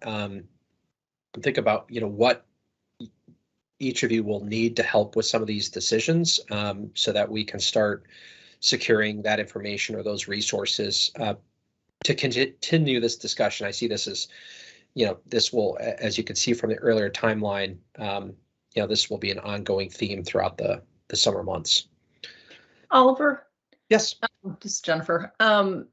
One of the things that I would like greater understanding on, I'm going to circle back to my question earlier, and I don't need an answer today, but at some point, the whole idea with the super merger, if that would become legally impossible if, one of those districts is deconstructed into an SU. I can answer. Oops, I'm sorry. Go for it. Go for it, Donna. I can answer both that, and there was one other outstanding question that I can answer quickly too. So if you were to create a supervisory union and the Mount Abe district was a member of that supervisory union, it would not become impossible for it to continue to have the discussions and the vote to create a larger unified union school district with the Addison Northwest School District. The question, however, would then become, would that new, once it was operational, would that new larger unified union school district be a supervisory district, or would it be a member district of the supervisory union that you create? So it doesn't make it impossible. It just puts another question on your lap, and that question probably, depending on how you answer that question, it would change how the larger merged district would be able to achieve its goals, whether as a supervisory district or as a member of an SU. Yeah, and it makes me wonder, they had identified some cost savings by forming the super merger, and I wonder, how the number crunching would change. So yeah, that would be something you need to have right now. to ask them. Good question for them when they come up here in a few minutes. So. And then the other question was, I believe, was how can Lincoln rejoin the MAUSD if it chooses to do so? Because you granted its request last month, and as of your decision last month, it became an independent school district, and that independent school district does not have that, what you've been calling the off-ramp in Section 6. Then it could rejoin the MAUSD under Section 721 of the statutes. It's the same statute number and basically the same content in both the old and the new statutes. And under that statute, the Lincoln voters would first vote to join an existing union school district, and then the voters of the union school district as a whole, not as individual towns, would vote whether or not to accept Lincoln as a member. In addition, if it does look as though the supermerger is going forward to a vote, the supermerger committee could name Lincoln as an advisable district, and then Lincoln could have the choice of whether or not to vote to join that larger merged district as well. Yeah. Okay. Thank you for that, Donna. So let's turn now to item M, and then we can get to N, which we'll actually hear from the Mount Abe folks. So item M is, as we've mentioned before, so I won't go through it in detail, is essentially to establish a committee to review the Ripton status report. So I believe, Jennifer, you have a motion to that effect? I do. I actually have two. Okay. So the first one is, I hereby move that the State Board of Education establish a subcommittee to review the Ripton status report that will be submitted by the Ripton School District on or before July 20th, 2022, consult with members of the Ripton School District and other individuals and entities, including the Union School District and the Agency of Education, and prepare a proposed determination of preparedness to be considered and voted on by the full board at its August meeting. Okay, now you've heard the motion. Is there a second? Second that. Okay, the motion has been made and seconded. Is there any discussion? Okay, all those in favor of adopting the motion as read, please signify by saying yes and raising your hand.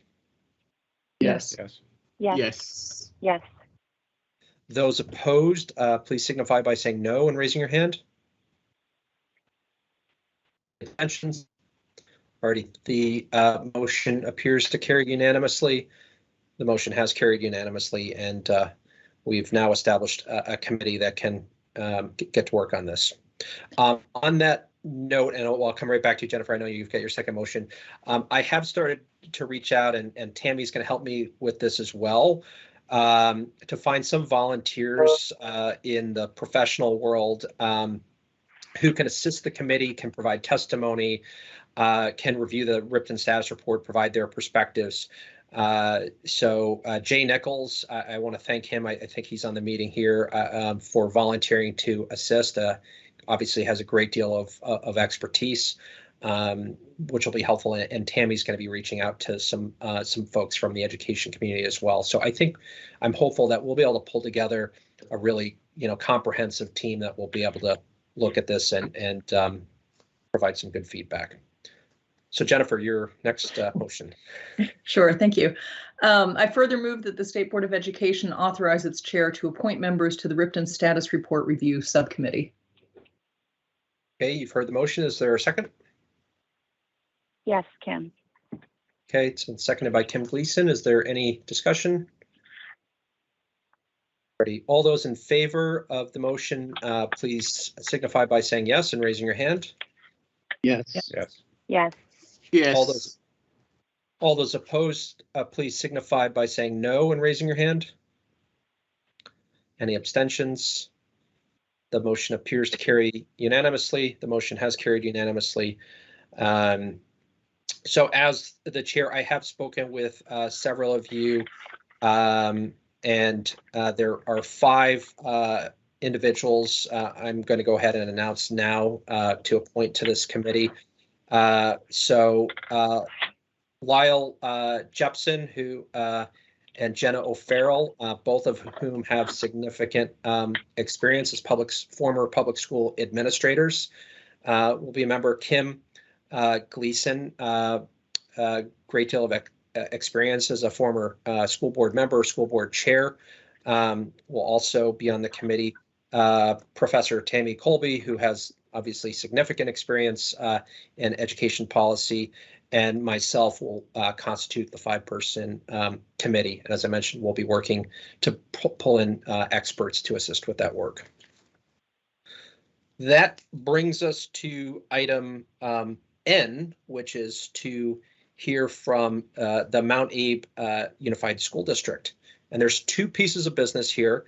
So in fact, before we actually turn it over to the Mount Abe folks, the first is really a kind of a housekeeping matter, very similar to what we went through with item G, and that is really just the decision on just kind of formalizing that MAUSD would remain as a district, notwithstanding the fact that folks have left.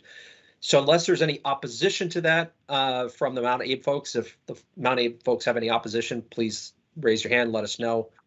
Otherwise, Jennifer, I believe you have a motion to that effect as well. I do.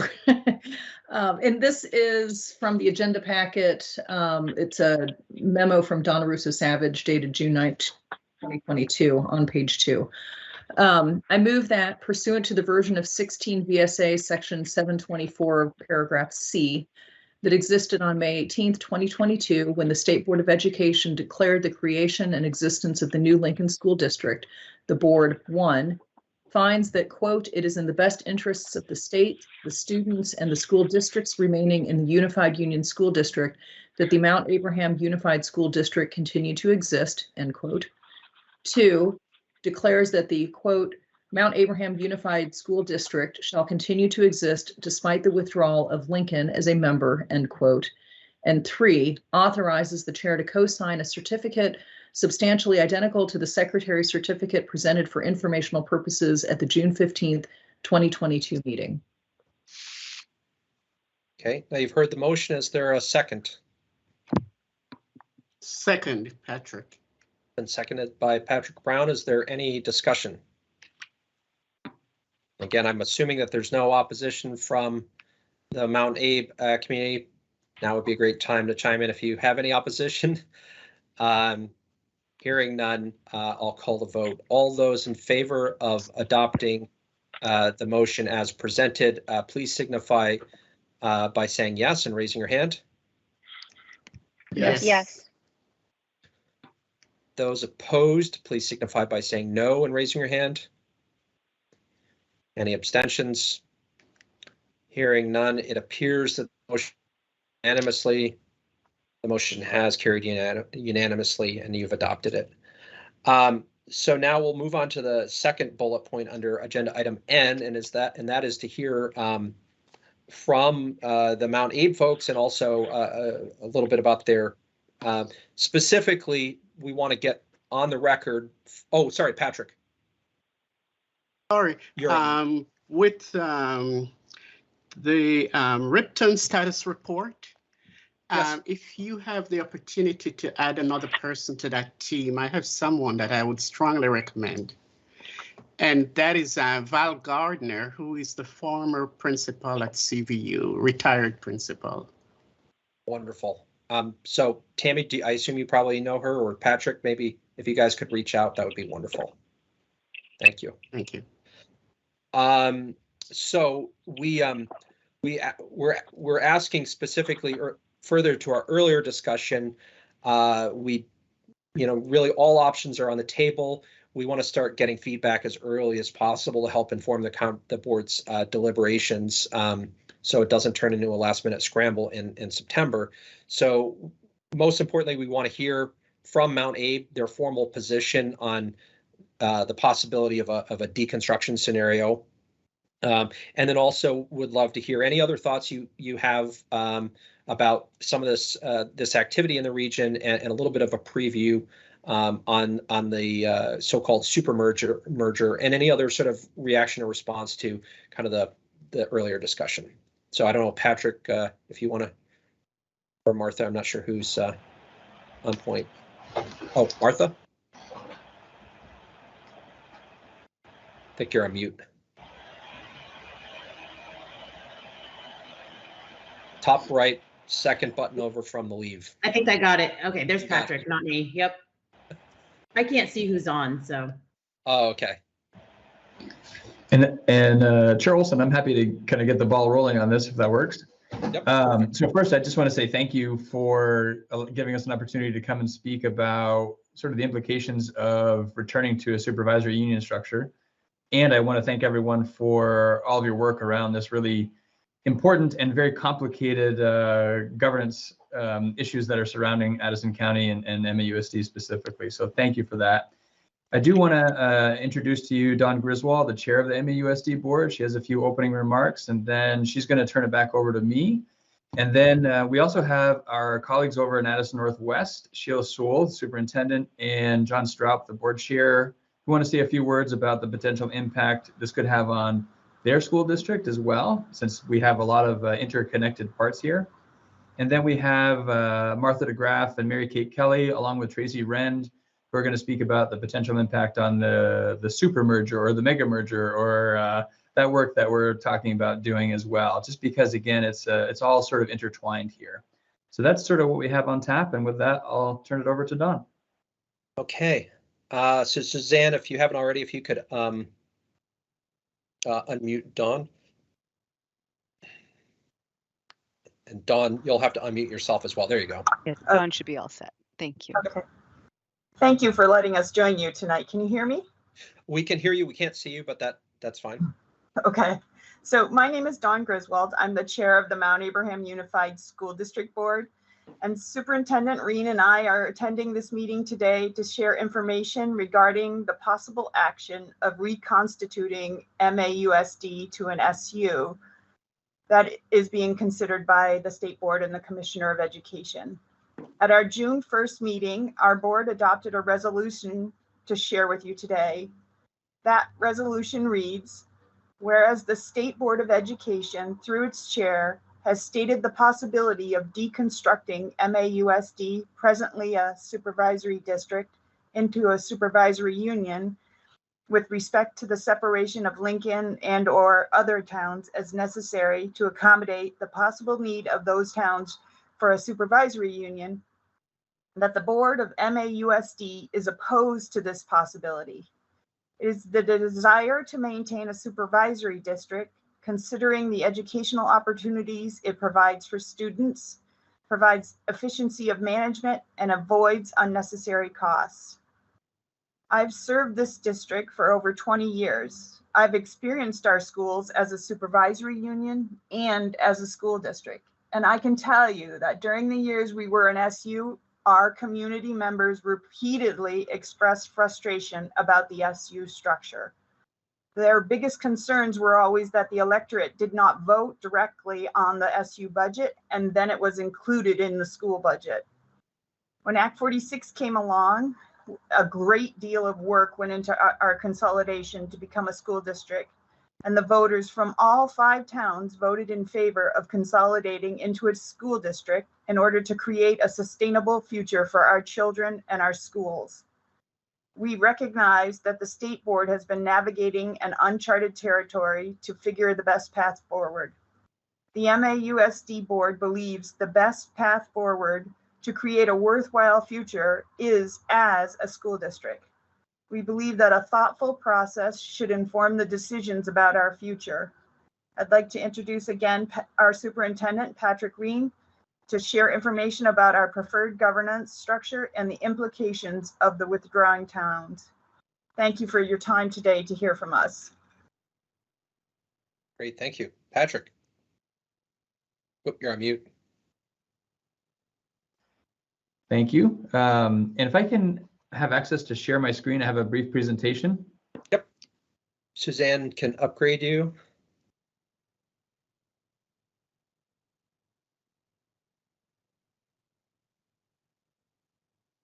There we go.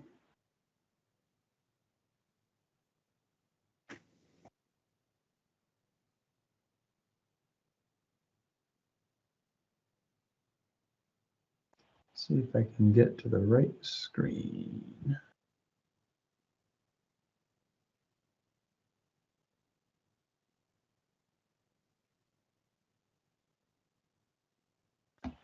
By the way, while you're waiting for that, thank you for sharing the video with us on the proposed merger. We did share that out, and I heard back from several board members who thought it was very informative. Great. Yes, the merger study committee has done an amazing job really digging deep into that, and that video was a great compilation of their work. All right, can you see my presentation okay yes. now? All right, so this is sort of our position on the potential impact of the deliberations that you're having, and we'll continue to have, as you mentioned, over the next few months.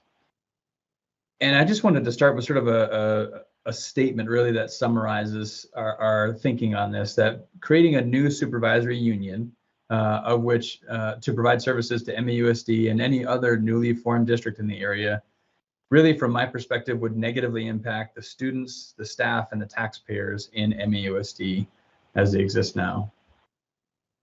And so I'm going to focus first on the impact on students. Charles, and you've mentioned several times they need to stay in the forefront, and that is absolutely where they are for me all the time. So for me, the first place that I go to as I think about going back to a supervisory union structure versus our supervisory district structure that we experience now is really about this reduced equity. There was a lot of talk about cost savings under Act 46. For me, it was never really about the cost savings. It was about the improved equity for students. And so that's the foremost of my concerns. Separate governing bodies with separate budgets make it much harder to build equitable systems. And what that leads to is varying levels of support and opportunity for our students. That's variability in terms of student access to intervention, in terms of the access their instructors have to professional development, but also to things such as their ability to access a school nurse or quality after school programming. Could lead to variability in food service, access to the arts, their core instruction. When we, in our first year as a unified district, we were sort of analyzing some of these inequities. One great example of this is one classroom had 300 instructional minutes more in the area of literacy than a classroom in another school.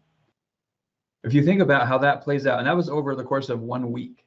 If you play that out over the course of a year, that's a tremendous inequity. And with schools having the same amount of time in a school day, 300 more minutes in something means 300 less minutes somewhere else. So these are things we've been working to address as a unified district that we will lose ground on as if we were to go back to a supervisory union.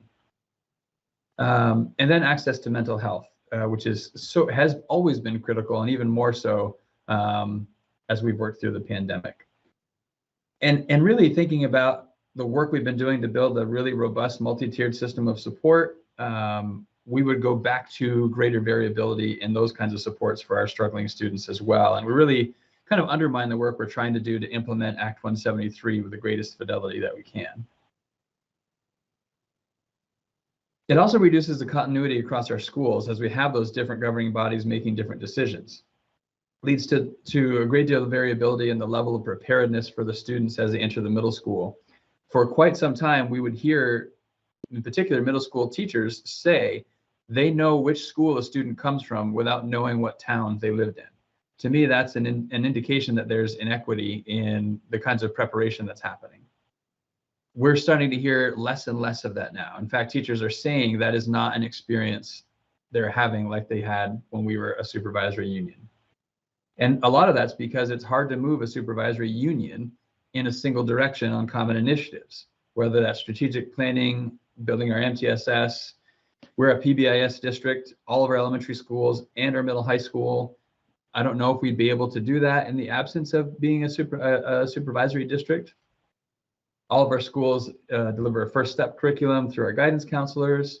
And we're engaging some work right now with New Solutions K-12, which is head up by Nate Levinson, around how to really work cost effectively to help ensure that we can sustain our schools. That work would be much more difficult as a supervisory union. And then really this impact on students is around reduced flexibility to meet student needs. So different districts means we would have different employers, and that makes sharing staff more difficult across the schools. We enjoy a great deal of flexibility now as we share staff.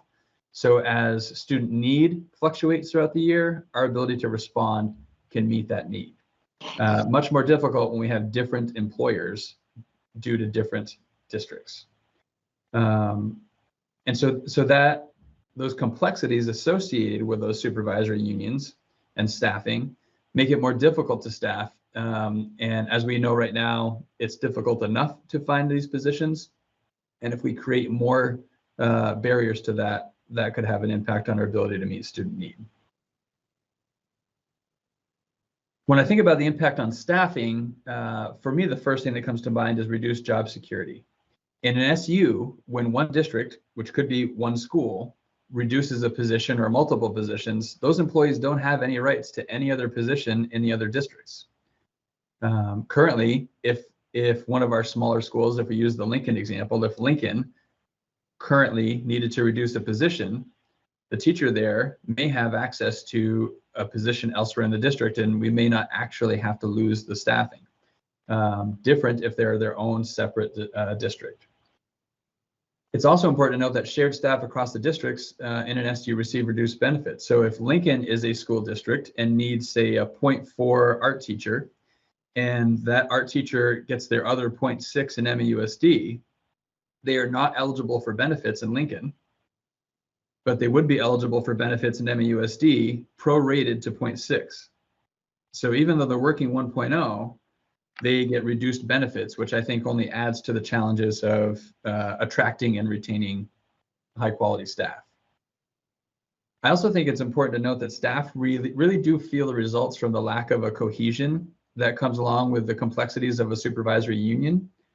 So that reduced sense of direction or strategic plan, disjointed PD potentially, different bargaining agreements potentially, and just the feeling of the resources becoming more strained due to the inefficiencies that come along with supervisory unions.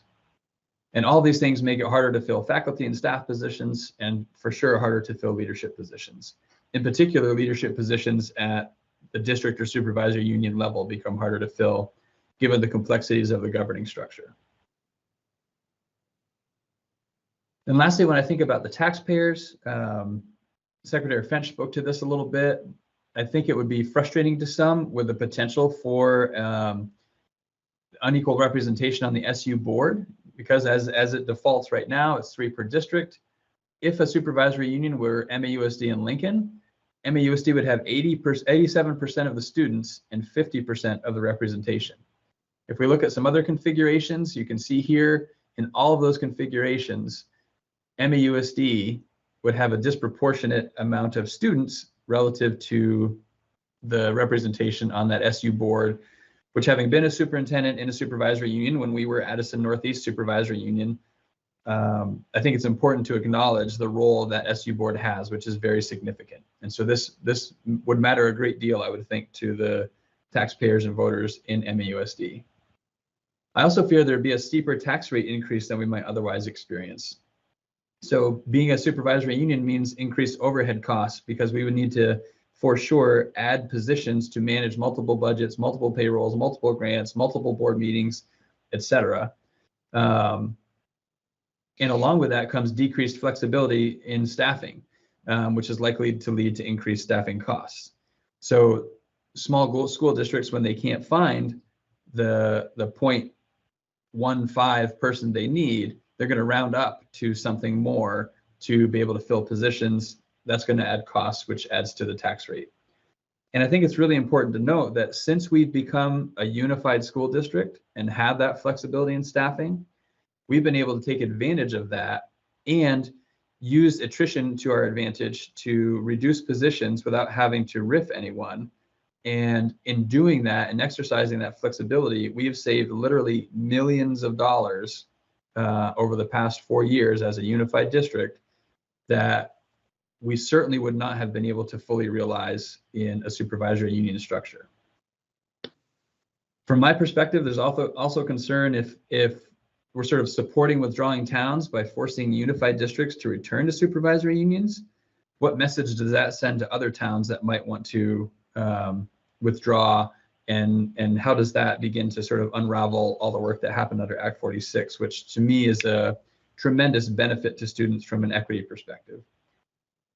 And then there's the concern, I think this is sort of a long shot, but it's something that I'm thoughtful about. And if all of our towns chose to withdraw from our current school district, which does operate a high school, where does that leave our 712 building if each of our 5 towns chose to withdraw and operated as a choice secondary district?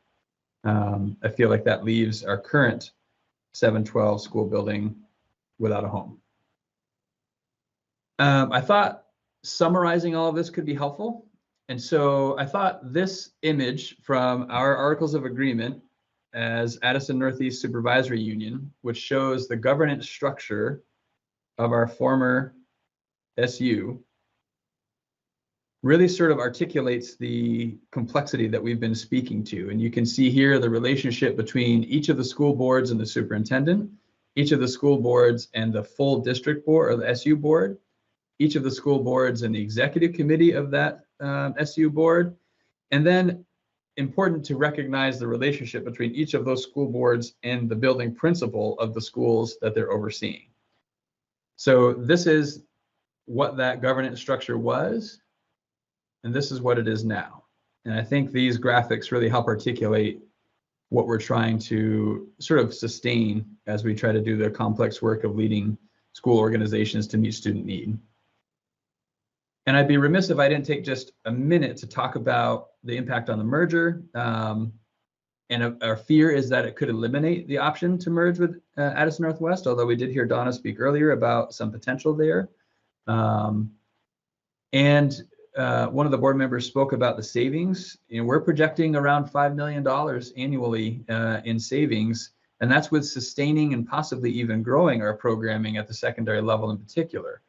If we're not finding those savings through a merger, presumably those savings have to come from somewhere else, and that can only be increases in taxes or decreases in programming. And those are the concerns that we have if we can't realize these savings. And it's ironic and interesting to note that the savings from the merger might be the best mechanism to sustain small schools. Small schools cost more. That's just sort of factual. If we can find these savings, that's a way to at least sustain them a little bit longer. And really thinking about the secondary students in particular, without a merger, students in MAUSD, especially the secondary students, will experience reduced programming and support and opportunity unless taxpayers support more significant tax rates, which I'm not sure how much appetite there is for that. We, at least in MAUSD, we haven't historically passed our school budgets, as fiscally responsible as they are, by wide margins. We're normally just north of the 50% mark in our passing of budgets. So I don't have reason to believe there's a strong stomach in our region for steep tax increases. I also think part of our challenge, and this is something the Merger Study Committee has been wrestling with some too, is many folks want to compare a merged future reality with our current reality, but that isn't a fair basis of comparison. What we need to compare really is a merged future reality with an unmerged future reality. For me, when I think about those comparisons, a merged future for secondary students offers significantly more programming, support, and opportunity than an unmerged future does, without requiring a much greater increase in the taxes. Versus I also would say that the merged future offers taxpayers really more programming and support for students for their dollar. So those are some of the concerns of a potential deconstruction from the merger study perspective that my colleagues that are going to represent that will go a little bit further into.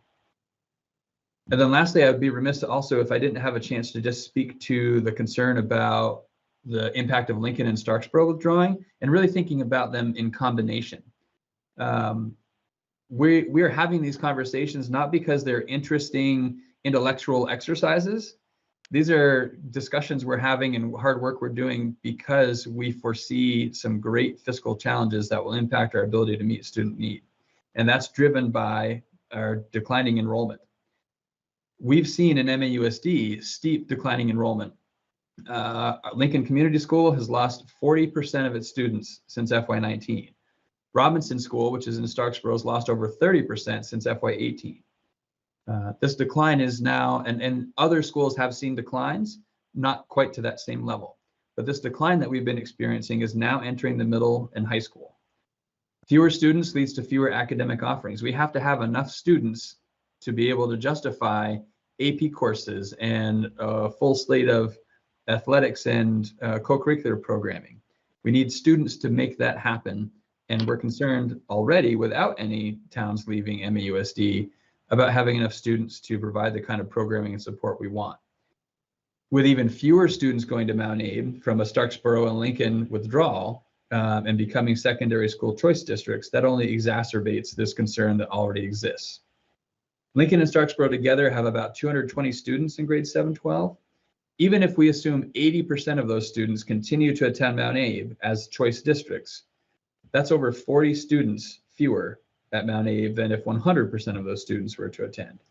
Those 40 students will have an impact on what we can offer for programming and supports, or have an impact on the tax rate, one of the two. So that brings my presentation to a close. I'm happy to answer questions, but maybe we want to hear from everyone first, and then we can. Yeah. Let's make sure we hear from everyone first. Yep. Okay. I think with that, I'll turn it over to my colleague Sheila Sewell in Addison Northwest.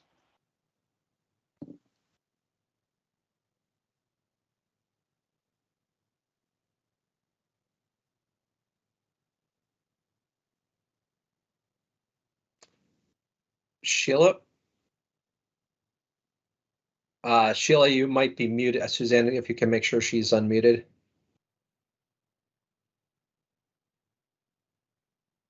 She should have the ability to unmute. Okay.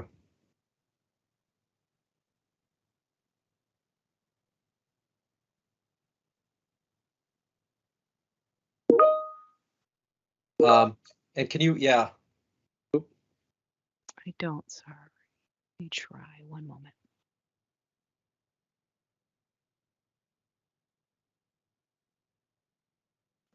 There we go. Perfect, there we go. Thank you. I'm actually going to turn it over to our board chair, John Stroop, first to make a few remarks, and then I'll chime in. Great.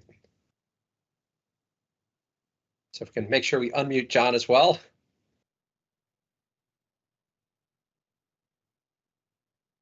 And then John, you have to unmute yourself after you have the ability to unmute. And John, I'm showing that you should as well. So it should be 2 buttons over from the red leave button.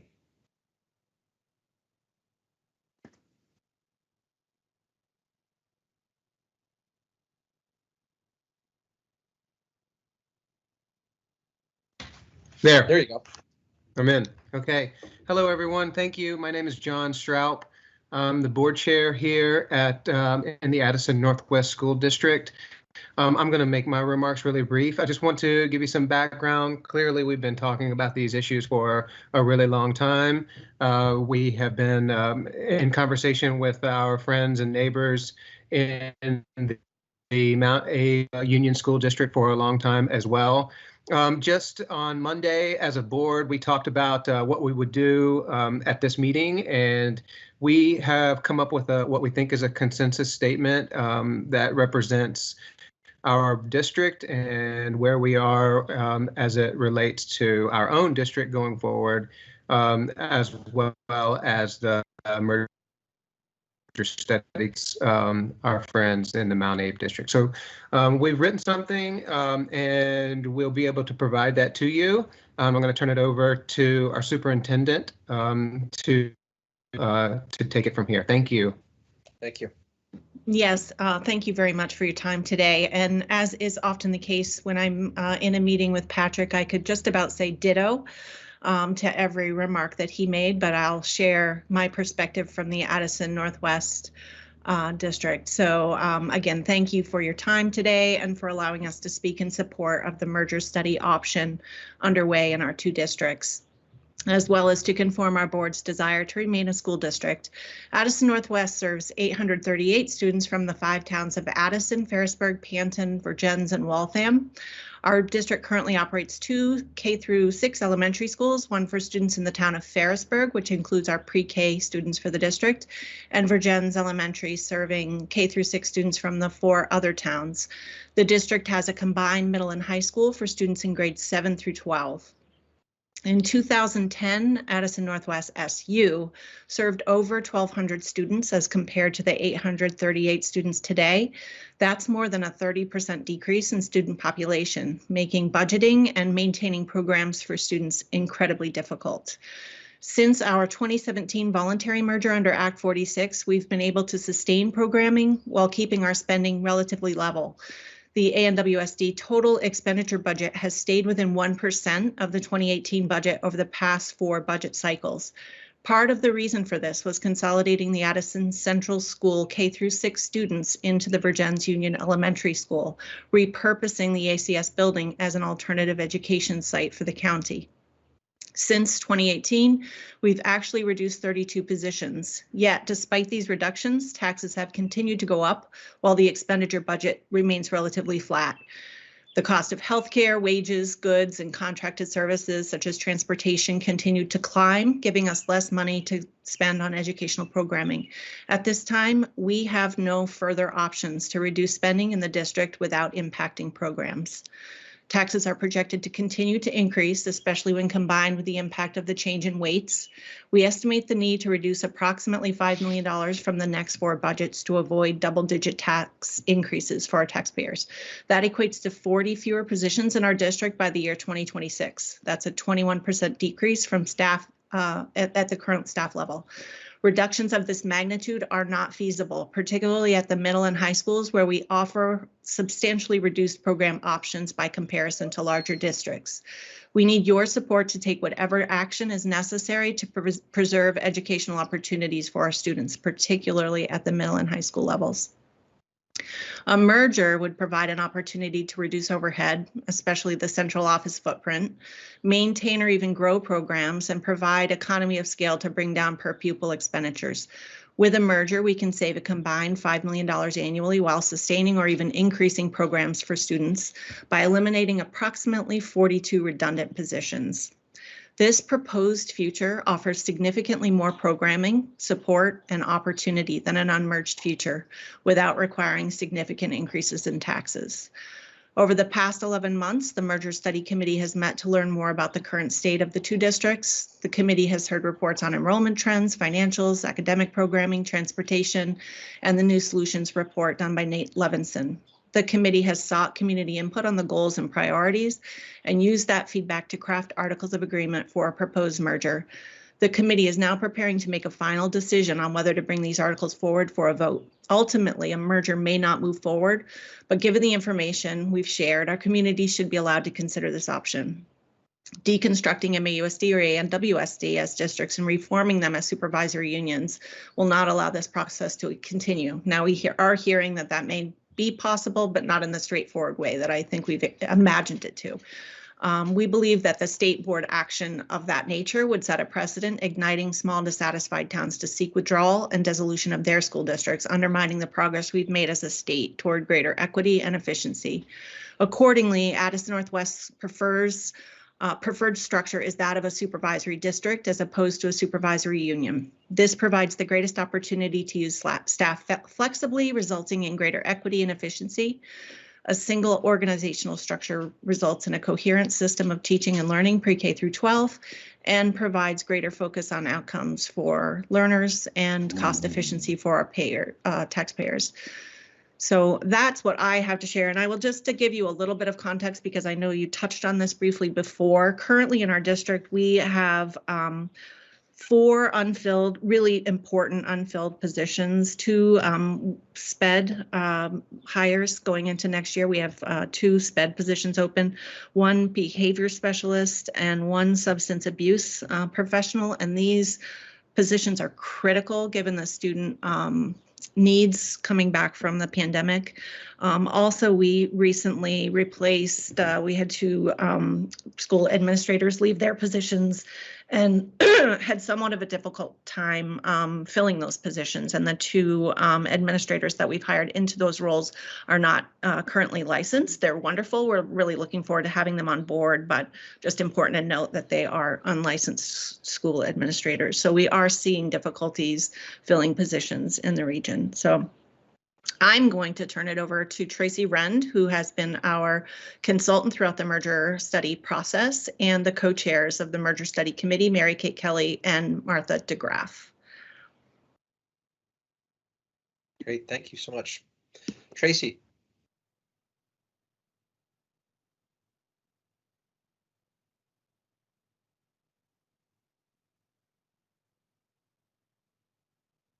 And by the way, I just want to acknowledge we are running a little bit behind schedule, but we had picked up some time because we took up another piece of business. So I don't want you guys to feel rushed. This is a really important presentation. So Suzanne, if you could just double check that Tracy is has the power. There we go. Yep, she should be all set. Hello, everyone. Yes. I'm here and have power, but actually don't need that power. Mary Kate and Martha are prepared to provide you some input and feedback, and I'm here to assist by answering questions if that would be helpful. Great, thank you. So Mary Kate. Thank you. Want to thank the board for providing us the opportunity to provide you with a brief update on the work of the ANWSD and MAUSD Merger Study Committee as you weigh decisions about options in our region. There's a lot going on, and we really appreciate that you're seeking to understand all of the moving pieces. I wanted to share with you, I have the privilege of coaching the Mount Abraham and Virgin's cooperative girls lacrosse team. A couple of days ago, we played in the state championship against a very strong Hartford team. We lost 16-3 in regular season, and we lost 10-7 in the finals. I've been thinking about that. And what I've been thinking about most is what my players learned and displayed throughout the season, and especially in that championship game. They showed resiliency, grit, determination, perseverance, teamwork. They had each other's back. They learned to communicate with each other on the field. They had respect for officials and the players they played against. They gained confidence and poise. They learned how to win and also how to lose with grace. They learned how to take ownership and make adjustments on the field. They learned commitment, and they learned about giving back by working with our younger youth teams. They learned all these important life skills because they found something they were passionate about, something they loved. For other students, it's the arts, it's music, it's theater, foreign language, outdoor education, specific academic subjects. Other students need access to supports that our schools provide. The Merger Study Committee is made up of community members from all our towns. What we have in common is a commitment to providing opportunities for students, for all our students in all our towns. We want to make sure they have the supports they need, the opportunities they need, and we have a deep commitment to equity. To give students the opportunities and for them to find what their passions are and develop the best selves they can be.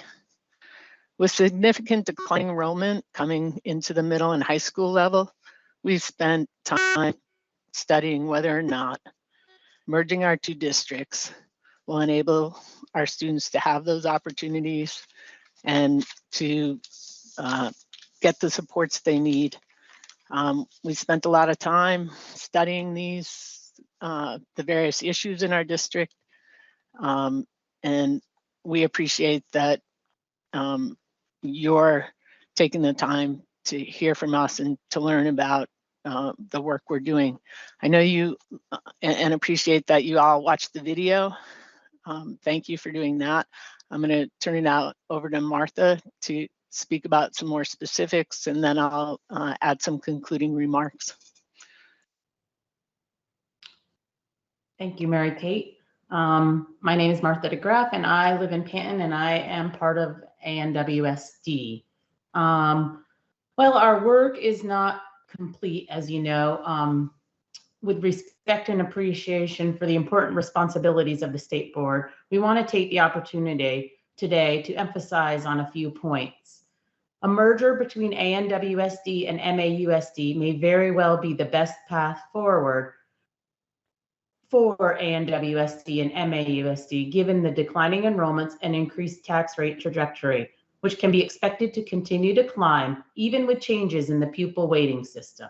The committee reviewed but rejected an SU structure as inconsistent with the goals of the committee.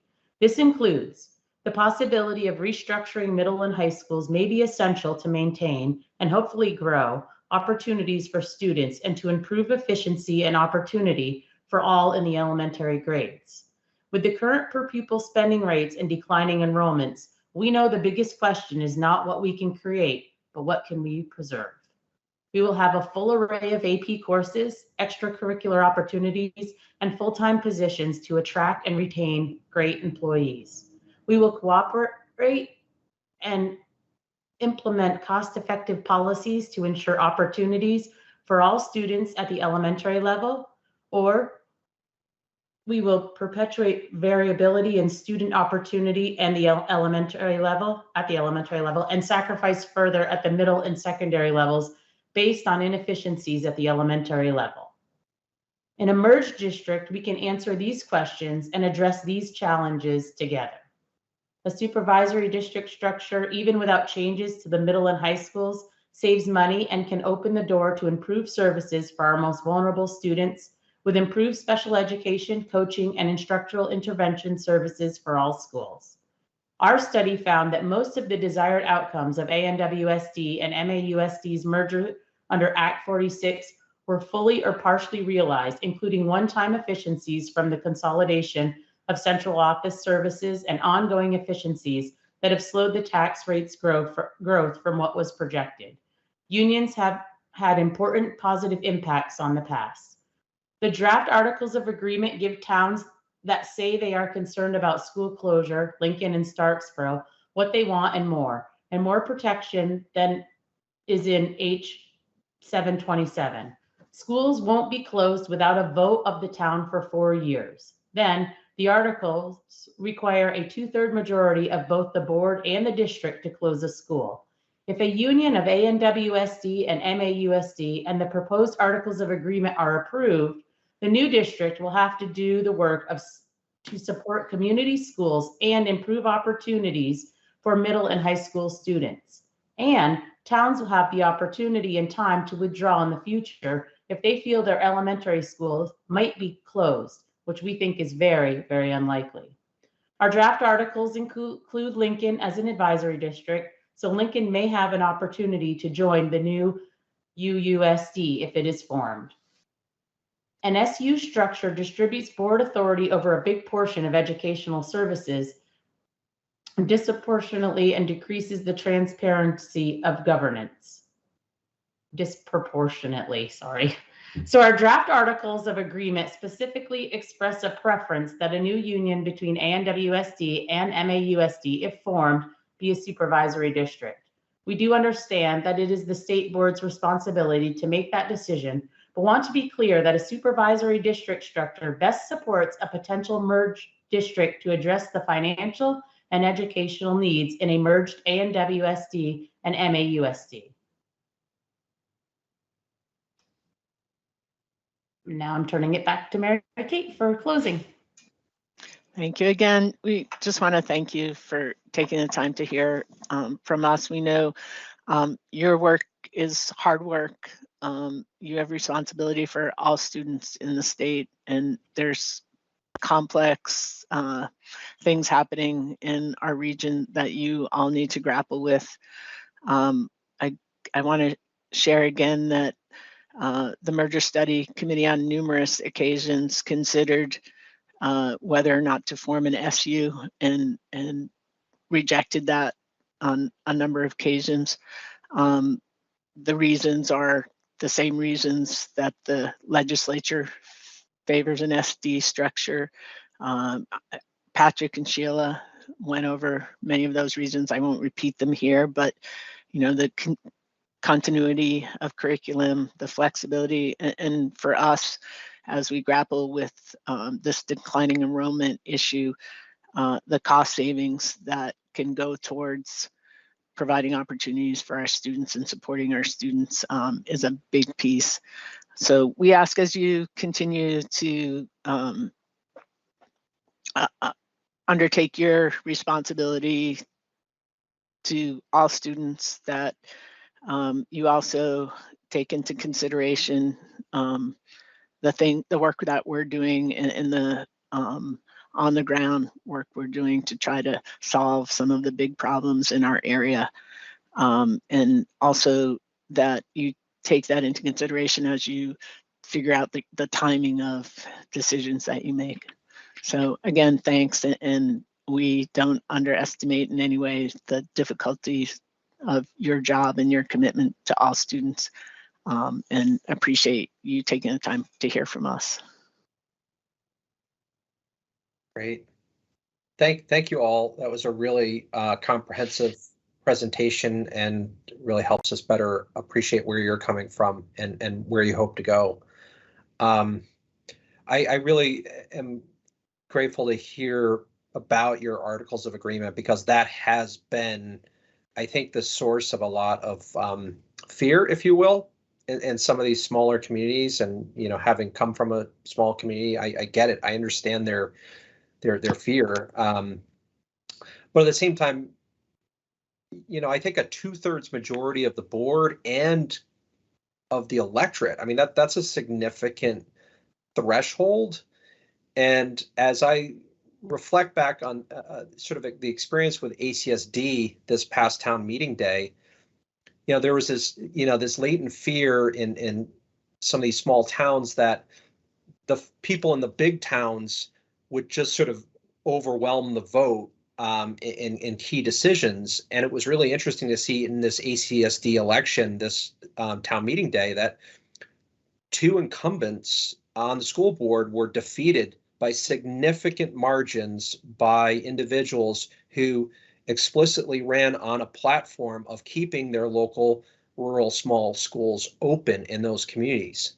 So I think the takeaway for me is that democracy works, and that this isn't our town versus your town or small town versus big town. This is, we're all in it together, and we all care about our children regardless of where we live. And that's my hope, is that folks in your districts can, perhaps see that that potential.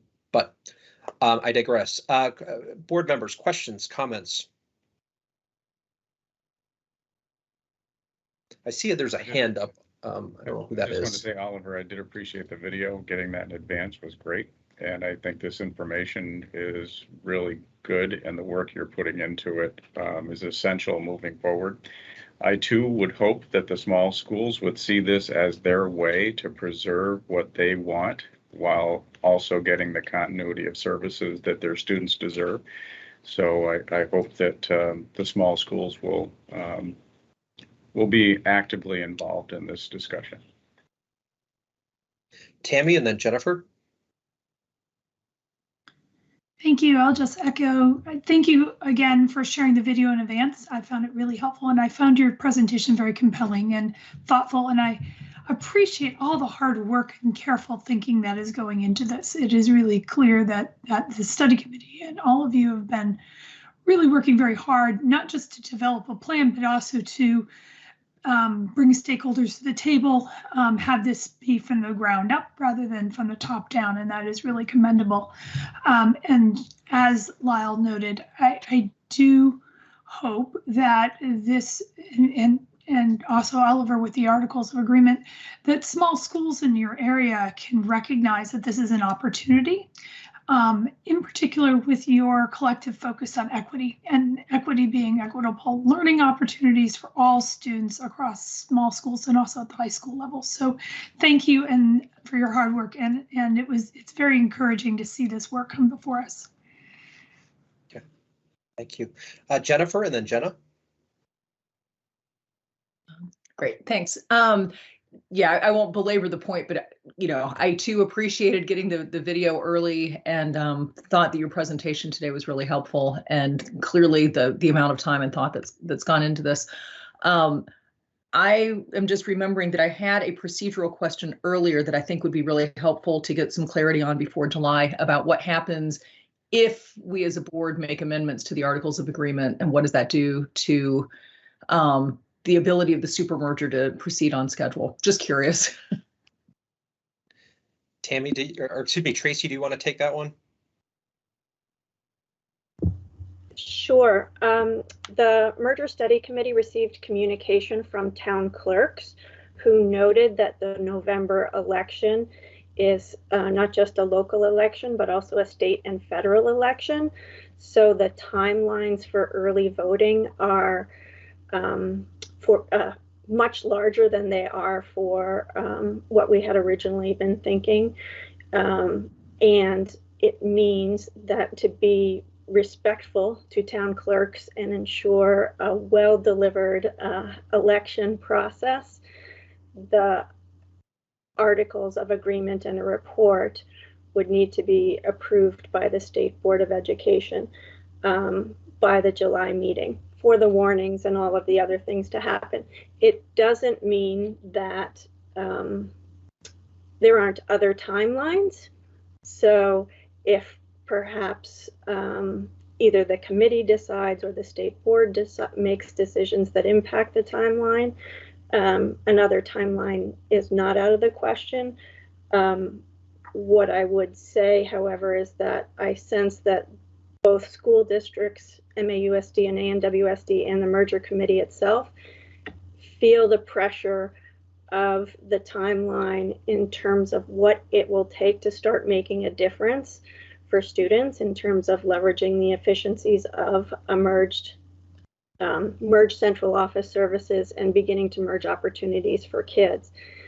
A November vote and theoretically a budget approved in March would probably not lead to evidence of significant changes in opportunities on the ground for students until 2025.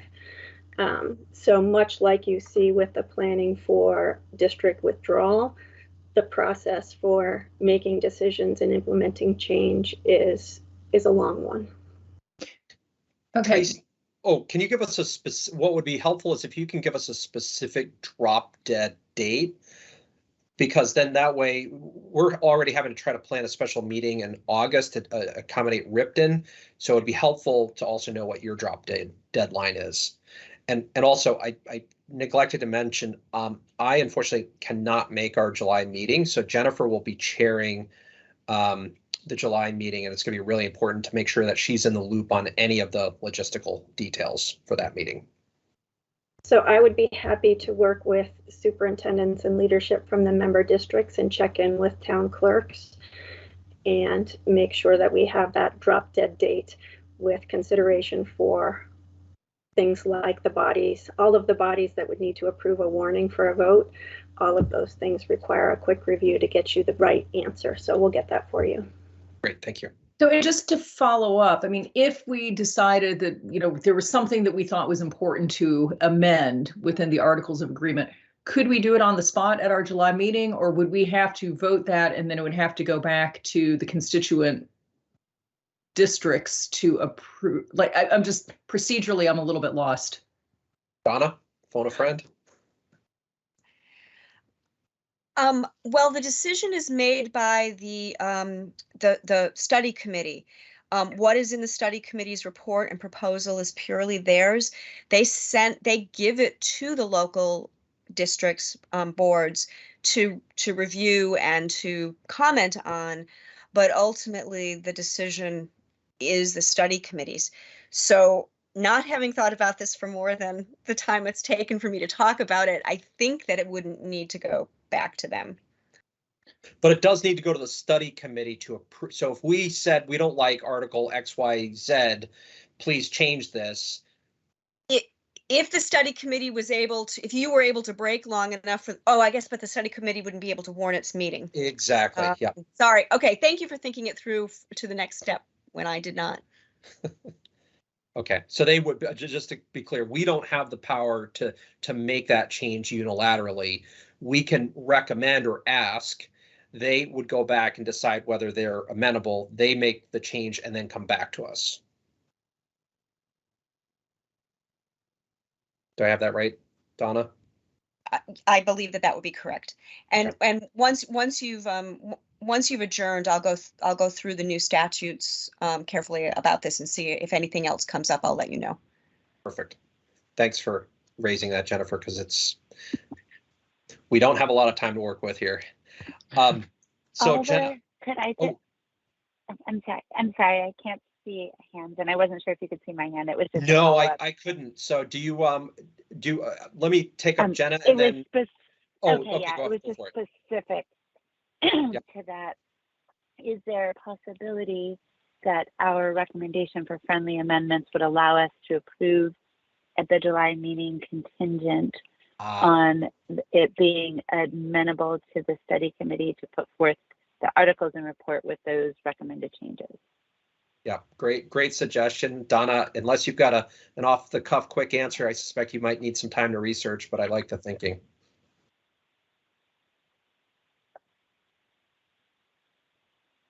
And I'm sure that this will happen anyway, but I'll just say it out loud. I'm sure we can look on the website to see what those articles are, but could someone send all of us the latest edition so we're all working off the same sheet of music?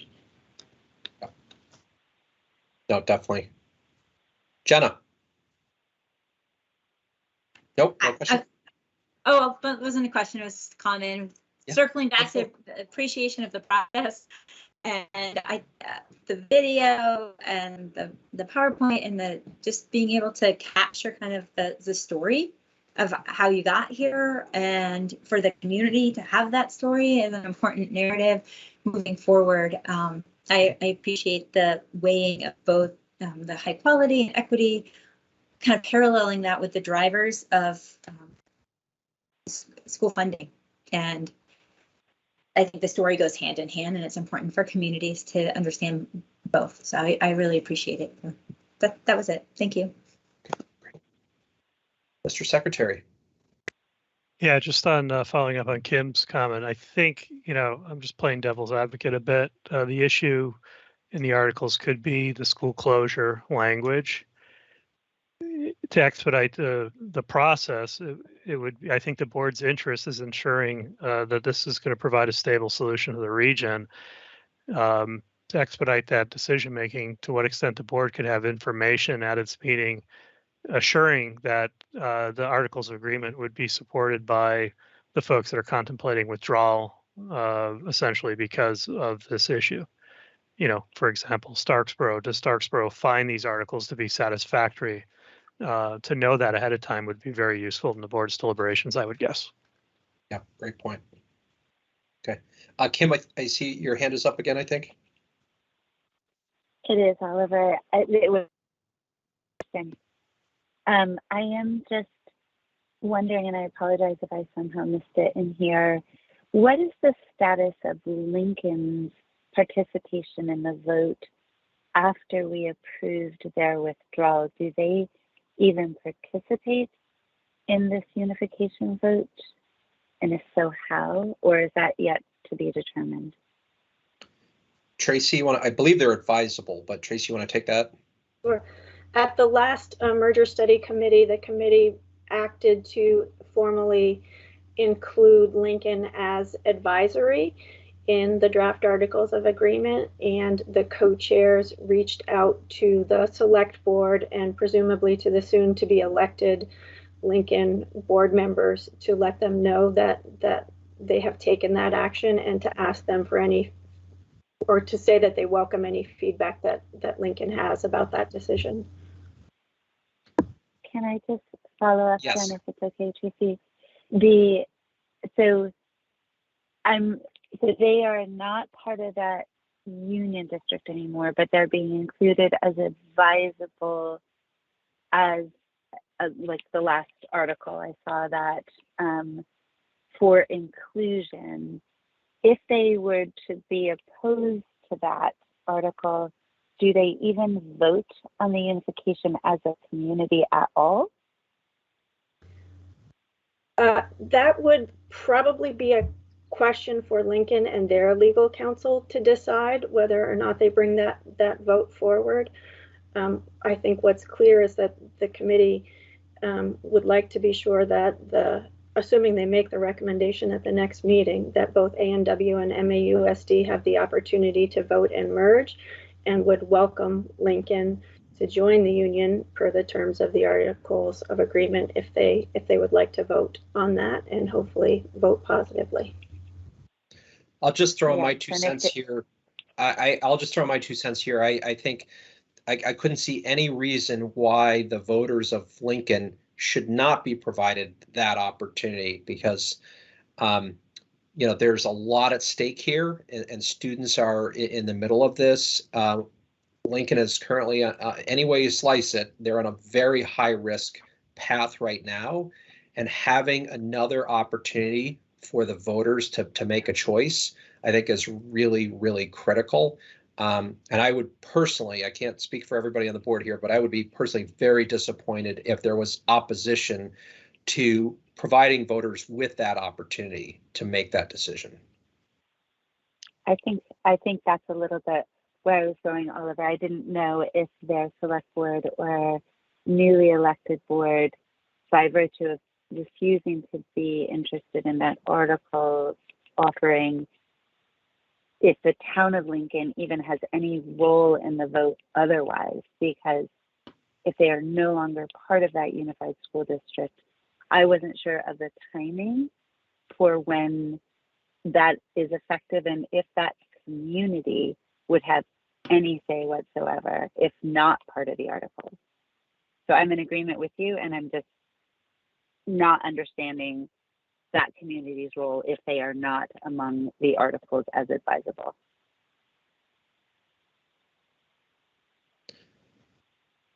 Other comments or questions from the board? Okay, I think hearing none, I want to thank everybody for sharing your perspective. Again, you have a sense of where we're at in the process, and I appreciate your giving us your perspective as we continue our deliberations over the next few months. So with that closes out item N. So briefly, just touch on the second O agenda item, which is our future agenda and work plan. I think we have a pretty good sense of what our work plan is over the next few months. But one thing and we don't need to decide it today, but I want to put on the table to think about is we've had discussions in the past about having an on-site retreat in the fall, and it feels to me like there would be a really good opportunity to do a retreat, to hold our retreat at the September meeting and somewhere in this region, so that we have more time for deliberations, have some time to actually get our feet on the ground. And personally, I've driven around and I've gone to the schools and kind of got a sense of the geographic landscape, but actually getting to meet people face to face and seeing what's going on the ground, I think would be really helpful. So again, we don't need to decide that today. I just want to sort of put that on the table as something to be thinking about. And any other sort of pressing agenda item business that we didn't already discuss. I just also want to acknowledge we do have Stowe coming before us in July as well.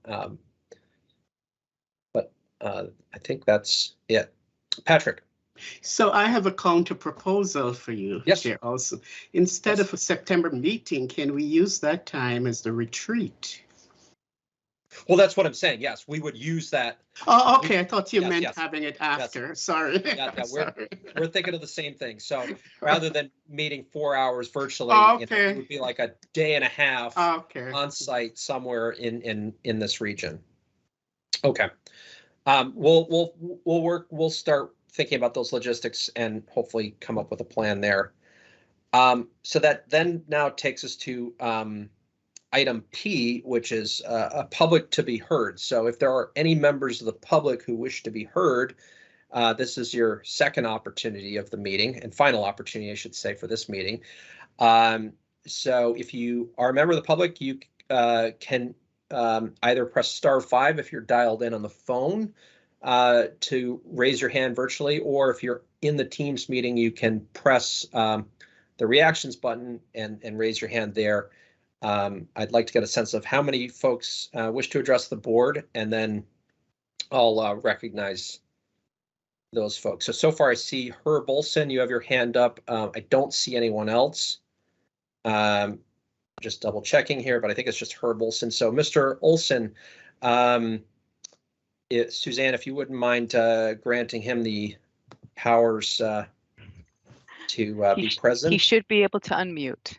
Perfect. All righty. Thank you. Mr. Olson, with an O, the floor is yours. Thank you, Chair Olson with an E. I don't see, I think I pressed, do you hear me fine? I pressed unmute. I don't see a video, but, oh, there it is down in the corner. So listen, right. So this is the Swedish Olsons talking to the Danish and Norwegian Olsons, I think. Thanks very much for the opportunity to speak to the board.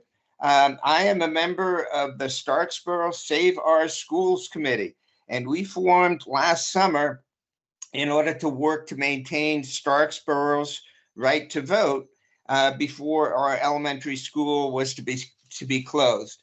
Let me start with some preparatory remarks, if I may. Starksboro, as I think has been noted, is a member of the Mount Abraham Unified School District. Our articles agreement are very specific and I think unique in some regards, and they were critical in order to have a successful consolidation vote under Act 46.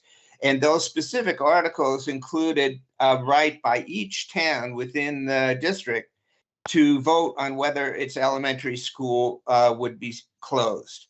And that's very important. It's not simply a matter of saving our school. It's a right to vote, which is really critical here.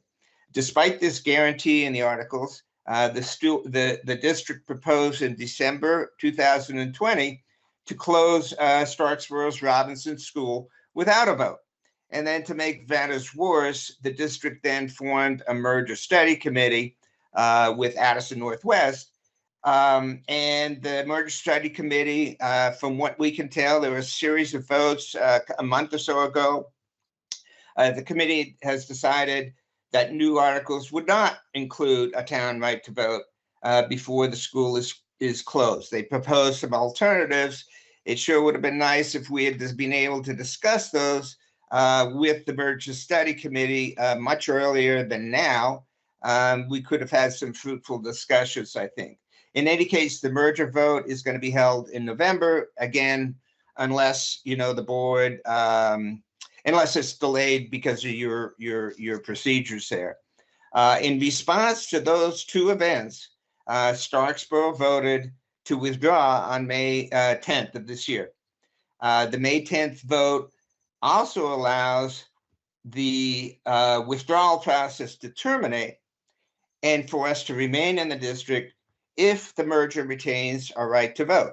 So someone mentioned that this was curious wording, but frankly, it's pretty logical. you know, we are not seeking to withdraw for the sake of withdrawal. We are seeking to withdraw in order to retain a say, voters having a say on whether our school is going to be closed. Which brings me, frankly, to some emails written by the state board, most recently on the 19th of May and then on the 25th of May. In the first email, the board warned that our voters in the towns are actively participating in the destruction of their own supervisory district. And in the second email, accusing Starksboro of seeking to forcibly assign withdrawing towns to a supervisory union against the will of that entity. I see two problems here. First, the emails assume that there's an active intent on the part of Starksboro to cause harm to the district. Nothing could be further from the truth.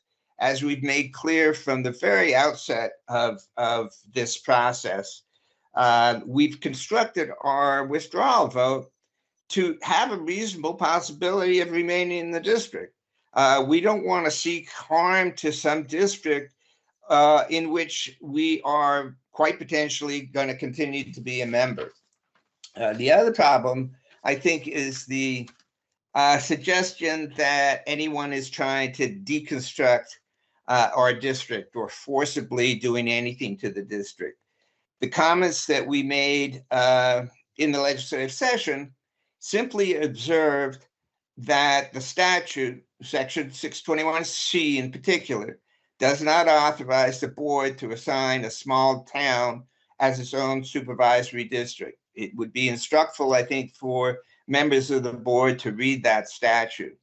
That leaves only subsection 261A as the vehicle to address some of these issues, and I'm happy that the board is going to take some time in September to talk about the difficult issues, and frankly, I agree, complex issues that are involved. Now, if there's another legal construction of this statute 261, I just haven't seen it, and I'd be certainly happy to review it if there is one. So my final message to the board is, you have to know that there's significant legal tension within our local education community because of all the events that have been going on over the past, really almost 2 years. And I ask, please don't make the matters worse. Words matter. You can discuss issues and tensions in a way that's non-judgmental, non-inflammatory, non-divisive, and I encourage you to do that because words do matter. There really needs to be a dialogue, I think, between school districts and, I'll speak for Starksboro anyway, Starksboro, the withdrawing towns, in order to create the best possible educational opportunities for students. You know, we agree with you. That's the foremost goal. Unfortunately, I think some school districts have made clear they don't want any part of a dialogue about working together, supervisory services or whatever. And I think that's in part because the school board in the past has signaled that they have a right to simply decline to engage in that kind of dialogue, and that'll be the end of the story. I'm sensing that there's some movement there on the part of the board, and I think that's welcome. Because if one side knows they don't really have to talk because the state board is saying, yeah, that's okay, you're not going to have an opportunity for a dialogue. And I really, really think that that's important. So if the board wants to engage in a positive, constructive role here, it can encourage school districts, merger study committees to engage in a meaningful, constructive dialogue with the withdrawing towns. Now, I know the Merger Study Committee has proposed articles of agreement that they think attempts to address Starksboro's concerns as articulated in our article, Article 2. It just doesn't hit the mark. It doesn't retain a town's right to vote before their elementary school is closed.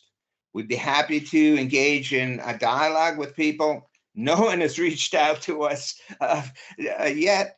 I think it's long overdue.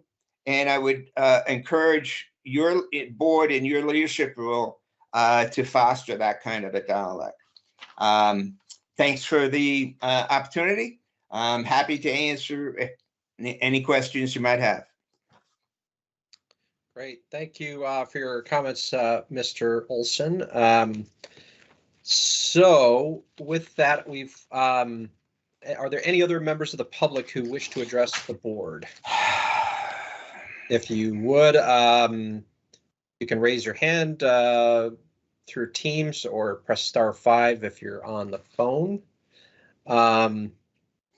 I'm not seeing any, but I just realized before we adjourn, I did want to just quickly return back to item M, which is the status report for Ripton. So we've established a committee to do that. I based on some input I got from a few folks, I sent them a memo last month, just outlining some minimum expectations of what they should be looking at in that status report. That you guys were copied on that. I just want to know if there are any other issues or any other thoughts you have at this time, and if you don't, that's fine. We can take it offline as well.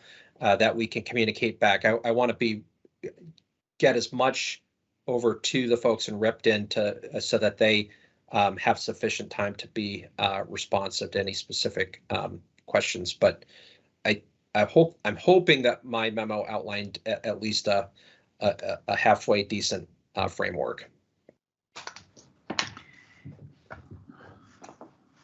Oh, Tammy? Yeah, thanks. I seem to have trouble today with Teams. I'm wondering, based on sort of some comments that I heard this morning, if we might ask them to clarify whether or not they intend to be sort of an open choice district at the high school level, or if they intend to limit choice to specific public schools, public high schools in the area. Yeah, okay. So whether they're going to designate or not. I think that would be helpful. And I think based on what we heard this morning, I think that's a relevant consideration, not just for Ripton, but also considering sort of the stability in the region. Yeah, no, it's a great question. Any other thoughts?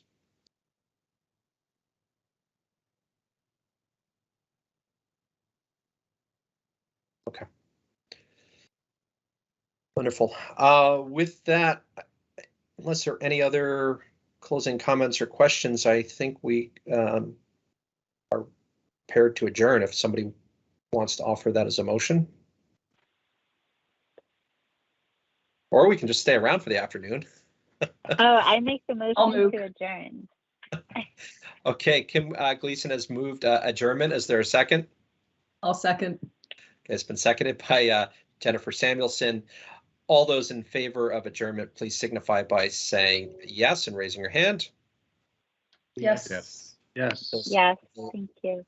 Those opposed, please signify by raising your hand and saying no. The motion appears to carry unanimously. It has carried unanimously, and we stand in adjournment. Thank you so much for the meeting and your time today, and thank you to all of our guests as well for your very helpful and informative comments. Take care. Thank you, Chair. Cheers, Dwight. Thanks, everybody.